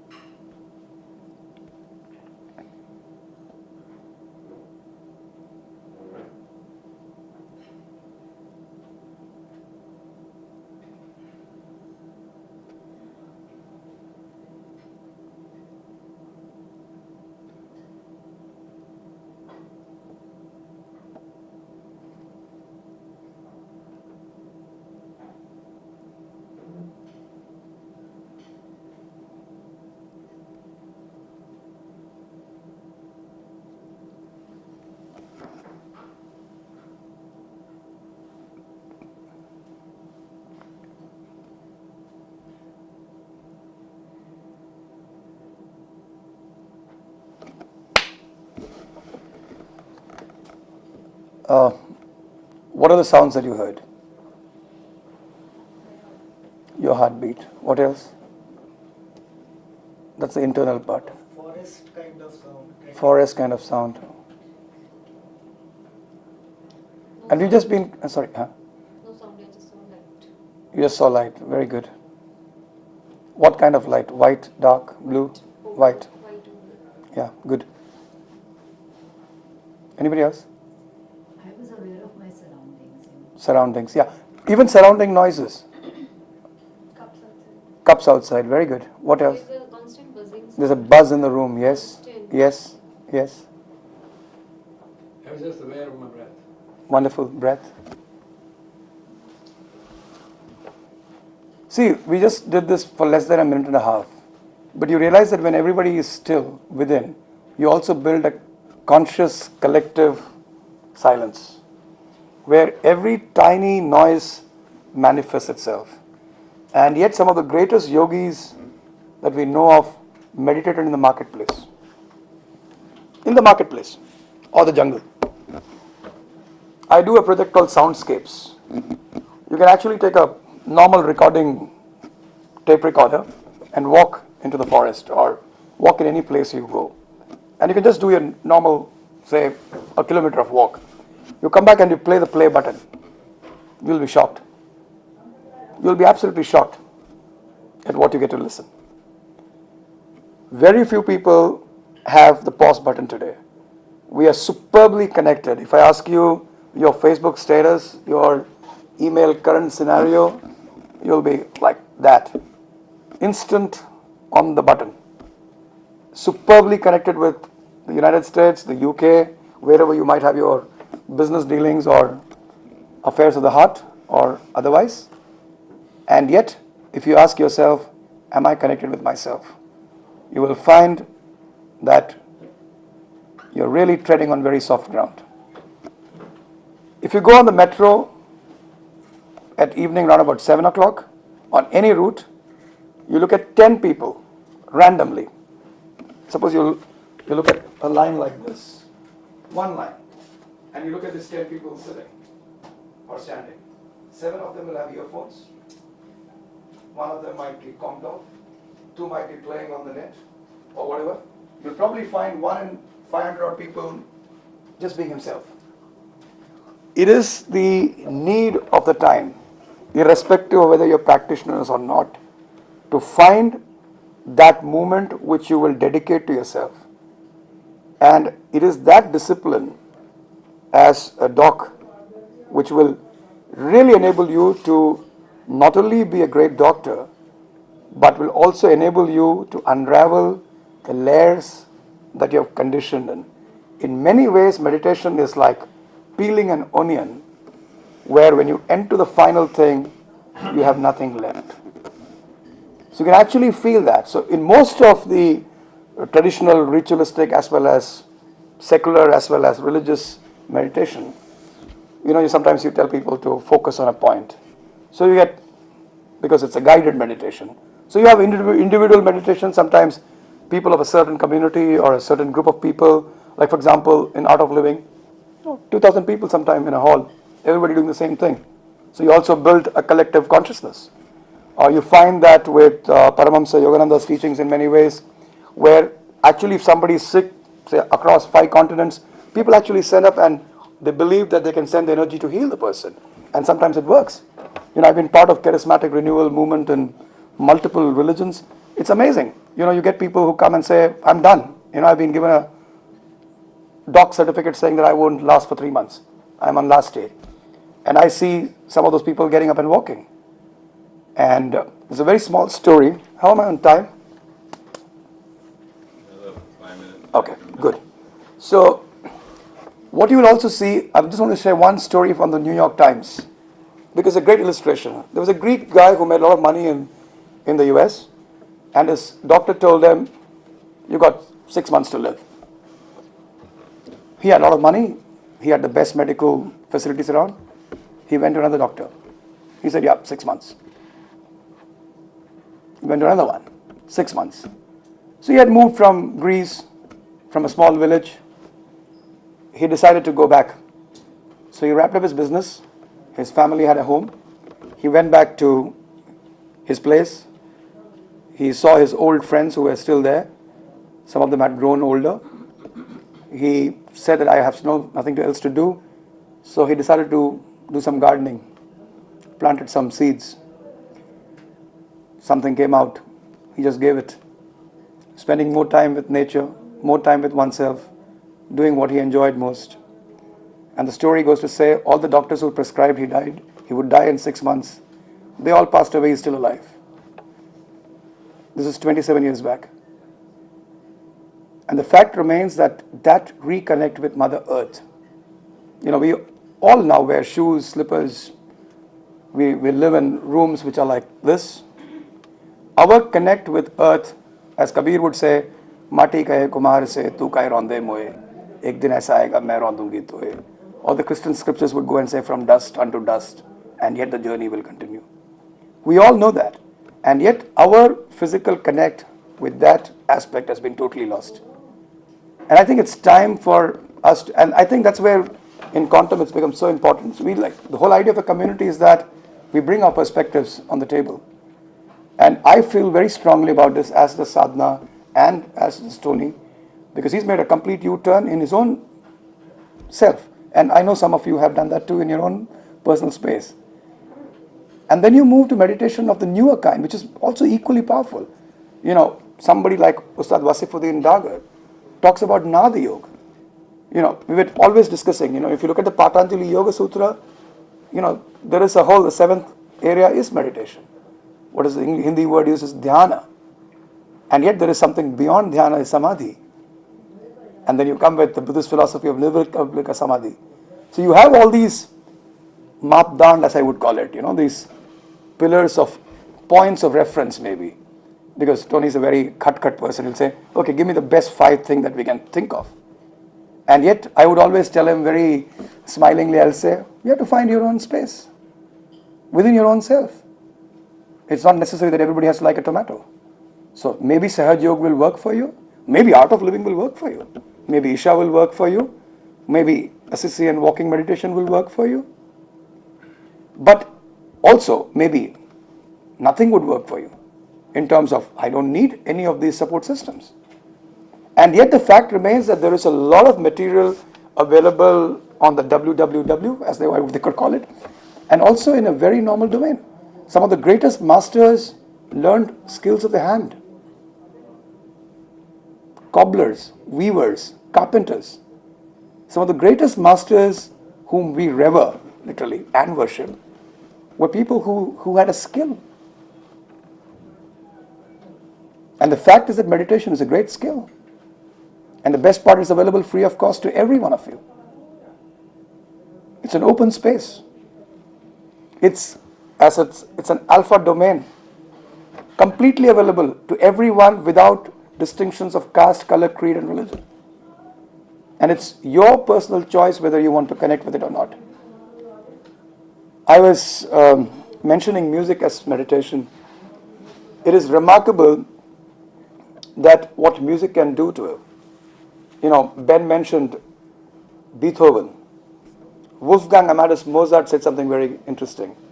He said the day you understand the pauses within the notes, that's when you start really understanding music.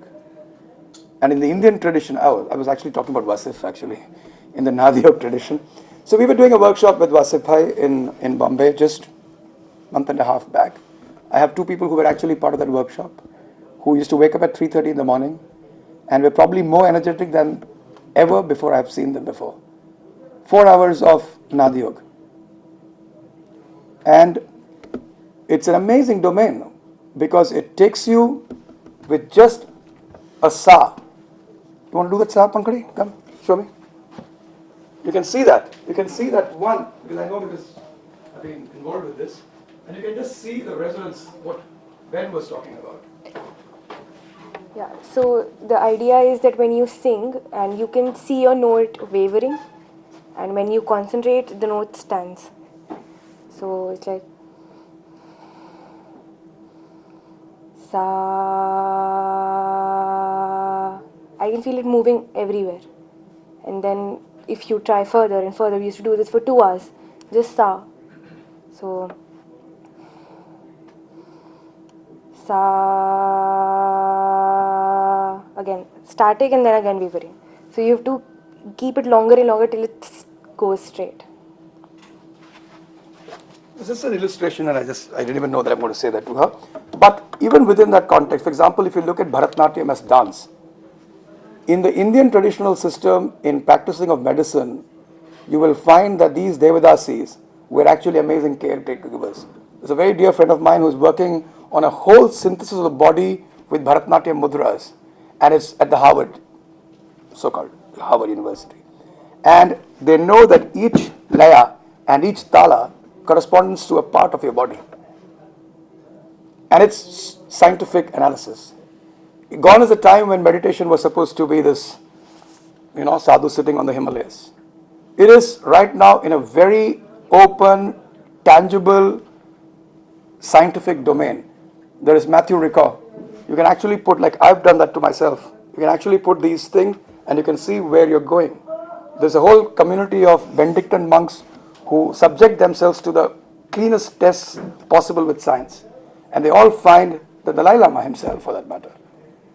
Of course, he's had some physical operation recently. But this whole idea of finding that 24/7, 365 connect through meditation is available to you just there. You can decide whether you need a partner in that journey in terms of a tool, or you can decide to just use the sun and nature, which is probably the biggest healer of all. That's why there is the subject of prayer which comes into play. For people who are not comfortable with the religious idea, you can even move into being thankful to your parents. I think there are a couple of things that come through this whole idea, through meditation. You generate love for everybody around you, even for people who don't feel very kindly towards you. So forgiveness becomes very, very powerful. You develop compassion, and of course love. That's one of the reasons why the world functions, because there are enough people who love freely, and I mean freely without inhibition. It's not the physical kind of love, it's not the mental kind of love, it's not the emotional kind of love. It is a spiritual love which is the basis of all meditative practices. The desire to be one with nature, the desire to be your own self, and the willingness to be able to share that with anybody and everybody. Okay, on that note, I'll just end with a small anecdote, which is from one of the greatest Indian saints, from my thought process. It could not be from yours. Swami Vivekananda. And something very interesting, he's sitting on this rock meditating in Kanyakumari, and there's a big storm coming in the ocean, and the disciples run off. He sits there. After some time, when the storm subsides, the disciples come back. They said, Master, you were not afraid? He said, no, I was afraid. He says, oh, you were afraid, but you didn't run. He said, how do you know? You ran outside, I ran inside. On that note, I will take questions. Otherwise, you know that I'm very visible around the quantum. So do feel free to drop in. What is your definition of meditation? I said, to be able to mediate with oneself. To be able to mediate with oneself is probably one line in which I would describe it for myself. 2 or 3 things which are common thread, in all the stories I've heard. One is normally the trigger event, other than people who are born, very spiritual to begin with, like Swami Narayana that we went to the Mandir yesterday, the Akshadham, his story in life, But most of us, ordinary human beings, normally it's an adverse event where it wakes you up. Yeah, it's usually an adverse event. Yeah. The second thing is the bottom line here for success is maintaining net a positive mental attitude. Yeah, and how to get to be always in a positive mental attitude is the art of how to do that. And there are a number of things you can do, to do that, including meditation. Yeah, because if you see the Vipassana technique, for example, you can feel the sensation, the negative emotions coming in advance, and you can preempt them, and that's how you maintain your positive mental attitude. Yeah. So the bottom line is that. And the third trick in life is that be mindful about your fundamental capability and keep things within your bandwidth and between, within your noise absorption level, And therefore, if you want to switch off the TV, which I've done for the last 4 or 5 years, no TV, no newspaper, and all that junk, I've done it. So I've just done it. fix the bandwidth issue and fix the audio, So they'll think I'm stupid engineer, it doesn't matter, I don't care. I've never seen TV. So 10 that, seconds suggestion, can I? Just yeah. a 10 second suggestion. Yeah. There was a serial telecast about 2 years ago on national network called as Upanishad Ganga. It is directed by Dr. Chandraprakash Dwivedi. It's got not much to do with religion, and I would request all of you to go through it. It is now available on YouTube. Upanishad Ganga. Upanishad Ganga. This is from Chinmaya. It is from Chinmaya Mission. The DVDs are also available there, and I think that is one thing which has changed my life completely. Wonderful. Thank you. Wonderful. Thank you. So thank you very much. We'll talk a little bit more about these ideas. This community is coming along fantastically. All of you, if you put in your best idea like you have put on the table for the benefit of the community, it'll go up. And I'll tell you some of the ways we're thinking about it, because whoever's got a good idea can so-called sponsors of the idea and say we want to do this movie, and anybody who's interested will land up and see it. So would you say that this is a collective consciousness of our time right now? Yes. India, or what that's what you're referring to? Yeah, it's changing dramatically. It's changing dramatically. Thank you so much. Thank you. Thank you.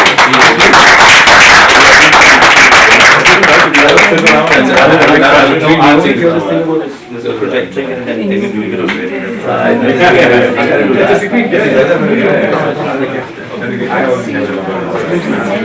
But if you want to stay back for the next 2 sessions, you're welcome to stay back. I'm late. Take the couple. So, we're running behind time a little bit, so we need to catch up. The break is down to 5 minutes instead of 15 already. And therefore, I would... Anybody else? But I seriously suggest that all of us. If you permit a small comment. Yes. See, spiritualism Yeah. is independent of religion. Absolutely. So is meditation. I totally So agree. I do not agree with your categorization of religious meditation, secular meditation, and others. Yeah, if you have listened to the whole thing, I've never used the word ism or iti anywhere. I have a problem with those words. There's a whole session that I do called Isms and Itis, the bane of our life. What I want to say is that I made that categorization because it was a perspective session. If you were to ask me my individual thought process, I wouldn't even bring the distinction. But because we live in an age where we need perspectives, that's why I said I'm not endorsing anything. I'm giving you that this is what exists. I ran you through the history of meditation, the way we saw. Initially, as well as even today, most of the meditation techniques that we use come from a religious background. You are free to choose because you're born into a particular faith, you've been born into a particular religion, you're free to explore that. If you will feel that, that's the way you can, like I said, it could be your way, or it could be what you're rightly saying. Without any inhibition, you could take it like the pyramid and be your own self. That's your domain. That's what I'm saying. Don't let anybody tell you that this is the right meditation, this is the wrong meditation. You will figure it out. But unless you taste it, you won't get to know it. So that's a domain which is open to you. It's open to you the day you say, my door is open. It's open. You know? I don't find that meditation necessarily makes people better people. That's your individual take. I said this whole idea of better people, first you have to better yourself. Forget about me. I'm talking about my observation of very powerful meditators. I totally agree. That's why we are having this whole idea of quantum. You have to decide if who's preaching what he's practicing. We all have discernment, don't we? We possess discernment. Yeah, tell me. Does meditation make you a better person? Is it related to morality or love and goodness? Morality is a subjective matter. What could be moral for me may not be moral for you. Yes, indeed, it would. If it channelizes with the idea of love, yes. In a very spiritual context, yes, it should. It should make you a better human being, even by societal standards. That's why I said, no forgiveness is complete without forgetting. No, but I would like to add that meditation as a tool is not, it doesn't have its own discernment. It Absolutely. is with the person Yeah. who uses it. Yeah. If the person, suppose I'm meditating and I have hidden power issues, it will accentuate power and ego issues. It can take me the wrong side. It will. Yeah, that's why there's Tantra. The Tantra can be good. So when you practice, that's why I said that's why.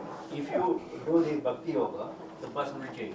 Yeah. For yoga, many yogas are there. Bhakti Yogas people can do without any restriction. Yeah. Otherwise you have to follow the Patanjali Yoga Yoga Yeah. Sutta, Yam, Niyam, Asana, Pranayama, Pratyahara.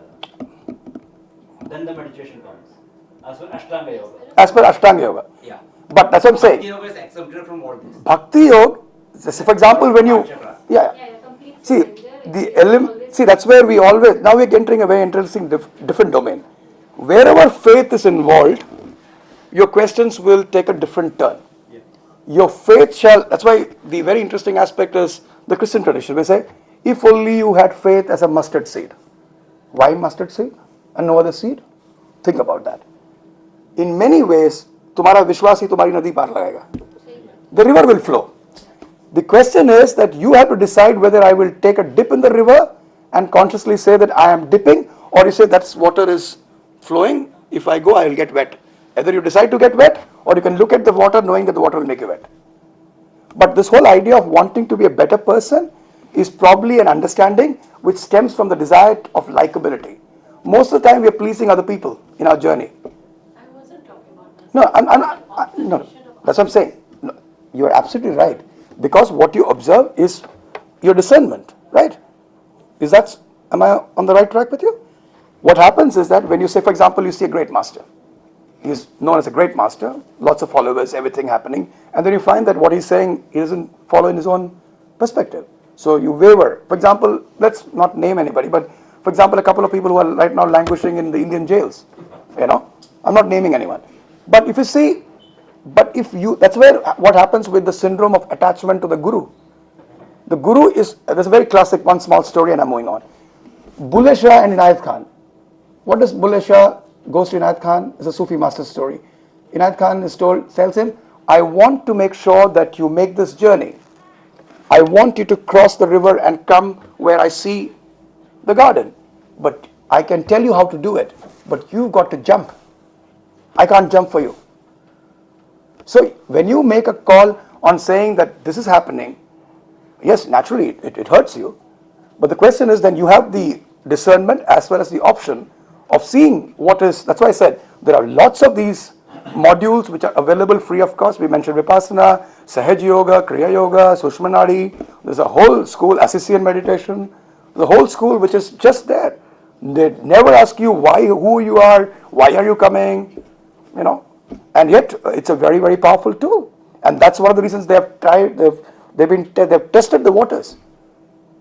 And it's also about how ready you are. Like we were talking about this whole idea of, I want to be healed, and the healer wants to heal you, but I'm not ready to be healed. I come with a closed mind. And I end with 4 lines again. 4 दीवारें खड़ी कर सोचता हूँ कि महफूज हो गया हूँ मैं, पर भूल जाता हूँ इन दीवारों के अंदर कितना अकेला हो गया हूँ मैं. अब चाहकर भी इन दीवारों को मैं लांघ नहीं पाता कि इन दीवारों को खड़ी करने में मुद्दत बिता दी है मैंने. Those of you who don't speak Hindi, one of my first Hindi poems that I wrote. It says, I have built these 4 walls around me, and I feel safe in the precincts of these walls. And yet I've come to realize how alone and lonely am I within these walls. Now I look for ways to transcend these walls, but I've spent all my time building these walls. So it's up to you. Either you decide that this is my wall and I don't want to be in this wall, I want to go out. It's your choice. The greatest gift that man possesses is choice. If we make a bad choice, we are responsible. So it's all about conscious awareness, choice. Okay, so. Thank you, Raman sir. He's a very passionate member of the community that we are trying to create, and we have created, as you must have felt over the last couple of days. So please reach out to him, speak to him, go out for a walk with him. He's a great guy. He's got a lot of knowledge, and he can share with you and synthesize with you some of the observations that you may be making to try and see how you reconcile different perspectives. So, a very warm welcome back from lunch. We have a couple of sessions planned here, so I'd like to keep on track. I just wanted to share with you that the reason why we put these 2 sessions on meditation in this meeting was that right around the world as I travel, and I'm not a great yogi or anything like that, but I travel a lot and I see what's happening, I see trend lines, I speak to a lot of people and all that. So what I'm hearing the buzz everywhere is that we are entering into a stage of the world at this point of time where we need to calm the mind. Yeah. And more and more people are getting hyper. They've got too many things to do. Yeah. There is change happening around us in terms of the environment, both the ones we can manage and both the ones we cannot manage, and so on and so forth. So as a result of all this, the human mind is under pressure. Multiprocessing, technology, shorter term turnaround times, greater expectations, breakdown in relationships. There's a whole list. All of you know it, but they just try and visualize that list. It's a pretty long list. Yeah. So almost everybody, who is wise and has got some experience, is advising that get people to start meditating, work at an individual level because that's beneficial to you. It will calm your mind to some extent, help you, cope with the situation, not necessarily become a better human being. Some people may become better human beings because they can connect with themselves during meditative stages, and that brings greater clarity to them. It brings values in front of them which they start relating to and all that. So it's a mixed bag of what the effects of meditation are. But everybody is propagating that please do start off the meditative practice, both at the individual and at the group level. Yeah, the group meditations are very, very powerful, and from a healing context, we know that meditative practices, when done jointly together in larger, formats, can have tremendous beneficial results. You've seen YouTubes in China where they meditate and they can eliminate an ulcer, for example. I've been to that hospital in China where they do this, and so on and so forth. So. It's a done deal, quite frankly. The question is, are you willing to do it for yourself? Yeah. The second thing is that we have some of you didn't see some of the videos yesterday and all that, but the human body is an extremely complex mechanism, and it's individual. Yeah.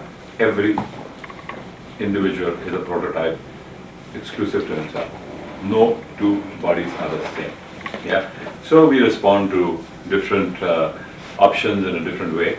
Yeah, and one man's experience doesn't guarantee similarity in terms of another person's experience or outcome. Yeah, so this whole thing about meditation, how to calm your mind. First of all, to assess what is the level of chatter in your mind. Do you want to calm down, or you want to remain hyper? Yeah, and if you want to calm down, do you think you're going to get some benefit? And then how do you want to do it? What technique is going to work for you is a self-discovery. Nobody can prescribe it for you.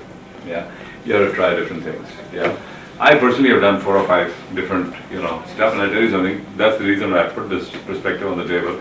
I've done the Vipassana course, I've done the Transcendental Meditation, I've done it with the Dalai Lama, I've done it with the Zen meditation, and a couple of other, people here and there. And, everybody's got a different technique, and fundamentally some people say, oh, concentrate, some people say, just let go, like Transcendental Meditation is let go, Vipassana is concentrate on the breath, the Dalai Lama says, analyze, keep looking at it, keep your eyes open, and other Buddhist traditions say, close your eyes, and visualize the spot and just focus on that, and so on and so forth. So, you have to try it, and you decide, but try it. You must, the point I'm trying to make is, you must get into something that can cool down the chatter in your mind, whatever technique. For me, I figured out that the best way I can meditate is actually to cook. It gets me completely off, all the chatter. When I'm cooking, I'm an intuitive cook, and I can do a reasonably good job in terms of intuitive cooking. And I enjoy it, And I never discovered this talent till a journalist came to my house about 25 years ago, and he wanted to come on a Sunday, was a deadline, and I said, okay, Sunday I cook for my family, you come and we'll talk. So, he came and we were talking about consumer banking and all that. I thought I'd done a great job, and he wrote an article about cooking. That's how I realized that maybe I deserved him a reasonable meal. So, and then I, from then I really realized that was actually, that's really what gives me pleasure. Even now in Paris, sometimes, many times I cook, and I find it extremely enjoyable. So, that's great. My daughter, she thinks that the best way to meditate is to get on the shop. She cools down really fast because of that. Some guru told her that, and so that works for her. So everybody is different. So the thing Can I is, make a comment here? Please. My personal experience is like in healing, intention is important in meditation. So anything you do with the intention of meditation is meditation. That's true. Yes. Only thing is placebo doesn't work. You have to do it. No, it will. Anything, even placebo. Anyway, it's great, and I wanted to give you 2 different perspectives, and we'll try to build more perspectives as we go along. One was, Robinson's, sort of walk on meditation, as I call it, and the other is, Varun, my very dear friend, and we've been journeying together, evolving together, helping each other. Very, very dear friend of mine, and he's made a massive transformation in his life. He's taken some very courageous decisions that are quite tough to take, and he's a much more better, not better would be the wrong word, but I find him, higher, calmer, equanimous. If I had to use one word, I'd say equanimous. Much more equanimous than I knew him when I first met him. So I reached out to him, and I know that he has some very good friends that he, shares this passion with, and they've made some, great progress in their lives. And I thought it would be a great idea to get him and some of his friends here, who are very well known, people in this world, and I'm really glad they've taken the time to come and spend, time with us and share with us their experience. So the format is absolutely open. I'm going to leave it to Varun to draw out, the value for this group of people, and I can facilitate whatever I can. But I'm delighted that we have here Tarun Devyani, famous designers, Dune School. That's what we shared together. Yes, met you a long time ago. I don't know whether you remember. I met your parents too once upon a time. I think we have some common friends. Vivek Sani, who's again a CEO, and Shali Singh, who's also a CEO in a way, And so here are 3, very successful people who've taken the courage to embark on this journey, and I think even a bigger courage to come and share with us their experiences. So Varun, I'm going to hand over the mic to you. Thank you. You just put seats here. Just bring your chair with you.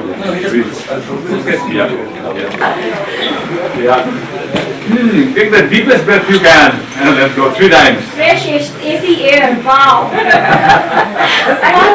Deepest breath. It's the bestest intention, it's the purest. Okay.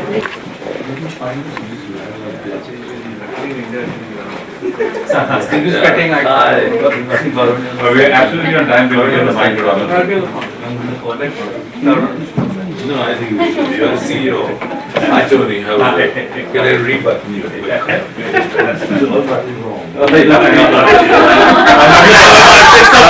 to argue with.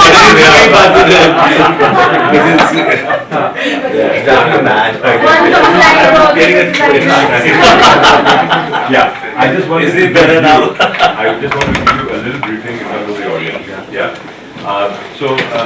This is the first community meeting of the Quantum Institute for Wellbeing. The main purpose of the Quantum Institute for Wellbeing is to create an integrated model of medicine by combining the best practices from across different disciplines into one holistic way of dealing with wellness. And its focus is on body, mind, and soul, root cause-based treatment, so it's contextual and it sticks. Yeah.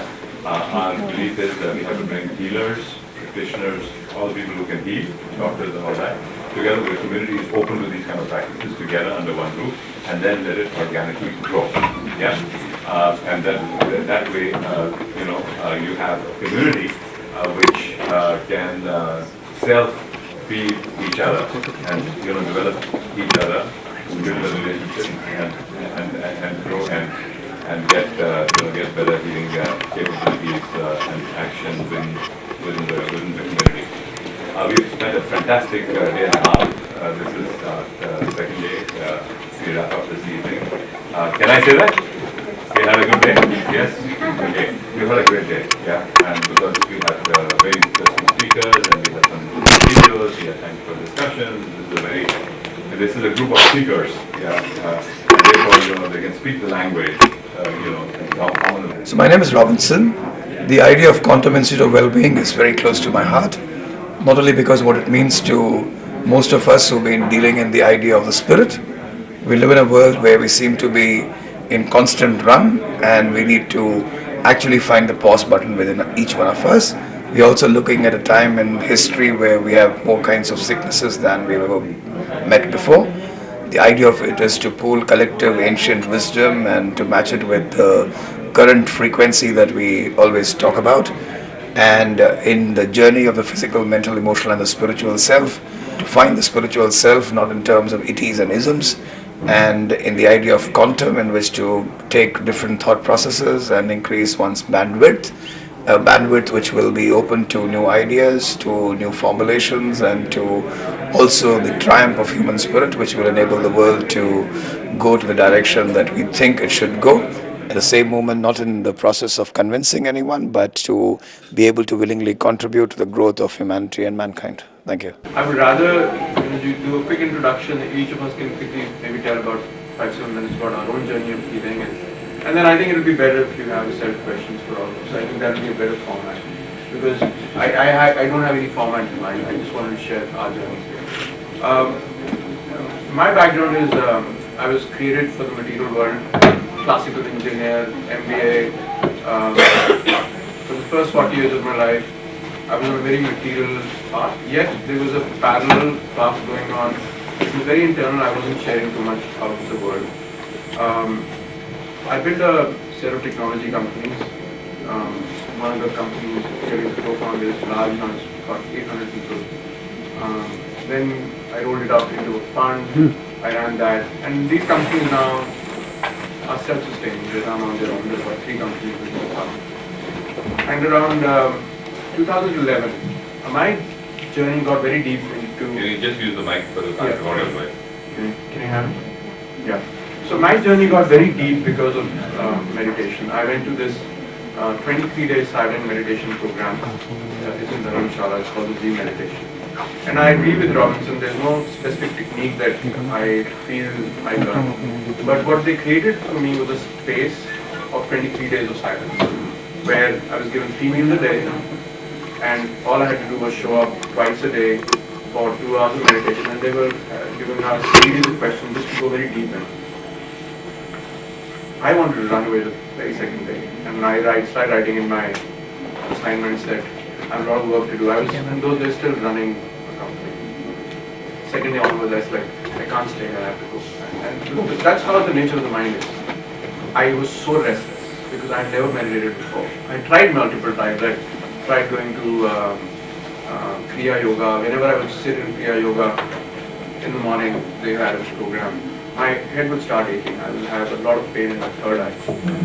So this was the first time where I was in a very disciplined way sitting and meditating.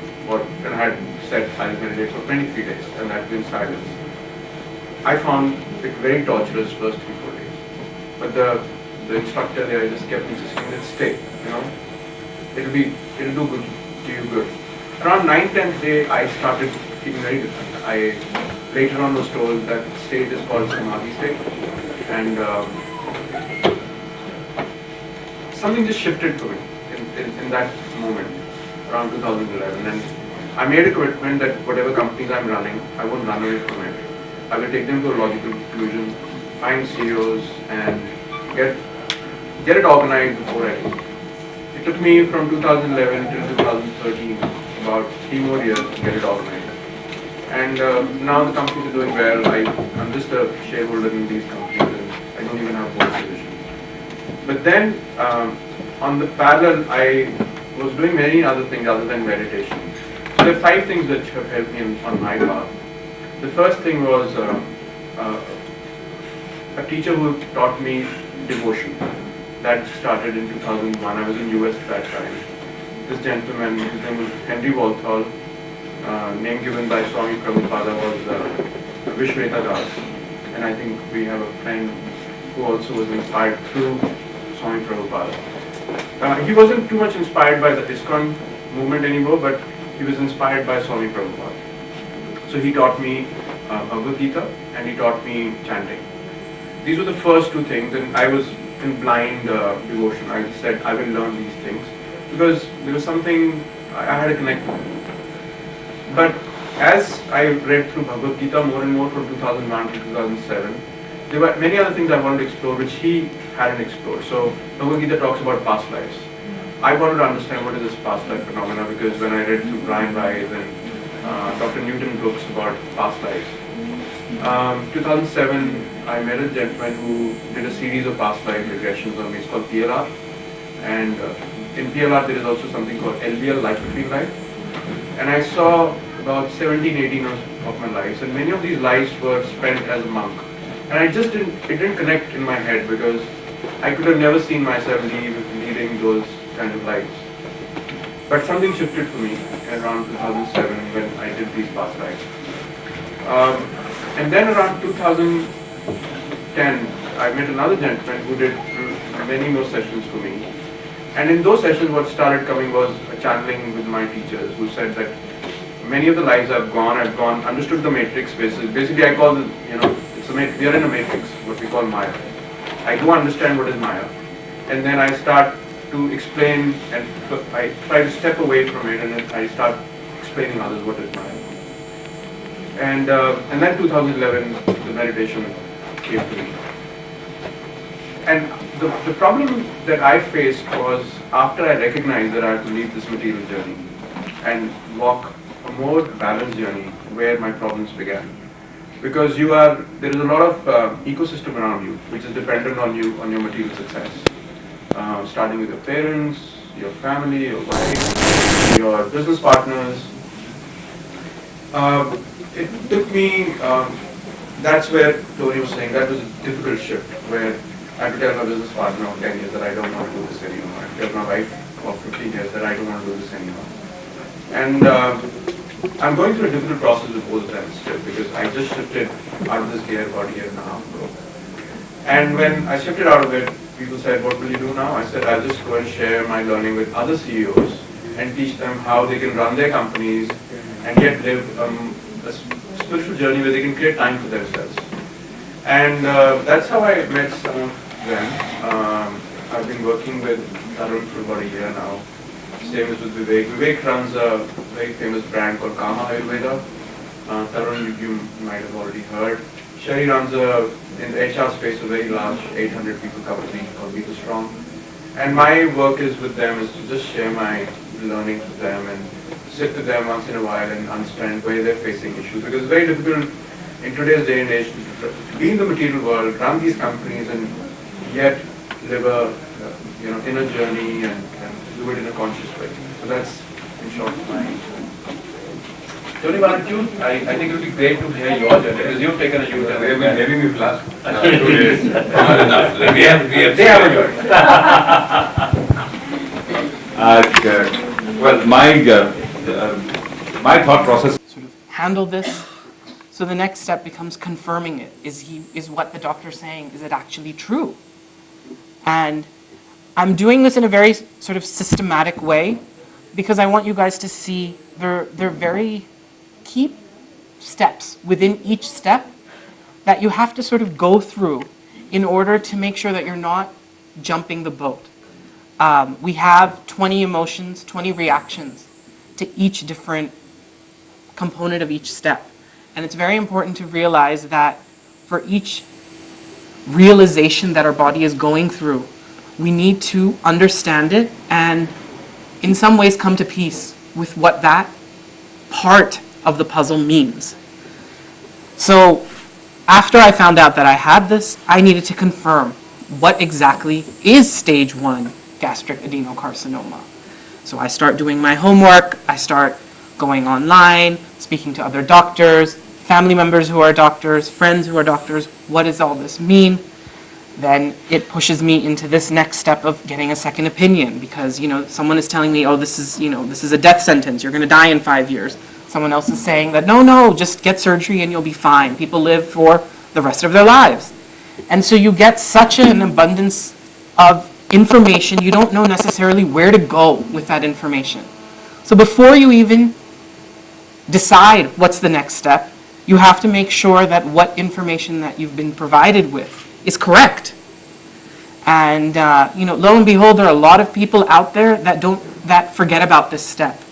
And that's why we have misdiagnoses. That's why we have people who end up going through the system for countless months, countless tests, countless years without actually finding out what their actual ailment is. So in my case, the second opinion reconfirmed, third opinion reconfirmed that this was actually what was happening. Next step becomes reading all about it. And this is now separate from the doctor just telling you this is what you have. This is where you actually start going into the vocabulary. What exactly is adenocarcinoma? What exactly is, they're saying there's going to be chemotherapy. What does chemotherapy involve? Clinical trial. What is a clinical trial? All of the language that is soon going to consume you as a consumer of this disease. You have to understand what all these components are, because until now it just becomes sort of, I've heard about this, but now we've got to become advocates for ourselves. That now the knowledge which is out there, we have to embrace it and make it part of our day-to-day vocabulary. So the last part of this first step of diagnoses is acceptance. All roads lead to healing from here. Once we know what we have, once we know what it entails, we have to be ready to start whatever process, whatever journey lies ahead. So this is where I'd like to say, for me at least, it was something that became very much part of, I guess, the narrative of my journey for the past 10 years. This whole idea of acceptance, the willingness to go ahead with whatever has been told to me, whatever has been said, and also then whatever lies ahead that I have to do. So moving on from this diagnosis step is the next step, which is knowledge. So we did a little bit of the knowledge building in the diagnosis phase, but this goes into more detail. This goes from just being about the disease to being about ourselves, where we have to start assessing the situation for what the practicalities are for us as individuals in this world going through this ailment disease issue. So the first step is research, the present, the road ahead, all the options.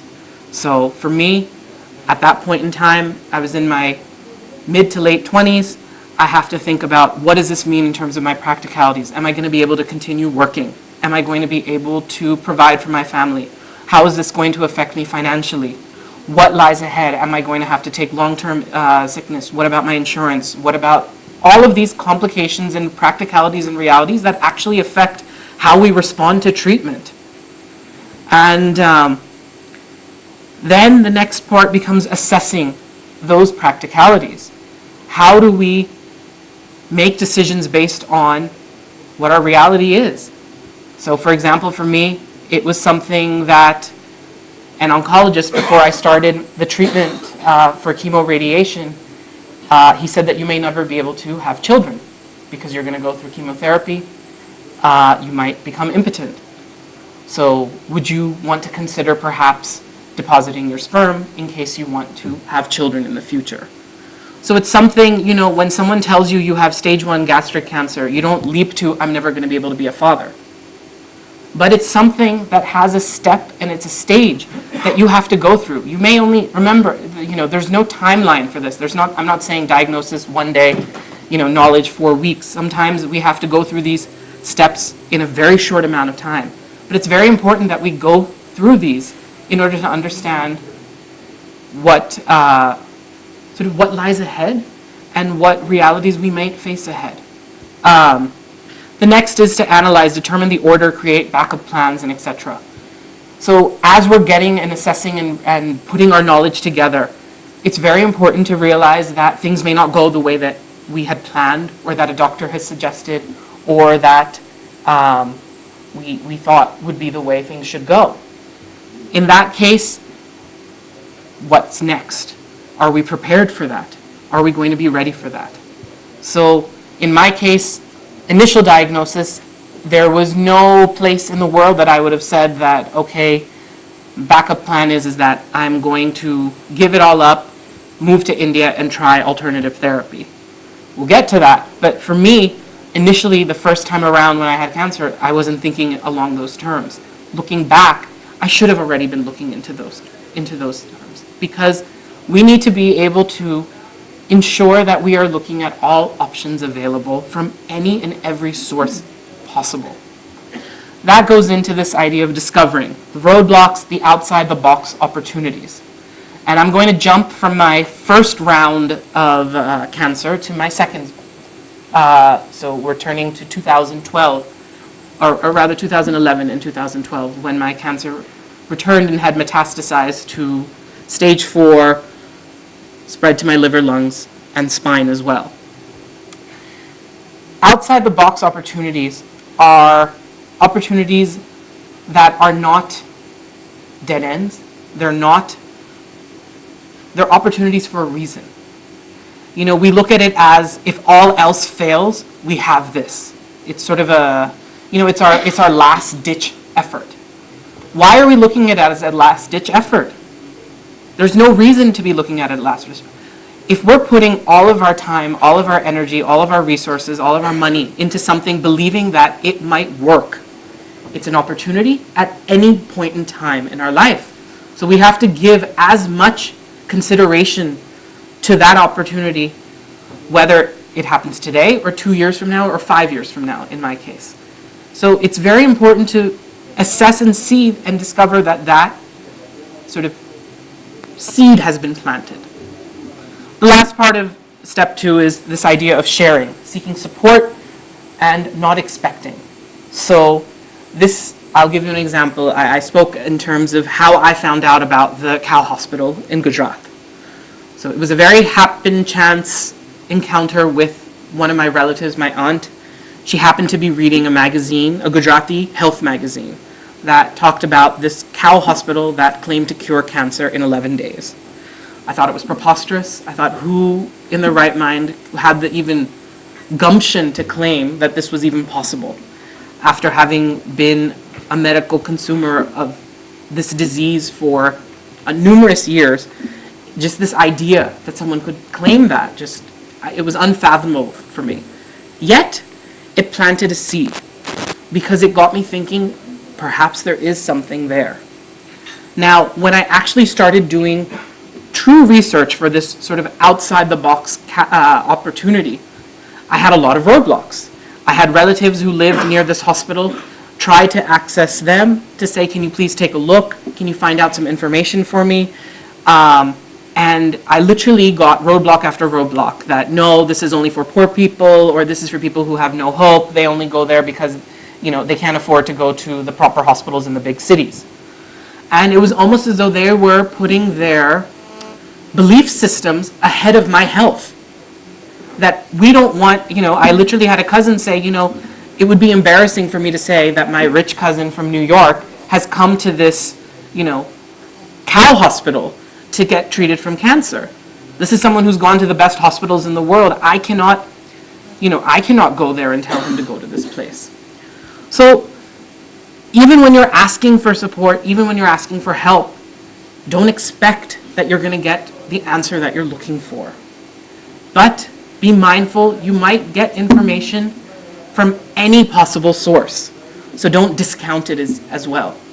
My aunt didn't necessarily want me to go to that hospital. She was just saying it.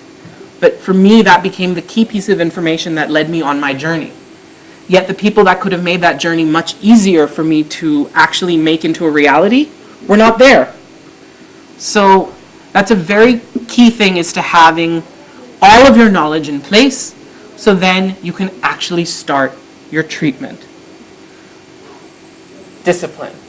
Now, whether you go with allopathy, Ayurveda, naturopathy, cowpathy,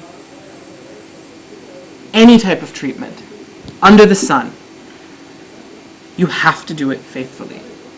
There's a discipline with which you have to practice your own health. First thing is actually applying the treatment into your life on a positive note. If I have faith in this, it's going to make me better. I might not see the result today. I might not see it tomorrow. I may never see that result. But I'm going to do it positively with faith. Because when I do it with faith, then at least it stands a chance of having improvement. It may not be a cure, but it's absolutely going to ensure you a higher quality of life. For that moment, for that day, for the near far future as well. The next thing is to actually follow what you set up as your disciplined way of treating yourself. This is something which I think is really important, is that how do you find the balance of doing something with a smile, but knowing that it may or may not work? You have to be serious about it, but you also are supposed to be enjoying life, because you also have a potential clock that's telling you your time is coming to an end. So you have to find the balance in terms of, you have to take what you're doing seriously, but you have to find joy within what you're doing. Whether that's going into an oncology ward and doing chemotherapy, there's an interesting piece. I have not been able to share it with you, Tony. Yesterday, The Wire, there's a nice in-depth interview, and I sort of speak to this one interesting note that the interviewer asked me, how did you stay positive, on day one when I started getting gober lapse, where, literally I had to strip down and my entire body was covered with gober. And I would have to sit out in the sun for 1 hour twice a day. And I said, when I was in New York, I was in a different life, in a different mode, but I would go into the chemo ward dressed in suit and tie, Prada shoes, and I would go in thinking, if I look good, I'll feel good. And I applied the same principle when I went for my gober. But there was one difference. I was using the clothes, the sort of the get-up in that previous example to sort of ward myself from the disease. But when you're standing naked, exposed, I was 102 kilos at that time because I had been on years of steroids. Literally, I was worried, someone's gonna look and see, I'm fat, or or I'm hairy, or I have all of these veins, and from all the chemo, from the IVs and all that, and nobody there was judging me for how I looked. all they were doing were judging me on where my disease was. I was literally being defined by my disease because everybody was just looking at each other and seeing throat, prostate, breast, like that. And when you're stripped down literally to a disease, you have nowhere to hide, you have nowhere to turn. Literally that disease is who you are at that moment in time. So how does one get through that? Faith. You have to have faith that there is something that you are doing that makes a difference. And when you add this element of, this is something unknown to me, this is something that I have not experienced before, this is something I don't know what the results are going to be for, in my life. It gives you a way of embracing a challenge in a way that is very, very meaningful. And when you find meaning, all of a sudden you find support. Because all of a sudden you start seeing, just like we are in this room right now, a room full of seekers, you start finding others who are on their journeys as well. And they're also having a disciplined way of handling their treatments. That's where you then get exposed to, well, I tried this. I went to Narsipura and I met this shaman doctor. I, do this prayer before I go for my gobar bath. I tried this panchkarma massage for my this ailment. I did this, I did that. And all of a sudden, you realize that the discipline that you had in starting your course of action is actually getting these unexpected gifts keep sort of making their way towards you, coming from others in a very selfless way, because you start sharing journeys, and when you start sharing journeys, you start adapting them into your journey, and you find the things that properly match up to what works for you. So from discipline, it becomes about the routine. So the difference between discipline and routine is that with discipline, it comes much more from within. With routine, it's much more about what's on the outside, meaning that we can control our discipline, but we can't necessarily control the routine unless we take steps to ensure it. And how do we do that? We have to continue no matter what. I faced obstacle after obstacle, whether it was, where am I going to continue doing these treatment? Where am I going to get cows from? How am I going to be able to support myself? I'm living halfway around the world from anyone and everyone that I know. I'm now going to be moving into a village where I don't speak the same language. I can't even communicate with the people. I don't know what I'm doing. But still, I need to be able to get up every morning and start my routine. It doesn't matter where you are. It doesn't matter what stage you're at. You have to follow that routine. In order to ensure that, you've got to increase. This is where sort of faith, in the previous slide, in step 3, it's sort of an introductory phase. Now, with the routine sort of in place, the faith has to increase that much more. And when I say faith, I know there have been a lot of conversations in terms of, religion, faith, spirituality, meditation. Faith can be anything. Faith can be being there for someone else who perhaps is going through a that much more challenging prognosis. Faith can be going into a goshala, in my case, and literally petting the cow for a half hour, milking her, taking her gomatra, drinking it, preparing my meals, and before I would eat my meals, I would make sure that she has had her meal. That's faith as well. We're in this circle, and we're in this circle together. The closer I got to nature, the more nature was there for me. Adapt. Increasing our threshold and challenging ourselves. That speaks very much to my sort of village life. I get this question a lot in terms of, how did you manage? Did you like it? Didn't you just get bored? And, how did you handle this isolation that was there? Every challenge that we face in life offers us the opportunity to rise to the occasion or to falter. We only have one life. I didn't have another choice.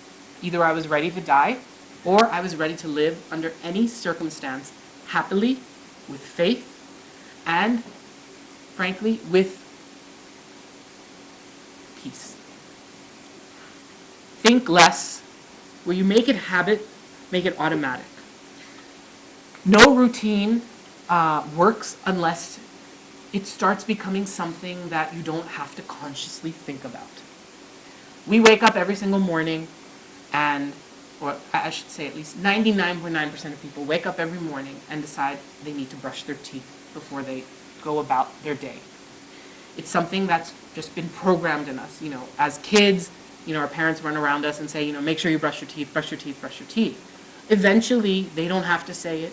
We don't have to be reminded. We just brush our teeth. We are giving ourselves that 1.5, 2 minutes a day, no matter what else is going on in the rest of those 23 hours and 58 minutes of our life. We are devoting that time every single day to doing the same act. Why can't we do that for the rest of our ailments, health issues, anything else? Why can't we make that part of our routine? If brushing our teeth, if we don't brush our teeth one day, it's not going to kill us. Similarly, with our health, we think, aaj nahi kiya, kal kar lenge. It doesn't work like that. Routine is a routine because no matter what the circumstance, we continue to do it. And it becomes something that we can't do without. So the last step that sort of this goes into is this sort of full embracing of faith, where this is sort of the act of finally sort of letting go. That you've done all your work, you've gotten all this knowledge, you've done it with discipline, you're following a routine, and now, no matter what happens, you're fine with it. I say this again and again, but it's one of the things that resonates most strongly is that you only start living once the fear of dying disappears. And for that reason, you have to believe that whatever that you're doing is going to have an impact in your life. Whether it changes your life, that's up to you to decide. And that's up for you, that's up for debate. But you have to believe, and you have to believe in it faithfully. Then it becomes this level of sort of, a lot of times people's faith gets, the boat gets rocked. That, oh, I thought this was working, the scan is now showing this. Or, oh, I thought this was working, but now, I'm losing weight dramatically. In my case, there were a lot of complications even during the time frame that I was in the village. Even after leaving the village, I had a successive number of scans every 3 months telling me that my cancer was coming down. I went from stage 4 to stage 3 to stage 2 to stage 1 to the point where I just had cancer left in my spine. Even the origin of my cancer in my stomach was no longer there. But still, even at that point, my faith was being tested. Because as we start getting better, we start immersing ourselves back into our lives that we had left behind, or that perhaps we just paused and said, we'll get back to it once we're better. Now, in my case, I went to extremes, obviously. I literally left my previous life, country, work, family. I left everything behind. And, they were discussing this previously, I literally moved to the jungles. It's not a metaphor where you can just say that's my next step is, I want to, go to the mountains or go to the jungle. I literally lived, in isolation for 18 months. But it doesn't matter how far you go away, you still are part of a society, you're still part of a world. It might not have been you guys, but it was Sakshi, my cow, Ganga, my cow. It was the farmers, it was the plants that I was taking out and consuming. It was Mother Earth. Mother Earth is still a character in your life. She expects something of you and you expect something of her. So the last sort of part of faith is sort of praying. And when you close your eyes, you find peace in solitude. This can come through meditation. This can come through active meditation. This can come through so many things. For me, one of the most healing things was song. Whether it was me singing in the hospital, bhajans that I didn't know and that I was reading off of my phone, or it was me singing to the cows and them actually looking forward to it. And whether it was my mind telling me that they enjoyed it or they are actually enjoying it, it didn't matter because it was something that was coming from within. And so I want to speak now in terms of more sort of, I want to just sort of do a general givens about any journey that we're on as seekers or as patients. We must learn and then actually let go. Saying is very easy, doing is next to impossible. But it is the crux of going through any challenge, is learning that the end result does not matter as much as the journey towards whatever result that lies ahead. Accepting realities and that no matter where it takes us, we're okay with that. Challenges will always be there. Embrace them. A negative attitude is not going to add one day of higher quality of life to anyone's life. But embracing a challenge in a positive light might perhaps reduce the time that you have, but it never will never reduce your quality of life. Finally, preparing is different than predicting. And this is very important because we are, a lot of people say that, I have this, I have diabetes. I'm ready for it. I'm prepared. I've taken all the steps. So this won't happen. You know what? There's no guarantees. And no matter how much you prepare for something, you can't predict the future. There are too many things there are too many variables in life. And we are constantly evolving. We are constantly changing. The world is constantly evolving. The world is constantly changing. So how is it possible that we expect things to turn out the way we planned them to? It's just impractical. So I'm now going to go sort of into what for me has been sort of these 5 steps that now I embrace on a daily basis, no matter whether I'm in Delhi, I'm in the village, I'm in the hills. Every morning, I start my day at 4:30. Like clockwork, my meditation begins. Whether it's on the rooftop of the Gaushala, or it's in my room while still in bed in a hill station, it doesn't matter. My day starts like clockwork at 4:30 a.m. After an hour of meditation, I'm ready for my active yoga. 45 minutes, no questions asked. That's just how my day starts. Then I go for my walk. My walks become jogs, jogs become runs. In Delhi it's a little bit challenging these days, but still, that's just, I'm giving myself the morning. I basically treat my morning from 4:30 to 7:45 as my brushing my teeth. It's my time. No matter what else is supposed to happen in that day, I don't make adjustments for the rest of my day. This has to happen. And I prepare for it.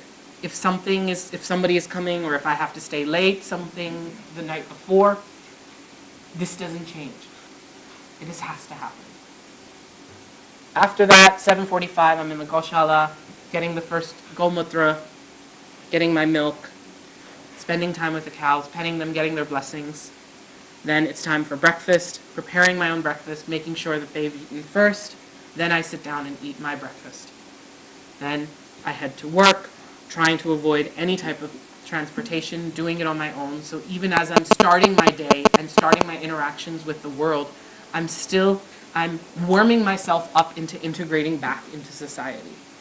Now, this is very easy for me to say. I'm a single guy. I don't have a family. I don't have screaming kids. I don't have, I don't have certain responsibilities that others do. But that doesn't mean that you can't incorporate others into your routine as well. They have a routine as well. So if we are a community and we're supposed to be helping one another and supporting one another, we have to find a way for our individual disciplines to match together into a routine that works for everyone that's involved. The rest of my day is work, preparing, eating my lunch, working some more, walking home, preparing and eating dinner before sunset, evening time, spending time again with the cows, and then meditation, and then going to bed.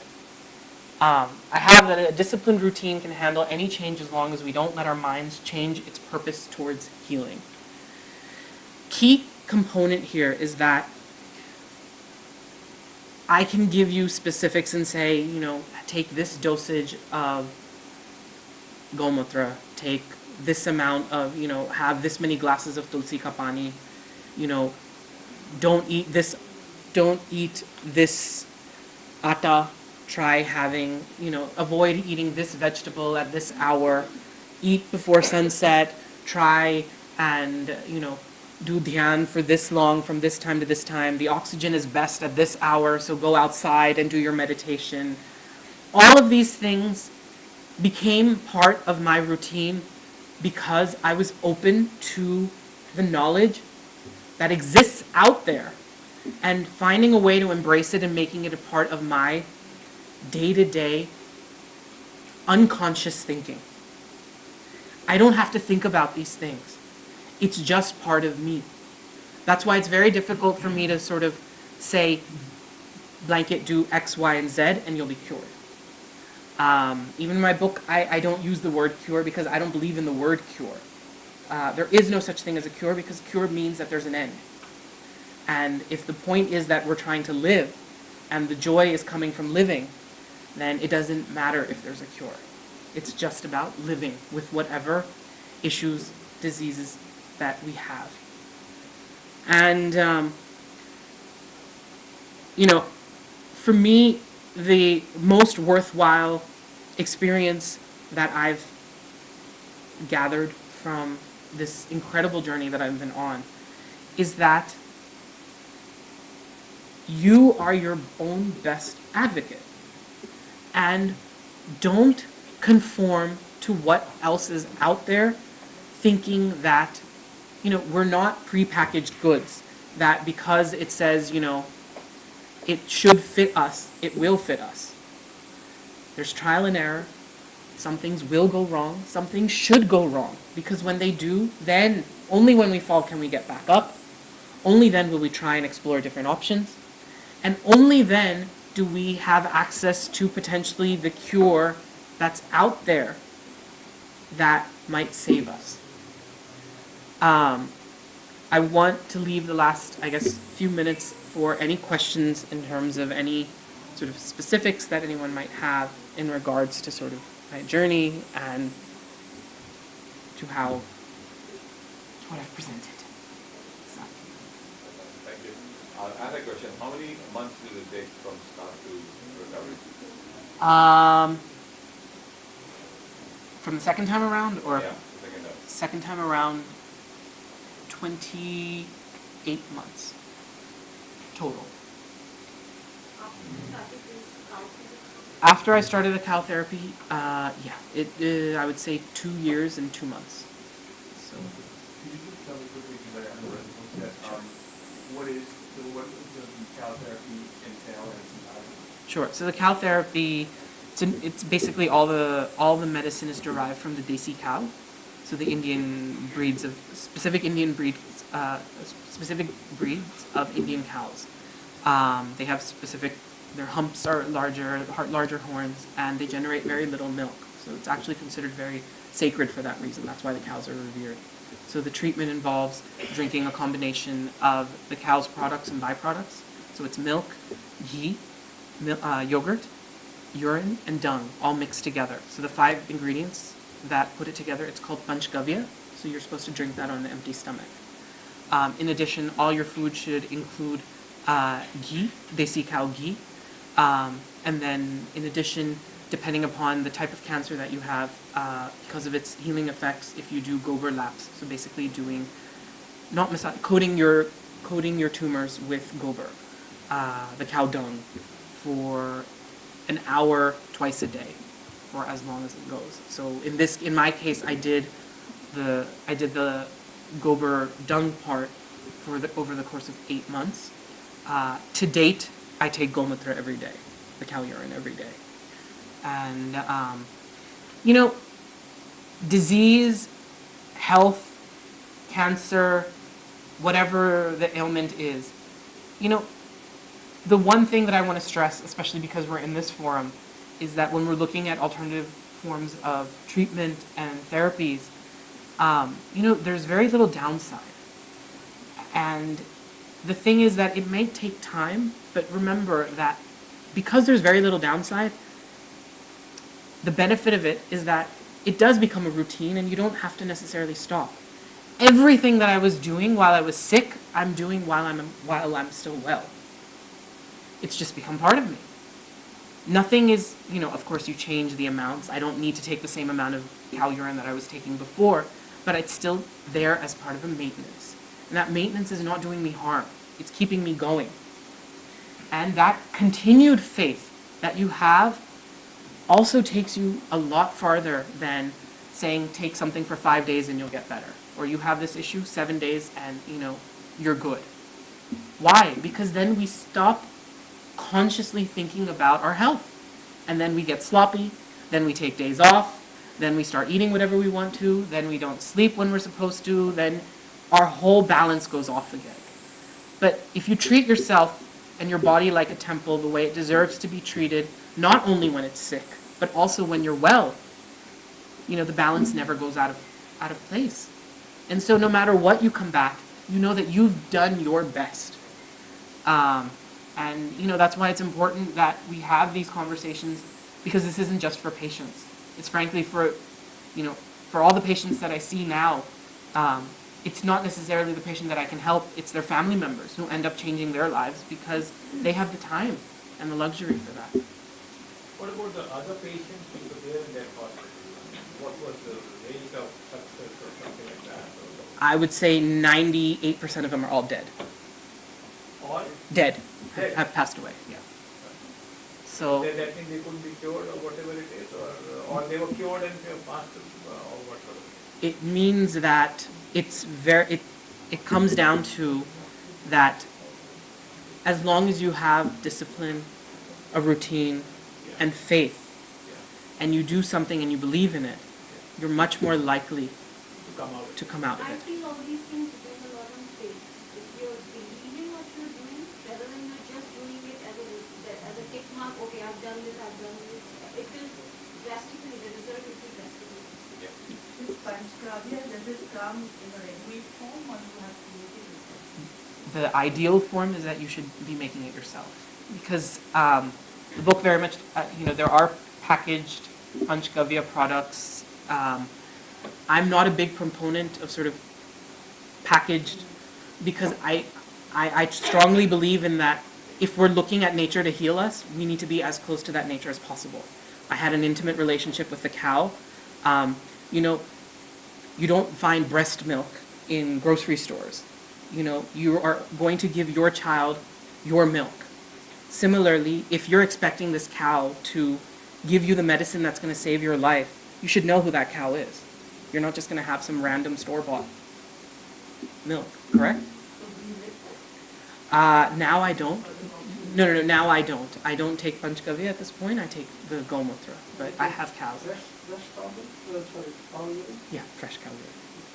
Unfiltered, especially because I know who the cow is. So I know what she's eating, what she's consuming, how she spends her day. I know her body. It's the same way that a mother knows how much the child needs. You also develop the relationship with the cow. You know how much your body needs. A lot of these aren't exact sciences. Even exact science isn't an exact science. For For someone, 10 cc's of one medicine is not effective. They need 20 cc's. Similarly, who's to say that 10 mLs is enough? For me, I needed 8 mLs. For someone else, they need 12 mLs.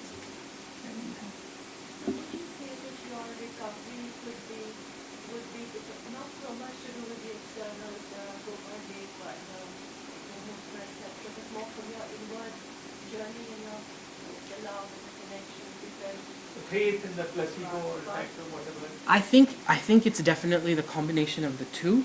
I think you can't have one necessarily without the other, in the sense that there needs to be an external catalyst that perhaps internally puts you into overdrive, and vice versa. That perhaps that needs to be from within, and then there needs to be something that permits the outside world to sort of be there for you to sort of.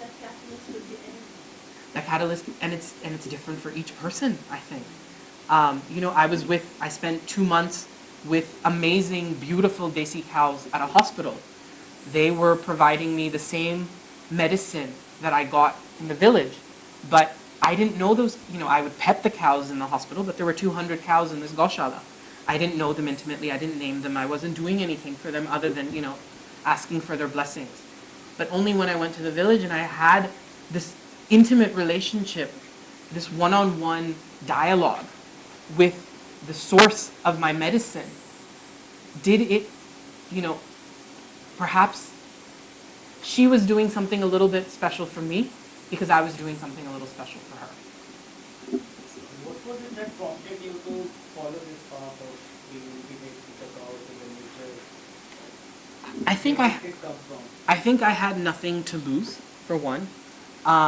And also curiosity has always gotten the best of me. I've always followed the road less traveled.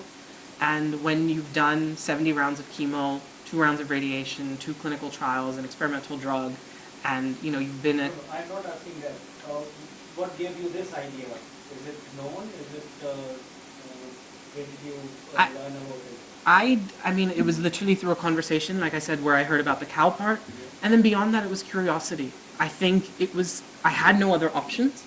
But I also said, what could hurt? There was no downside. And I think when you embrace it that this might be 11 days, I went in thinking 11 days. And I also didn't go in looking for a cure. I went in saying, I'm going in for this experience. Whatever this experience teaches me, I will take something from there. Beyond that, it becomes then something that, all right, what sort of kept me going was that I was feeling better. And it wasn't I was feeling better and that this is going to save me tomorrow. I was just looking at it that, okay, today I woke up, I feel, if not the same, maybe a little bit better than yesterday. So that keeps me going another day. But the next day, if I feel like crap, I'm not going to give up. Because you know what? I've committed myself now to this. I'm going to see it through. So with that, let's come to the end of this program. Amit is going to be around. We have another speaker that we have to accommodate, and we got time to notify, so that he has to leave some other appointment. We have cut short in time. He is a genius, so he will figure it out from us below the value that we will know. But Amit, thank you very much. Please hang around, because at the end of this speaking, there will be thank you. Well done. Not only the talk, but what you have accomplished to yourself. So please help me to welcome Stephen Rudolph. Stephen is a very dear friend. Some of you heard him yesterday a little bit about his other talents. He's been in India 20 plus years, exceptional individual, and he's gifted with a lot of talents. He's going to talk a little bit about how to identify your natural gift. And because I think it's very important in life to A, figure that out, and B, use that to your maximum capacity, but that keeps you in harmony with yourself, and that ensures good health. One of the disconnects in life which causes illness is when you're not operating your full potential. Yeah, you're not being who you are. And so with that, Steve, you're looking great. I love you. Good stuff. I think if I'm going to be the last speaker, I need to use every tactic I can. Thank you. मैं आपको स्वागत करना चाहता हूँ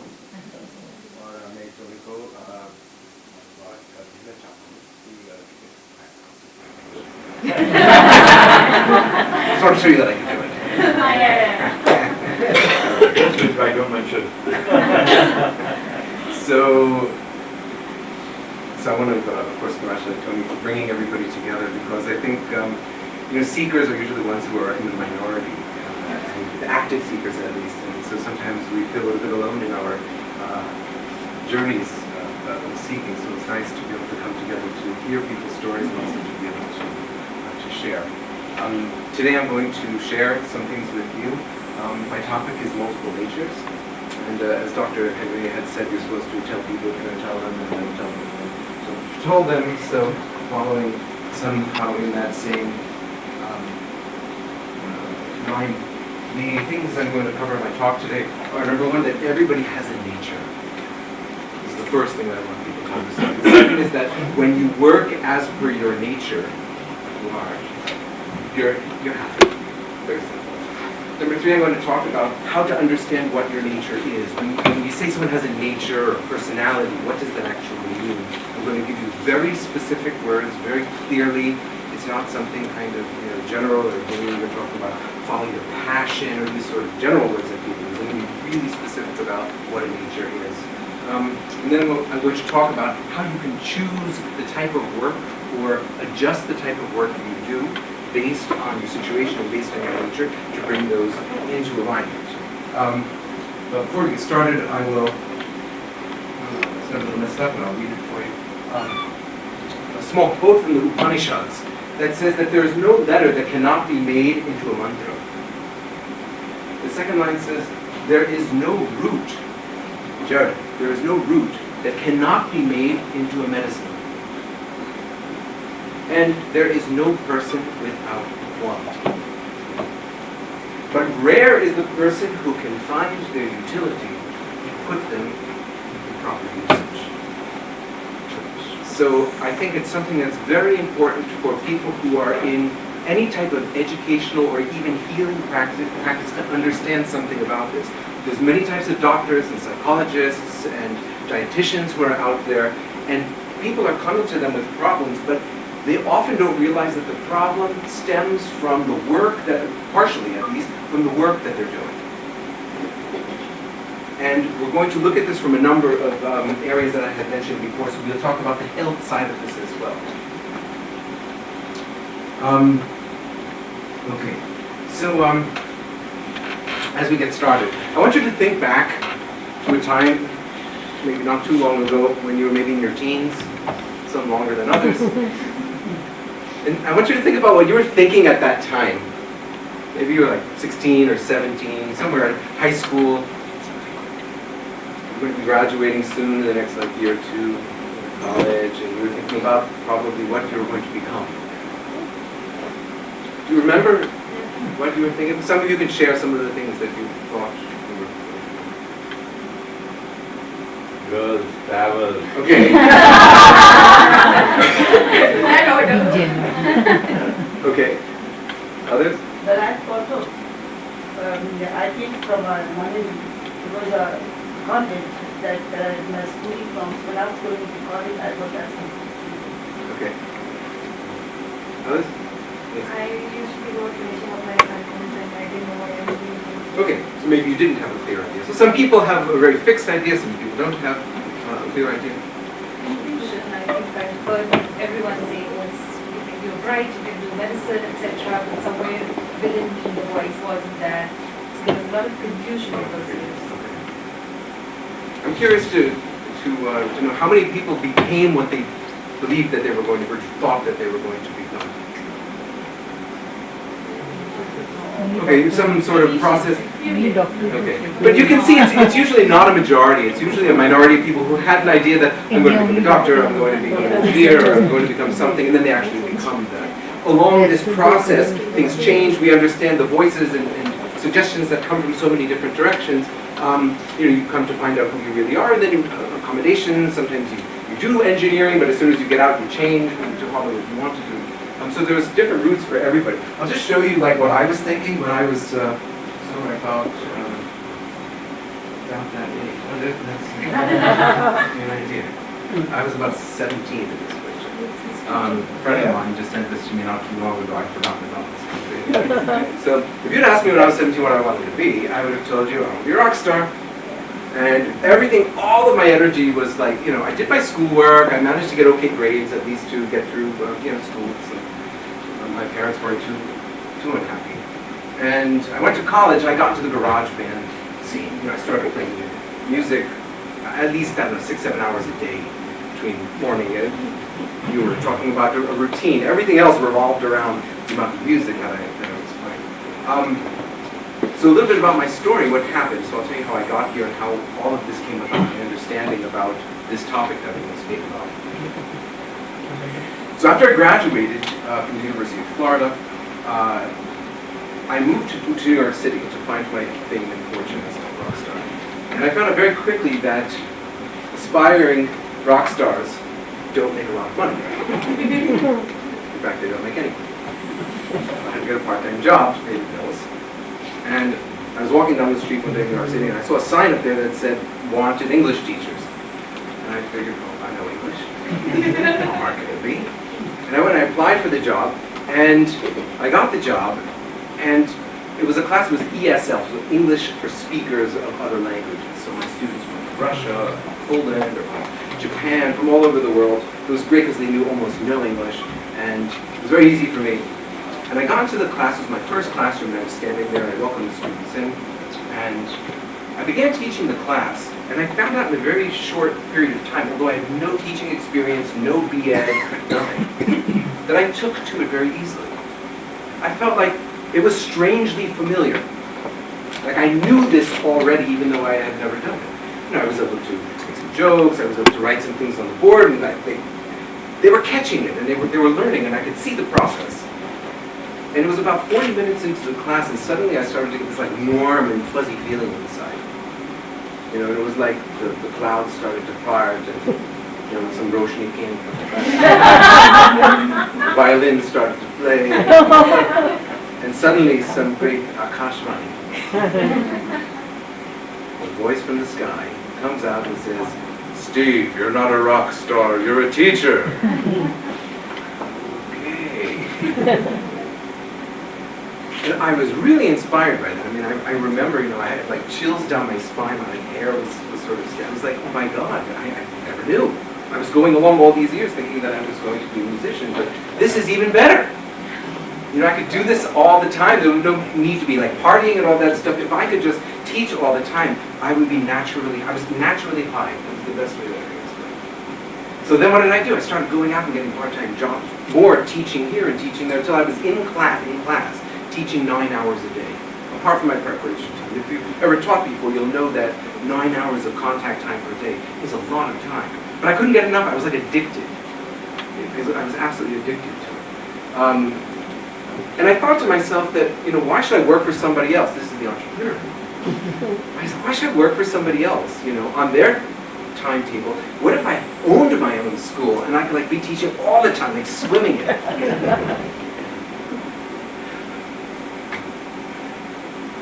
So then I said, okay, that's what I want to do. I'm going to open up a school. And at that time, I met a gentleman named Rishi Pal Chauhan. This is his brother who's here, Dr. Smartap Chauhan, who I'm sure you all know. He's a doctor. And his brother was in New York at the time, and a friend of mine introduced him to me because I was reading about Indian philosophy, a little spirituality. That spiritual thing was also going on the side. And I told him about my dream to open up this school. So he said that, okay, why don't we do it together? Instead of opening the school in New York, why don't we open up the school in India? So after a few years, I got a master's degree, and I decided to go forward with it. And voila! We founded the Jiva Public School in the house of the Chauhans, which I lived for 12 years. The school was also there. The Ayurveda clinic was there in the basement, and with 8 children on the first day. And today there are about 2,000 children in the school. You see them right now, and although I'm not going to be able to get into the details, we do some really great stuff with them in Freeport, Section 21. We do Svadhyay, so every morning the children are focused, thinking about their day ahead. We do something which is called the SOE Self-Others Environment, so they write and they discuss daily about themselves, their own personal journeys, their relationships with other people, their relationship to the environment that they're in. And another program which is what I am going to talk about today. Ayurveda is another thing that they do. So all the children know their prakriti, they know whether they're vata, pitta, kapha, or any combination of those things, they know which diets they're supposed to be eating. This is all built into the curriculum that we do. We do a standard ICSE curriculum, so they're learning the other stuff, but side by side they're learning these things in parallel. So that's the public school. So this is kind of where I got into. That's the first part of my talk. The second is I'm going to move now into something a bit wider in terms of its scope. The idea of flow. Have you seen this image before? Yes. There's a movie called Thrive. I don't know if any of you, a documentary, if you've seen it. It's called The Torus, T-O-R-U-S, Torus. It's an archetype of energy movement that we find throughout the universe. The Earth's magnetic field looks something like this. Even the magnetic field of the heart looks something like this. So when the energy is flowing, it's going out and then it's coming back in, it's recycling, it's coming back out again, and it's almost like a fountain, a recursive fountain that keeps flowing over and upon itself. Very powerful archetype for the movement of energy and for the idea of flow. You might have heard of Csikszentmihalyi. Most people haven't because his name's too long and I can't remember it, but they do remember his theory, which is called the flow theory. If you just look up flow, you'll find him and you'll find out his amazing work. He's talked about this. He's talked about this concept of energy flowing through people, and when you're in a certain state that you're doing something that is according to your ability, the type of challenge you're doing and your ability, and you're in that zone. Have you felt that before? Doing any kind of thing that you're like in the zone when you're doing it, you kind of lose track of time and you're absorbed in it, you don't feel hunger. What is that thing that you do when you feel like that? I will be Physics? doing that. I am that thing. I am doing that. But is there a specific activity that you do when you're in that? I mean, for some people it might be meditation, for some it might be drawing or painting. I used to be like when Surfing? I used to design. Okay, so for different people it's going to be different things, but nonetheless they sort of feel that they're in sync with the world, right? And so it's a really fabulous concept for both the idea of work as well as for health, because when our body is in sync with itself, then the energy is flowing through in a very efficient way. This is what health ultimately is. When you've got a blocked artery, so the energy is not flowing through. When you have a pinched nerve, the energy is not flowing through it. So most problems that we find can be traced back to some sort of blockage of a flow of energy. It can be treated. It can be treated with massage, it can be treated with medicines. But we're ultimately looking to get this flow going. So it's a really critical concept with respect, energetically, with respect to people, and I'm going to make this connection between people and the work that they do. Okay, I'm going to switch the topic to another word that everybody knows really well in India, and it's rase. Brashtacha.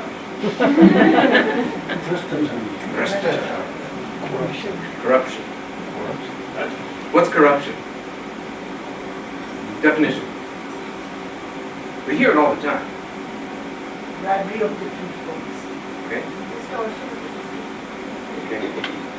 Not doing what you're supposed to do. Oh, these are all. Not doing what you're supposed to do. Yes. Which is not agreeing with you.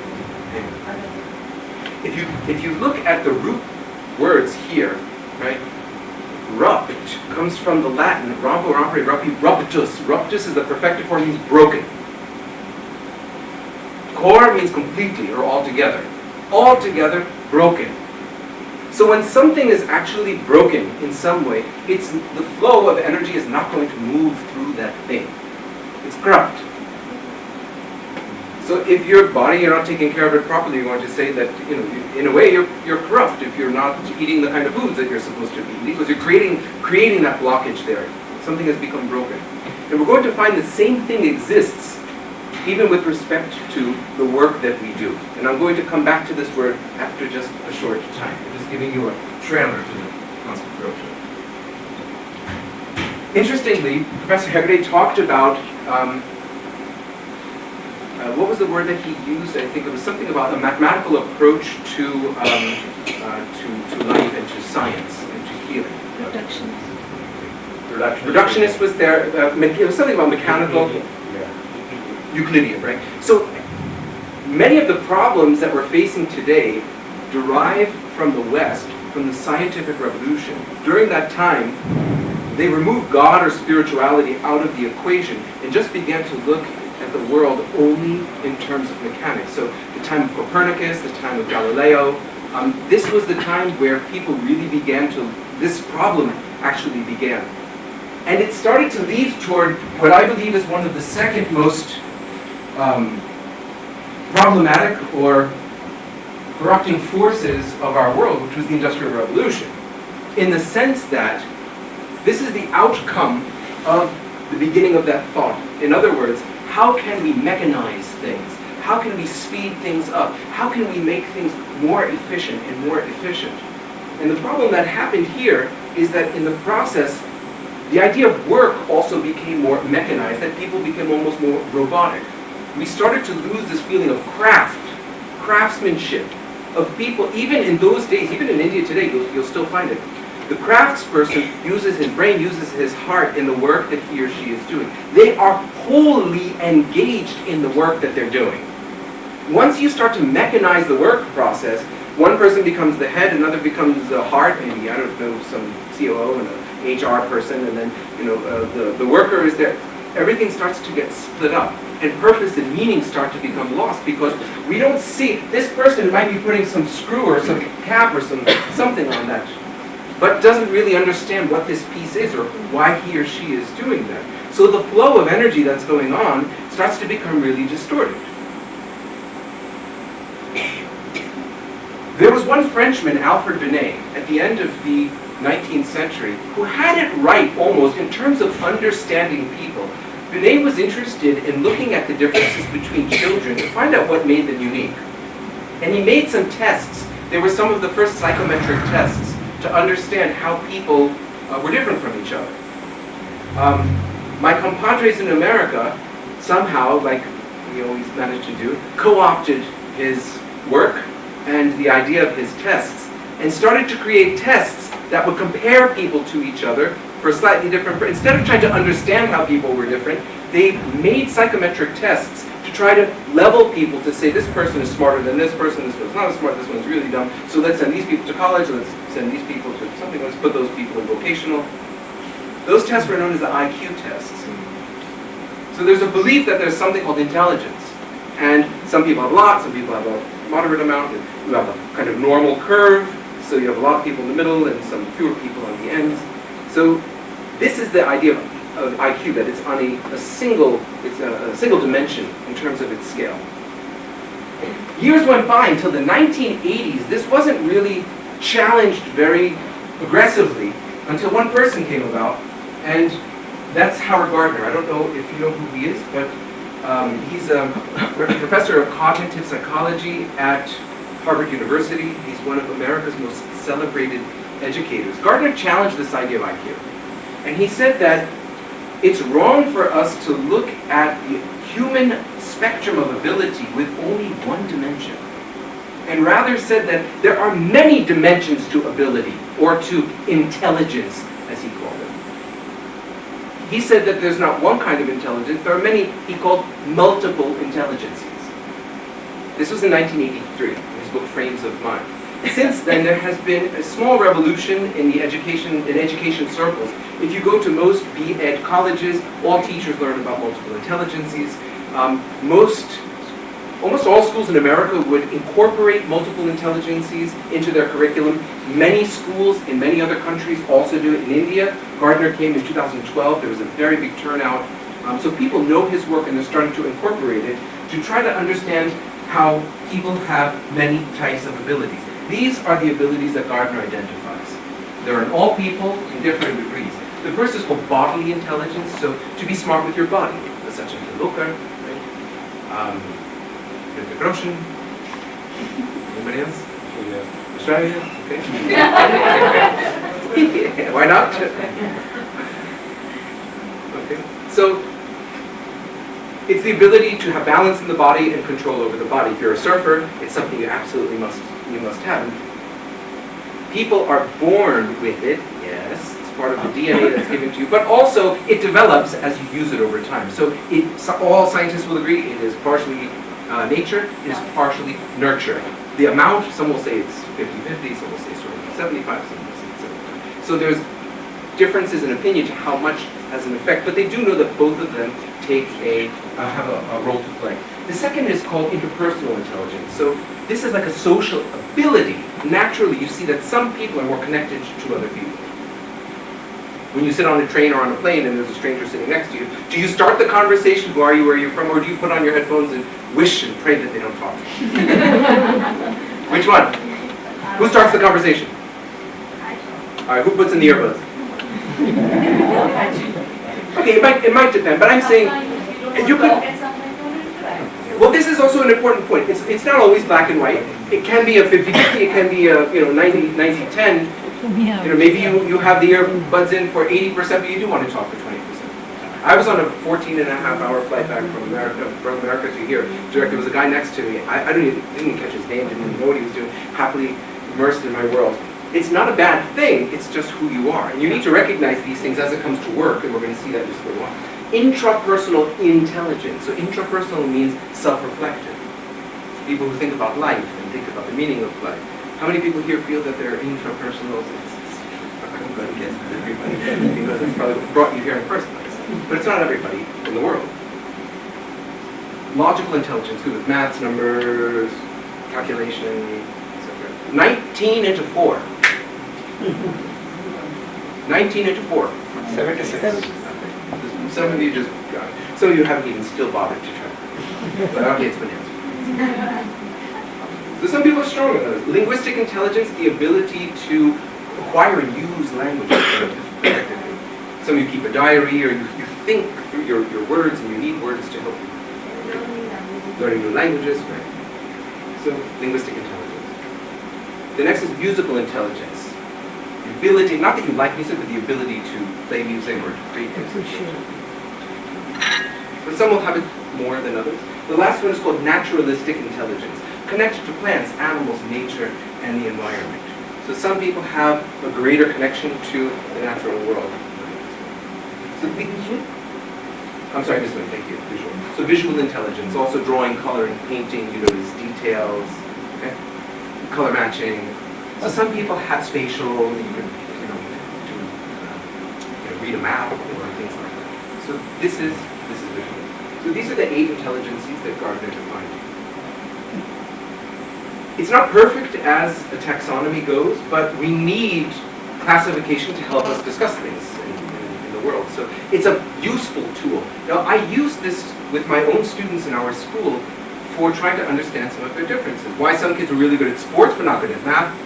Why some students were really good at, let's just say, music and linguistic. They could write lyrics to things, but they weren't very organized or something. And so this helped us to define children really well. But I ran into a problem when it came to jobs and careers. How do I guide these children only on this basis? And I felt that as a tool for deciding to become a lawyer, or to become a chef, or to become a comedian or a doctor, I couldn't exactly use this effectively because, I don't know, somebody who was bodily could wind up being a bodyguard, or they could also be a dancer. But they're really different from each other, right? Or maybe could be a massage therapist. Now that's something else that's different. So in the process of my own research and analysis, I looked into Western psychology, but I also looked to Vedas, and I looked into Indian texts to help me understand about this idea of there's something else at play. Like I knew I loved to teach. I knew that one of my partners loves to organize things. I knew that somebody like Dr. Chauhan is a great healer. So I used that as a basis, and I derived my own model, which is called multiple natures. And what I'll do is I'll keep these side by side. I'll save a little time so we can see them both. So these are 9 tendencies of people in how you tend to act and how you tend to behave, especially with respect to the work or social connection or social interaction. So the first one is what I call a protective nature. This is the tendency to prevent harm, loss, or injury. There are some people who you might see them, put on your seatbelt, don't drive like that, follow the rules, they'll cross-check numbers and things like that. So you see a protective nature. The next is an educative nature, the tendency to teach, to explain, to help people understand something. So some people, you ask them directions, they'll go on for 10 minutes, even after you're like, okay, no. He just can't stop himself from teaching you. It's like a drug, and it really is like a drug, which we'll see just a minute. An administrative nature, the tendency to get work done. Your to-do lists, your task lists, you're organized, you have calendars, so some people are a little bit more like that. The next is the healing nature. So this is the tendency to help people out of pain. People with this nature, they can project themselves into another person, they can sense their imbalance where it is, and provide the missing component to help them back into a state of balance. Whether it's a touch, or whether it's some words, or some movement of energy, they know what it is. And we're going to see how these connect again in just a minute. Creative is the tendency to ideate, come out with new ideas. There are some people who are like fountains, lots of new ideas coming out of them, constantly creative types, they say. The next is an entertaining nature, the tendency to attract attention and to amuse other people. And we know that there's some people who thought that are good, right? Entertaining. Providing nature, the tendency to give, help, serve, provide, or kill out, or some people have more. And there's some, and you see them. There's some people who they themselves don't eat, but they'll serve other people. And there's other people who they want to sit first, and so some people are more providing, giving, helping. Entrepreneurial nature is the tendency to create or extract value. It's not about just risk-taking or about making money. It's about understanding how to create value or extract it. A lot of time is spent to come up with this definition. But you'll see people who are like that. He's a fabulous example. He sees this opportunity, then he brings people together about this idea. So he's creating a value for all of us that's revolving around health and healing. So it's an entrepreneurial nature ability. You can't stop yourself from doing it. It just comes naturally. The last is an adventurous nature, the tendency to take risk or to do something a little dangerous. And some people have more of that than others. They get a rush from doing things, riding a big wave, or right? It could be something physical, or it could be traveling to some distant places, or with money, right? Playing the stock market. Yeah, I hope they fall into the category now. Yes. So there you have a matrix that can be used. It's really beautiful. And I'm not even going to tell you how to do it. You're going to do it automatically. If I give you a job like a bodyguard, on this side, which one's going to be most important? Okay, from that side? Okay. What if I say a psychologist, psychiatrist? From this side? Okay, yeah, you have to connect with them, don't you? And then? Okay, most important? On this side, one more. Yeah, right, because it's reflective. You have to think if you're going to. On this side?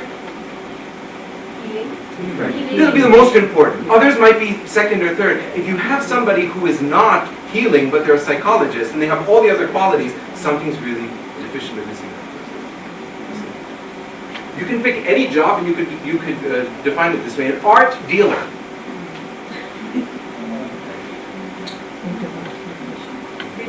Right. They have to be able to see a fake one from a from a real. From this side. Must be entrepreneur. They got to wheel and deal. You got to sell that MF Hussein and make a big profit, right? So you can keep going. What about coming back to healing? What about a massage therapist? Different from bodily and healing. Maybe some of that interpersonal should be there. Airlines hostess, air hostess. Interpersonal and providing. They have to have the same. Too many of these young girls, they see the girl with the topi and she's got the little trolley going in the skirt, right? They become an air hostess, and next they find out, when there's coffee chahiye,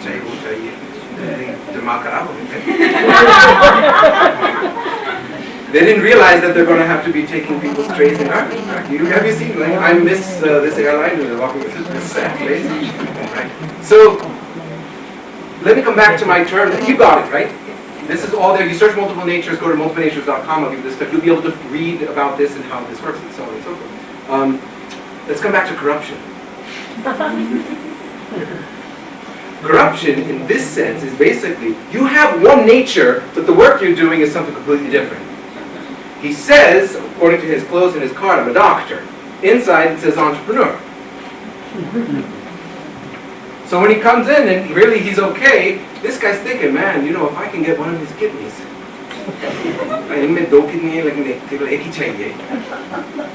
There are kidney rackets going on out there. We're thinking, how is somebody possibly thinking to take out someone's kidney and sell it? Or to put in extra stents when they don't need them?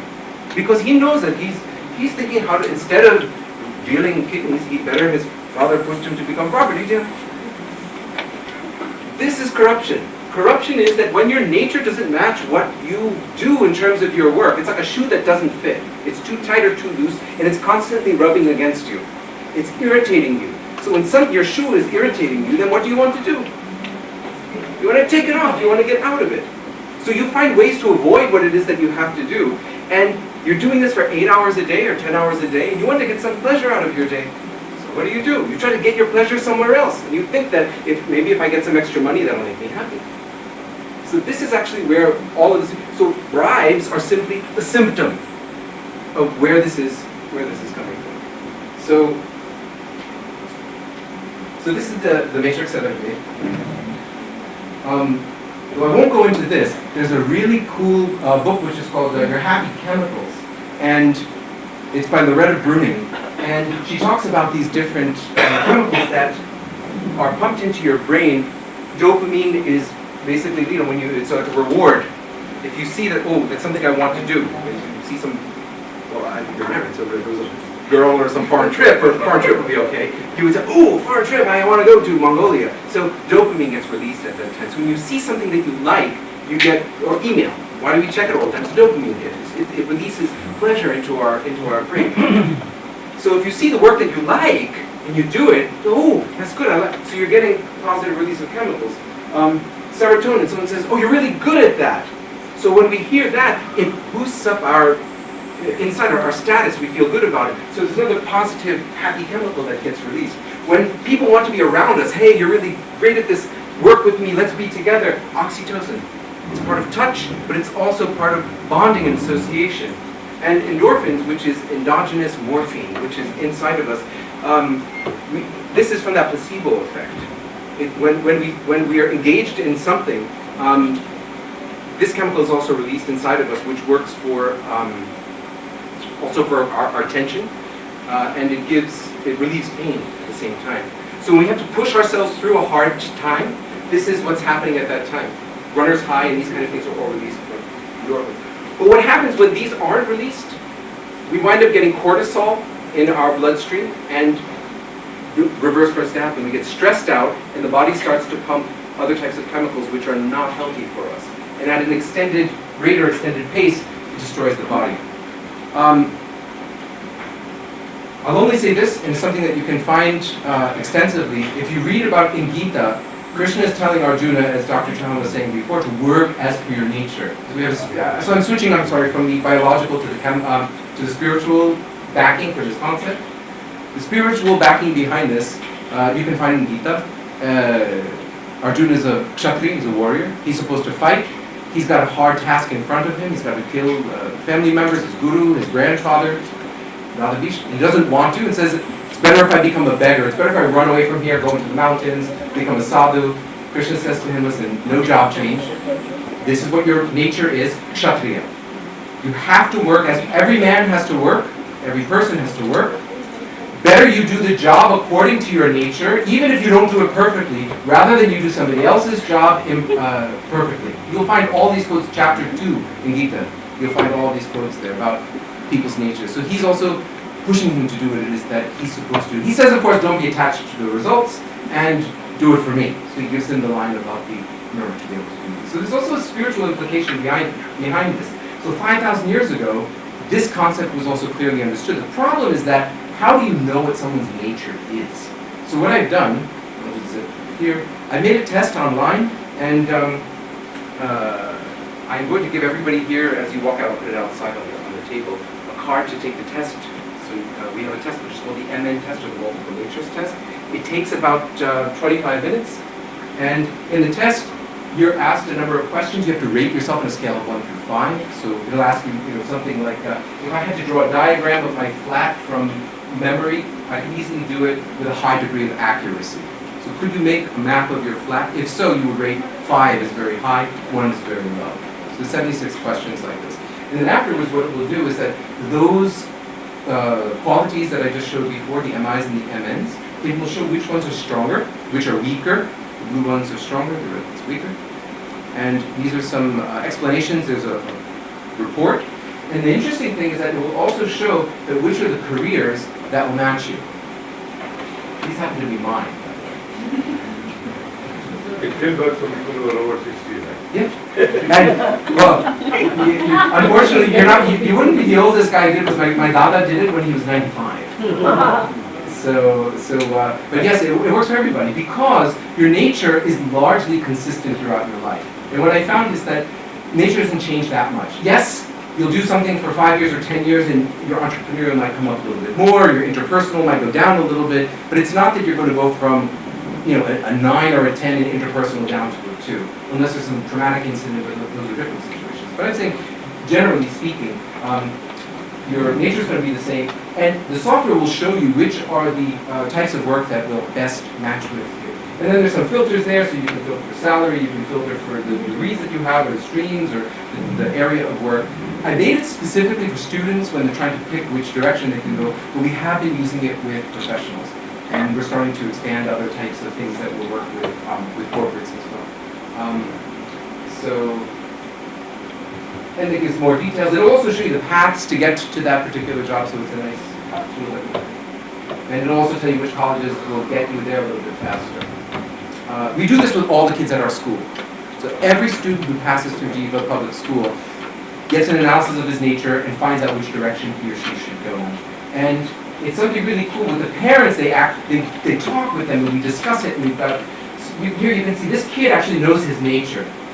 And he's talking to his father. You can see, I love that just look on his face. He's like some jowling papa. He doesn't look so happy, papa. But eventually they realize that, listen, we're all in this together, and it becomes a collaborative effort. And that's really the cool thing, is when we realize that there's no right and wrong answer. Everybody might have a part of the puzzle, but the righter person is the one who understands the nature of the child. Whether it's the child, sometimes the children are wrong. They want to be a cricketer, and they don't have a chance in the world. So maybe, Taoji's right if he's suggesting something else, but whoever knows the child's nature best is the one who's going to be right. I've written just a small thing. This is the game of life. That one, I was driving and I saw this woman, and I was just imagining, I don't know if you know the game of life, but the game of life, a very American game like Monopoly, the game of life, whoever makes the most money wins. Right? And Monopoly's even worse. It's like whoever makes the most money and bankrupts everybody else wins. And what's neat about that is that the most popular game in America, and that's actually what happened to America in 2008. It's what happens when you play that kind of game for 60, 70 years. So I wrote a blog piece about this, which if anybody would like, you can probably find it online. It was for one of the magazines. I made a board game, and I've got it outside here. It's called Career Master, and it's based on the Indian concepts of Dharma, Kam, and Moksha, and it also uses the multiple natures concept. So the winner is not the one who makes the most money. You have to have at least one coin, which is like 1 rupee. You have to be in the cash flow positive, but just by 1 coin. And you have to, you progress by understanding your nature better through the game. So it's a really cool, different spin on the. I've written a book which is also outside if you want to have a look. It's called Solving the Ice Cream Dilemma. The ice cream dilemma is essentially when there are too many choices for jobs, how do you make a choice?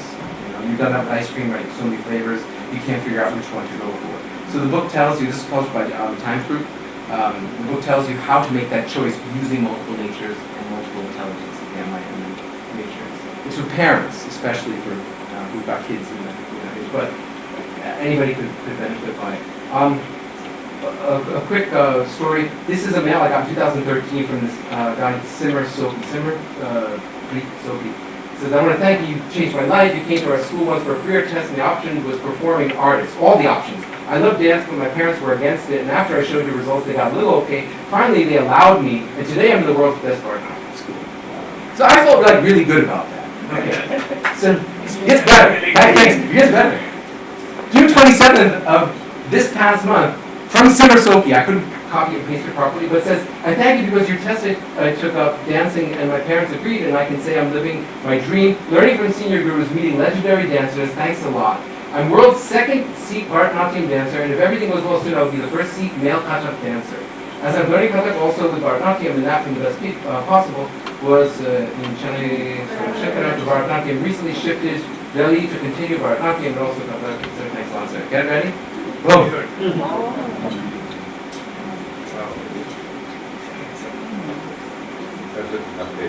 Very good. So there are many success stories like this. I get them all the time. Sometimes a chat message will pop up. Sir, I took your test. Okay, what's up? I'm an oceanographer or something. Okay, is it good? I love it. And then I go and I look up their nature, and sure enough, it's like bang on. And I also get people who come back, and then they want more advice, and then I find out that they didn't listen to me. Last example is Prithvi Joseph, a guy who the father had passed away, and the mother wanted to push him into a BPO, but he told me he wanted to become a baker and make like artistic cakes. So I saw his nature, and it looked like it would be okay, and I encouraged him and told his mom, okay, it'll be all right. And that's a cake up there, by the way. If you look at the laptop, it's edible. He makes the most unbelievable. His site's called Cake Ecstasy. If you look him up on Facebook, you'll find him. And he makes cakes to order. This is a couple years ago. Since then, his most expensive cake he made was 30,000 rupees for a single cake order that he bought. And he started from zero, from nothing. So these are examples of kids who otherwise would have just been pushed through the system, who are out there really living their dreams. So there are a lot of people like that. Okay, I'm finished. My summary, everybody has a unique nature. MIMN is a helpful framework that anybody can use. You could all take the test. You can have your kids take the test if you want to, or friends or colleagues. We've done this with lots of people from all over. There's my contact details. I'm just going to need to get the cards, which are in my bag, passed out. And they're all available at multiple pages. Multiplenatures.com is the site where you can take the test. And the other sites will just tell you details. Jiva, our organization, does Ayurveda also, but for this purpose, my personal site also has more details about workshops, lectures, so on and so forth. Very good. Thank you. Thank you.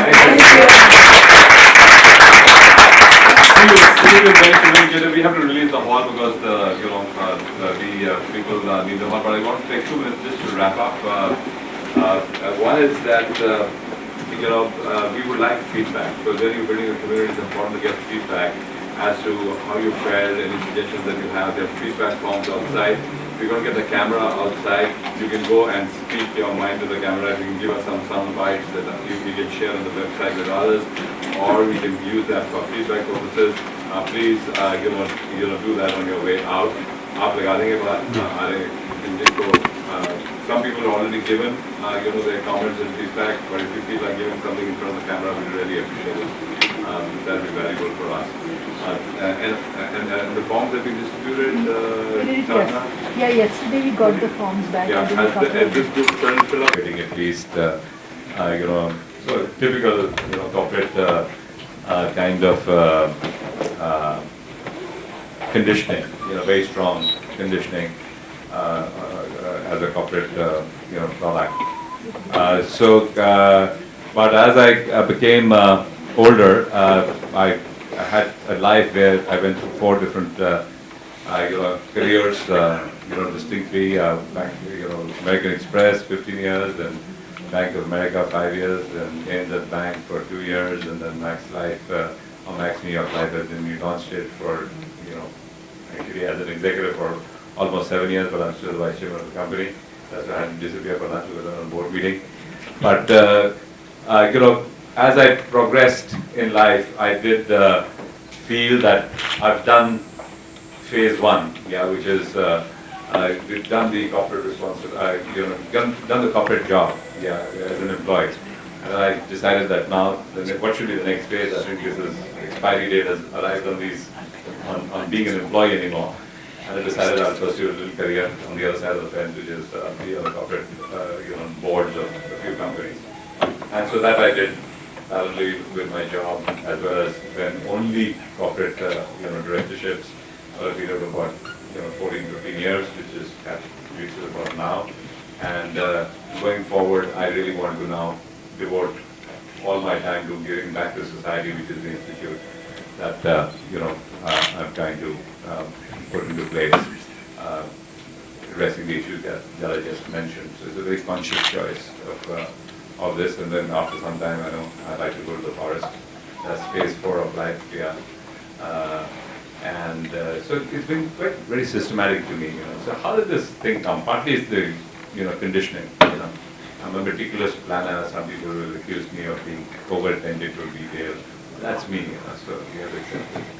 And I'm trying to change, you know. And this institute is a different ballgame altogether, yeah, because, you know, you don't have the command and control structure that you have in companies. You no longer the CEO.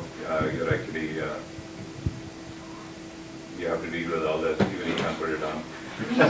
Electronics, I don't move. Arijit's got a theorem on this. It never works perfectly. It never works. Okay. So, you know, it's been very systematic for me in terms of planning my life. So, when I was coming to the end of my career, I've been very lucky also that never made enough money in salary, yeah. But somehow, you know, because the companies got sold and stock options vested, we got a tailwind, yeah. It's all on the net, so you can see all my, you know, the numbers there. You know, nothing to hide. So, you know, that's how God really rewarded me for whatever I must have done. And that gave me the luxury, yeah, quite frankly, because you have to be able to afford spirituality also. Gave me the luxury to do a lot of things that I wanted to do, which I didn't have time for before. So I just had to pay the time. That's it. Just resign the damn company. They, you know, Varun. Fortunately, you know, they wanted you on the board. So I said, okay, you paid 2 times the money for the number of hours, you know, but work 1 tenth the time. And you're getting paid the space for yourself. So I've been having a ball, quite frankly, for the last 10 years, doing all the things I want to do. So I started traveling, which I think is a great leveler, which is a great educator. So I've traveled around the world. I've been to the top 10 communities in the world. I've seen a lot of healing practices. I've been to the Mega Institute. I've been to Iceland. I've seen Brian Rice personally. Met him. I met 10, 12 of these big guys. I know them personally at a personal level, and I really enjoy, you know, meeting with them and learning from them and so on and so forth. So so then when you see all this, then you start asking yourself the question, so what is my purpose in life? You know, those are the 4 important questions. Yeah, who are you? Why are you here? Where are you coming from? Where are you going? Right? You can figure that out. You've got to sort it out substantially. Yeah. So I started paying that equation a little bit of attention about 4 or 5 years ago, and the clarity came to me pretty fast. And I've got a daughter who is very spiritual. We've got a very interesting family, you know. So Varun knows it all. My wife is French. She's heavily doing Jain mathematics, researching Jain theorems and algorithms which nobody is able to explain, written in Sanskrit and Prakriti, you know. So she's busy doing that, looking after her mother in France. We lived here 28 years together. But now we run 2 houses, so I keep going up and down to France. That's my connection with France. And I was looking after my parents as they passed away. Both of them died in my arms. So I've been through the death experience. Robinson, I think, was there when my mother was passing away. And so I was there too. It's quite a moving experience, you know. And then I have a daughter, you know, in the Sufi tradition. She's a Muslim for all practical purposes. Yeah. You know, Priyanka calls herself Pradhana when she's there. She's a Naqshbandi tradition, and she's very loyal to it, and she's serving the poorest of the poor in the Naqshbandi tradition, and she thinks that her path in life is to serve God, and that's the way she does it, and she promotes Sufi musicians around the world in Sufi music festivals. So she's very well known in Nagar and this, that, and the other, you know, fairs and places like that.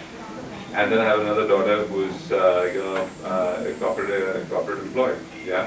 So we as a family have a lot of rub-off effect on each other in different ways, if you know what I mean, you know, which helps spirituality, quite frankly. Yeah, because we always have these triggers to push us to some direction. At times somebody falls ill in the family, just to trigger you to find those options which are, you know, not the usual options. Yeah.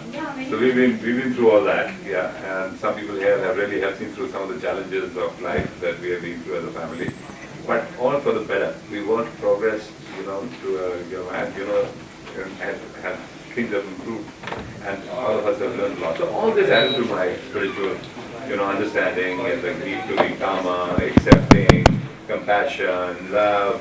As a matter of fact, all my emails now go out with the last word is love, right? And when I first started using it, people in the office were shocked. all my board members, I sent the same mail to everybody. So I think practice, you know, walk the talk, right?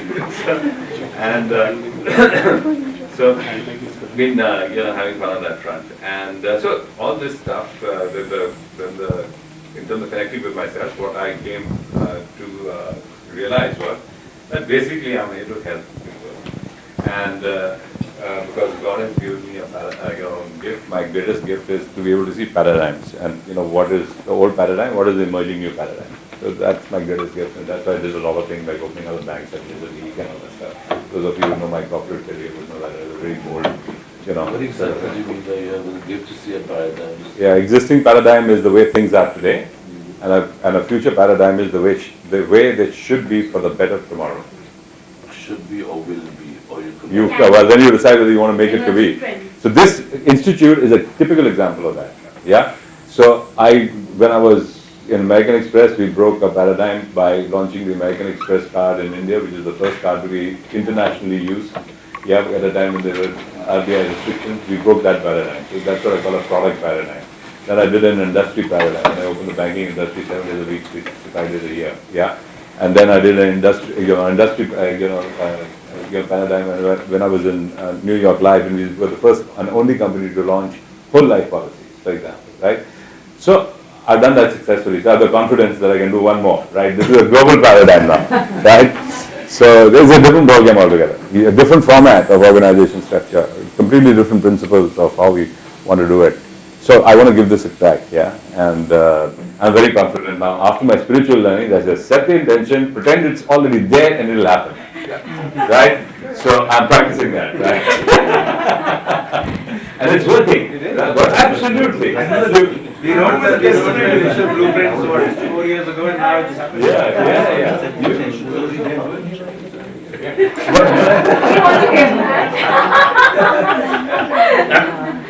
So that's been the journey, and it's great fun. And this has taught me a lot in life. My experience in the last 5-7 years has taught me a lot in life.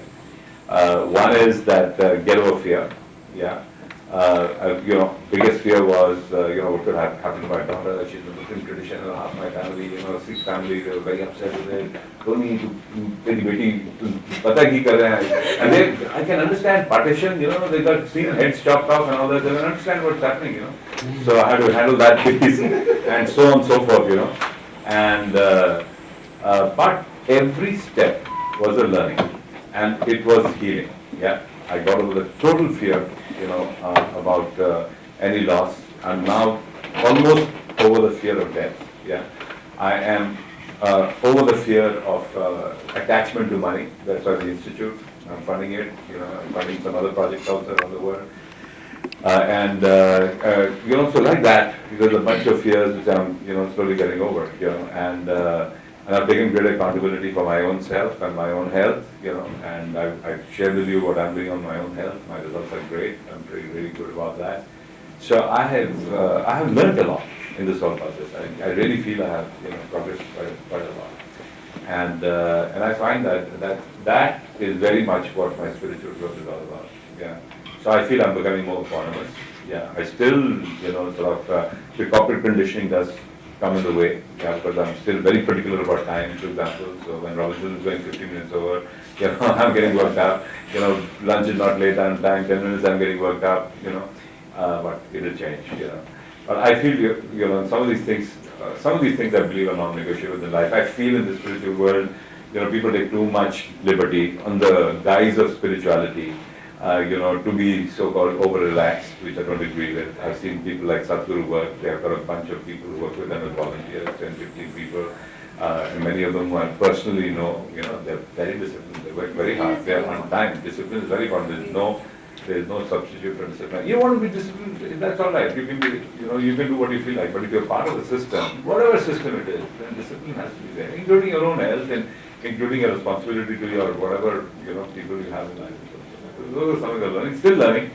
This is a great, fantastic opportunity. What I've learned in the last 1 year here is pretty amazing. Come across people like Swami, Benjamin Capra, Joe Dispenza, and all these guys, and they're just outstanding. So I'm really having fun. And I think that's the bottom line. Yes, that's what you yeah.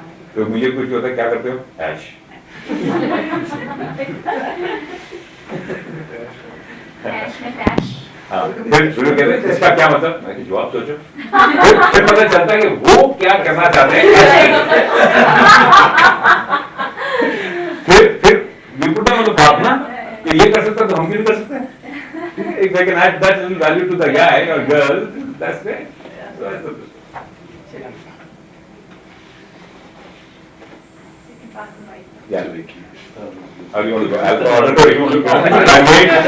So I'm Dr. Geeta Prakash. I work with one of these multinational, hospitals I should say. And I just thought this was a very interesting thing because it gives you another outlook to the same life that we lead every day. We tend to become so mundane in our thinking that we don't look around to see what really life has in store for us. This just took me back to my childhood when I grew up in Simla, when one appreciated the flowers, the trees, the nature, and not only was involved with work itself. So I think it was very interesting a workshop to attend. Thank you. As Varun mentioned, I've known Varun for almost 10 years now. And as Tony said, have been in the so-called production factory since I started schooling. I think have built a successful career, as people would like to say. I've been pretty happy doing so because that's how your parents had laid in the thought process that you have to go and do an MBA, get a good corporate career job. Have been born into Sikh family, so not religion but spirituality I think took from my parents, but somehow lost it while going to the MBA school, chasing those numbers, went on to the path of entrepreneurship, which I feel is where the trigger actually started. So worked in corporate for about close to I think 7, 8 years. So I have been lucky in that sense that escaped from that the so-called corporate job and moved to entrepreneurship, because when entrepreneurship started actually it was more a trigger to kind of see what you can do on your own self, and have been into that for the last 10 years. I think it's a pretty successful company, but now the question is what next, So as most of you were talking about, you have a mental self and you have an emotional self. So I think it's opening by layers right now, and as part of the process, what essentially has happened is I've gone shopping. Robinson was talking about. I've done multiple meditation. I've gone to Art of Living, and I've gone to Vipassana. I've gone to Z meditation. But essentially, I think it's not the question about the practice. And we always like to say that there is an inner corporate world, and then there is a spiritual world. I think so. That's where the challenge is essentially, because what has happened is that you think you're trying to go out, but entrepreneurship, as I said, it was actually an inner journey for me at least.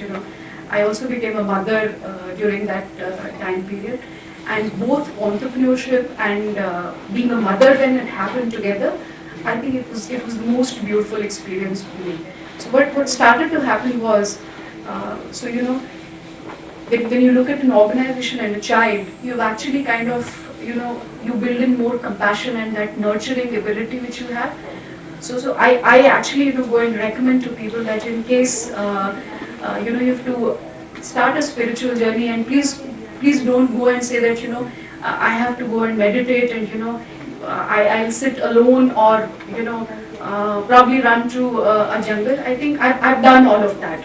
I've gone through the phases that probably becoming a sage, you have to go to jungle to become to be a better human being. Somebody spoke about being a better human being. I also thought doing social work would actually make you more spiritual. Then I thought about you have to kind of go and do donations, that'll make you more spiritual. So you go through all of those the so-called conditioning which the outer world comes and tells you that, this is how you'll be spiritual. So one of the interesting things is that, it's about being your own self, as, many of you were speaking about it. So I think that's where, at least, my journey is right now. It has been an interesting one. I have learned hypnotherapy, but I feel it's more self-healing rather than healing others, because that's the process you go through. So healing is not about others, actually. You have to heal yourself as part of the process, and I think it happens through you. And so it's a very beautiful experience in that sense that while you're out giving to other people, so much comes to you that it's in abundance. So it's a beautiful experience I'm going through. So I'm happy to be here. I'll just share, because all of us, because Shelly and I have been working also together, and we have a small group of people who built this company also, and some of us went. So if one can intertwine these 4 yogas together, your Karma Yoga becomes a lot more pure. And that's what I think is happening to all of us. We are in the Karma Yoga. None of us has yet gone into the forest and ran away. My name is Amit Mahajan. This is an excellent effort and much needed. The whole world of spirituality, which different people defined in various ways, is a very exciting domain at this moment. And it is just the right time to invest our energies in this, and good things will definitely come out of it. Excellent effort started by Tony. All my blessings and wishes and help that I can give is available for that. Thank you. I want to say one thing, because this is something I've been very conscious about as I've been exploring through Varun and a few other things, that at least for myself, who grew up in South Bombay, we were brought up so overtly Western that we were not exposed to anything Indian. Even at Doon, we were 100% wool. Hi Hanita, how are you? Very fine, thank you. So what did you feel about this whole event? Very happy. I feel blessed. I feel this was my calling. I was not in touch with Sadhana for quite some time, and all of a sudden, 3-4 days back, I just contacted her. I mean, she contacted me on Facebook. She sent a message. And I liked that page, and I wanted to see what it is. And then she invited me, and I was so glad and happy. What is the one suggestion you'd like to make as we go forward? Right now, nothing. Right now, I feel very happy and good, and I feel connected. I feel I've learned a lot, and I'm so happy to be part of this. Thank you. Thank you so much. I remember the program, and we sang 2 stupid bhajans which no one understood, and we ate rajma because it was cheap, but everything was Western. Every book we read was Western. We'd written about heats and scones and snow, and we'd look up and a pigeon would shit from Pontry, we'd go back and continue reading as if nothing happened. We were never exposed to anything Indian. We looked down in South Bombay, we were in Jesuit schools.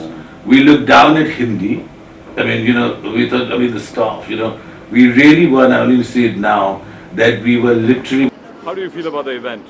Oh, very nice, very inspiring, and I feel like I am again entering school.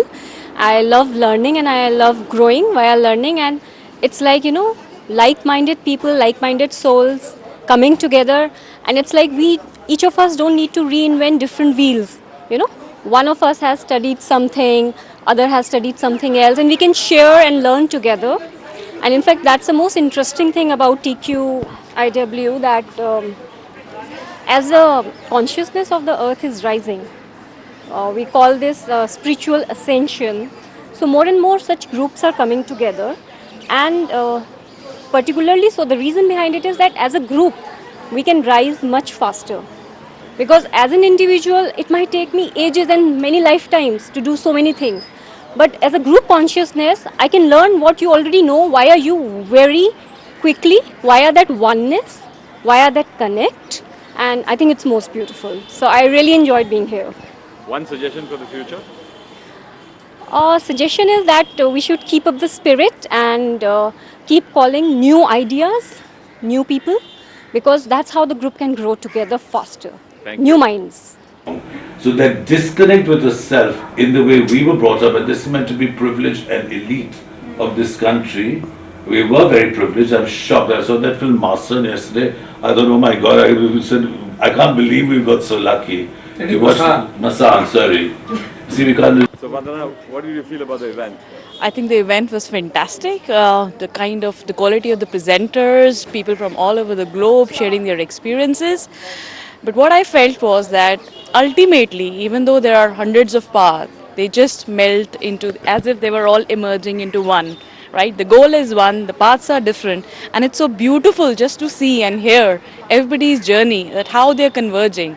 I mean, I think there's no right or wrong, but it's just amazing.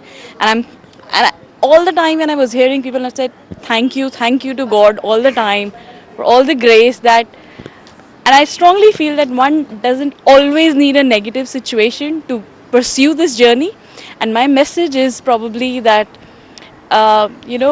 that Kabir ka doha, that dukh mein samiran sab kare, sukh mein kare na koe, jo sukh mein kare, dukh ka kahe koe.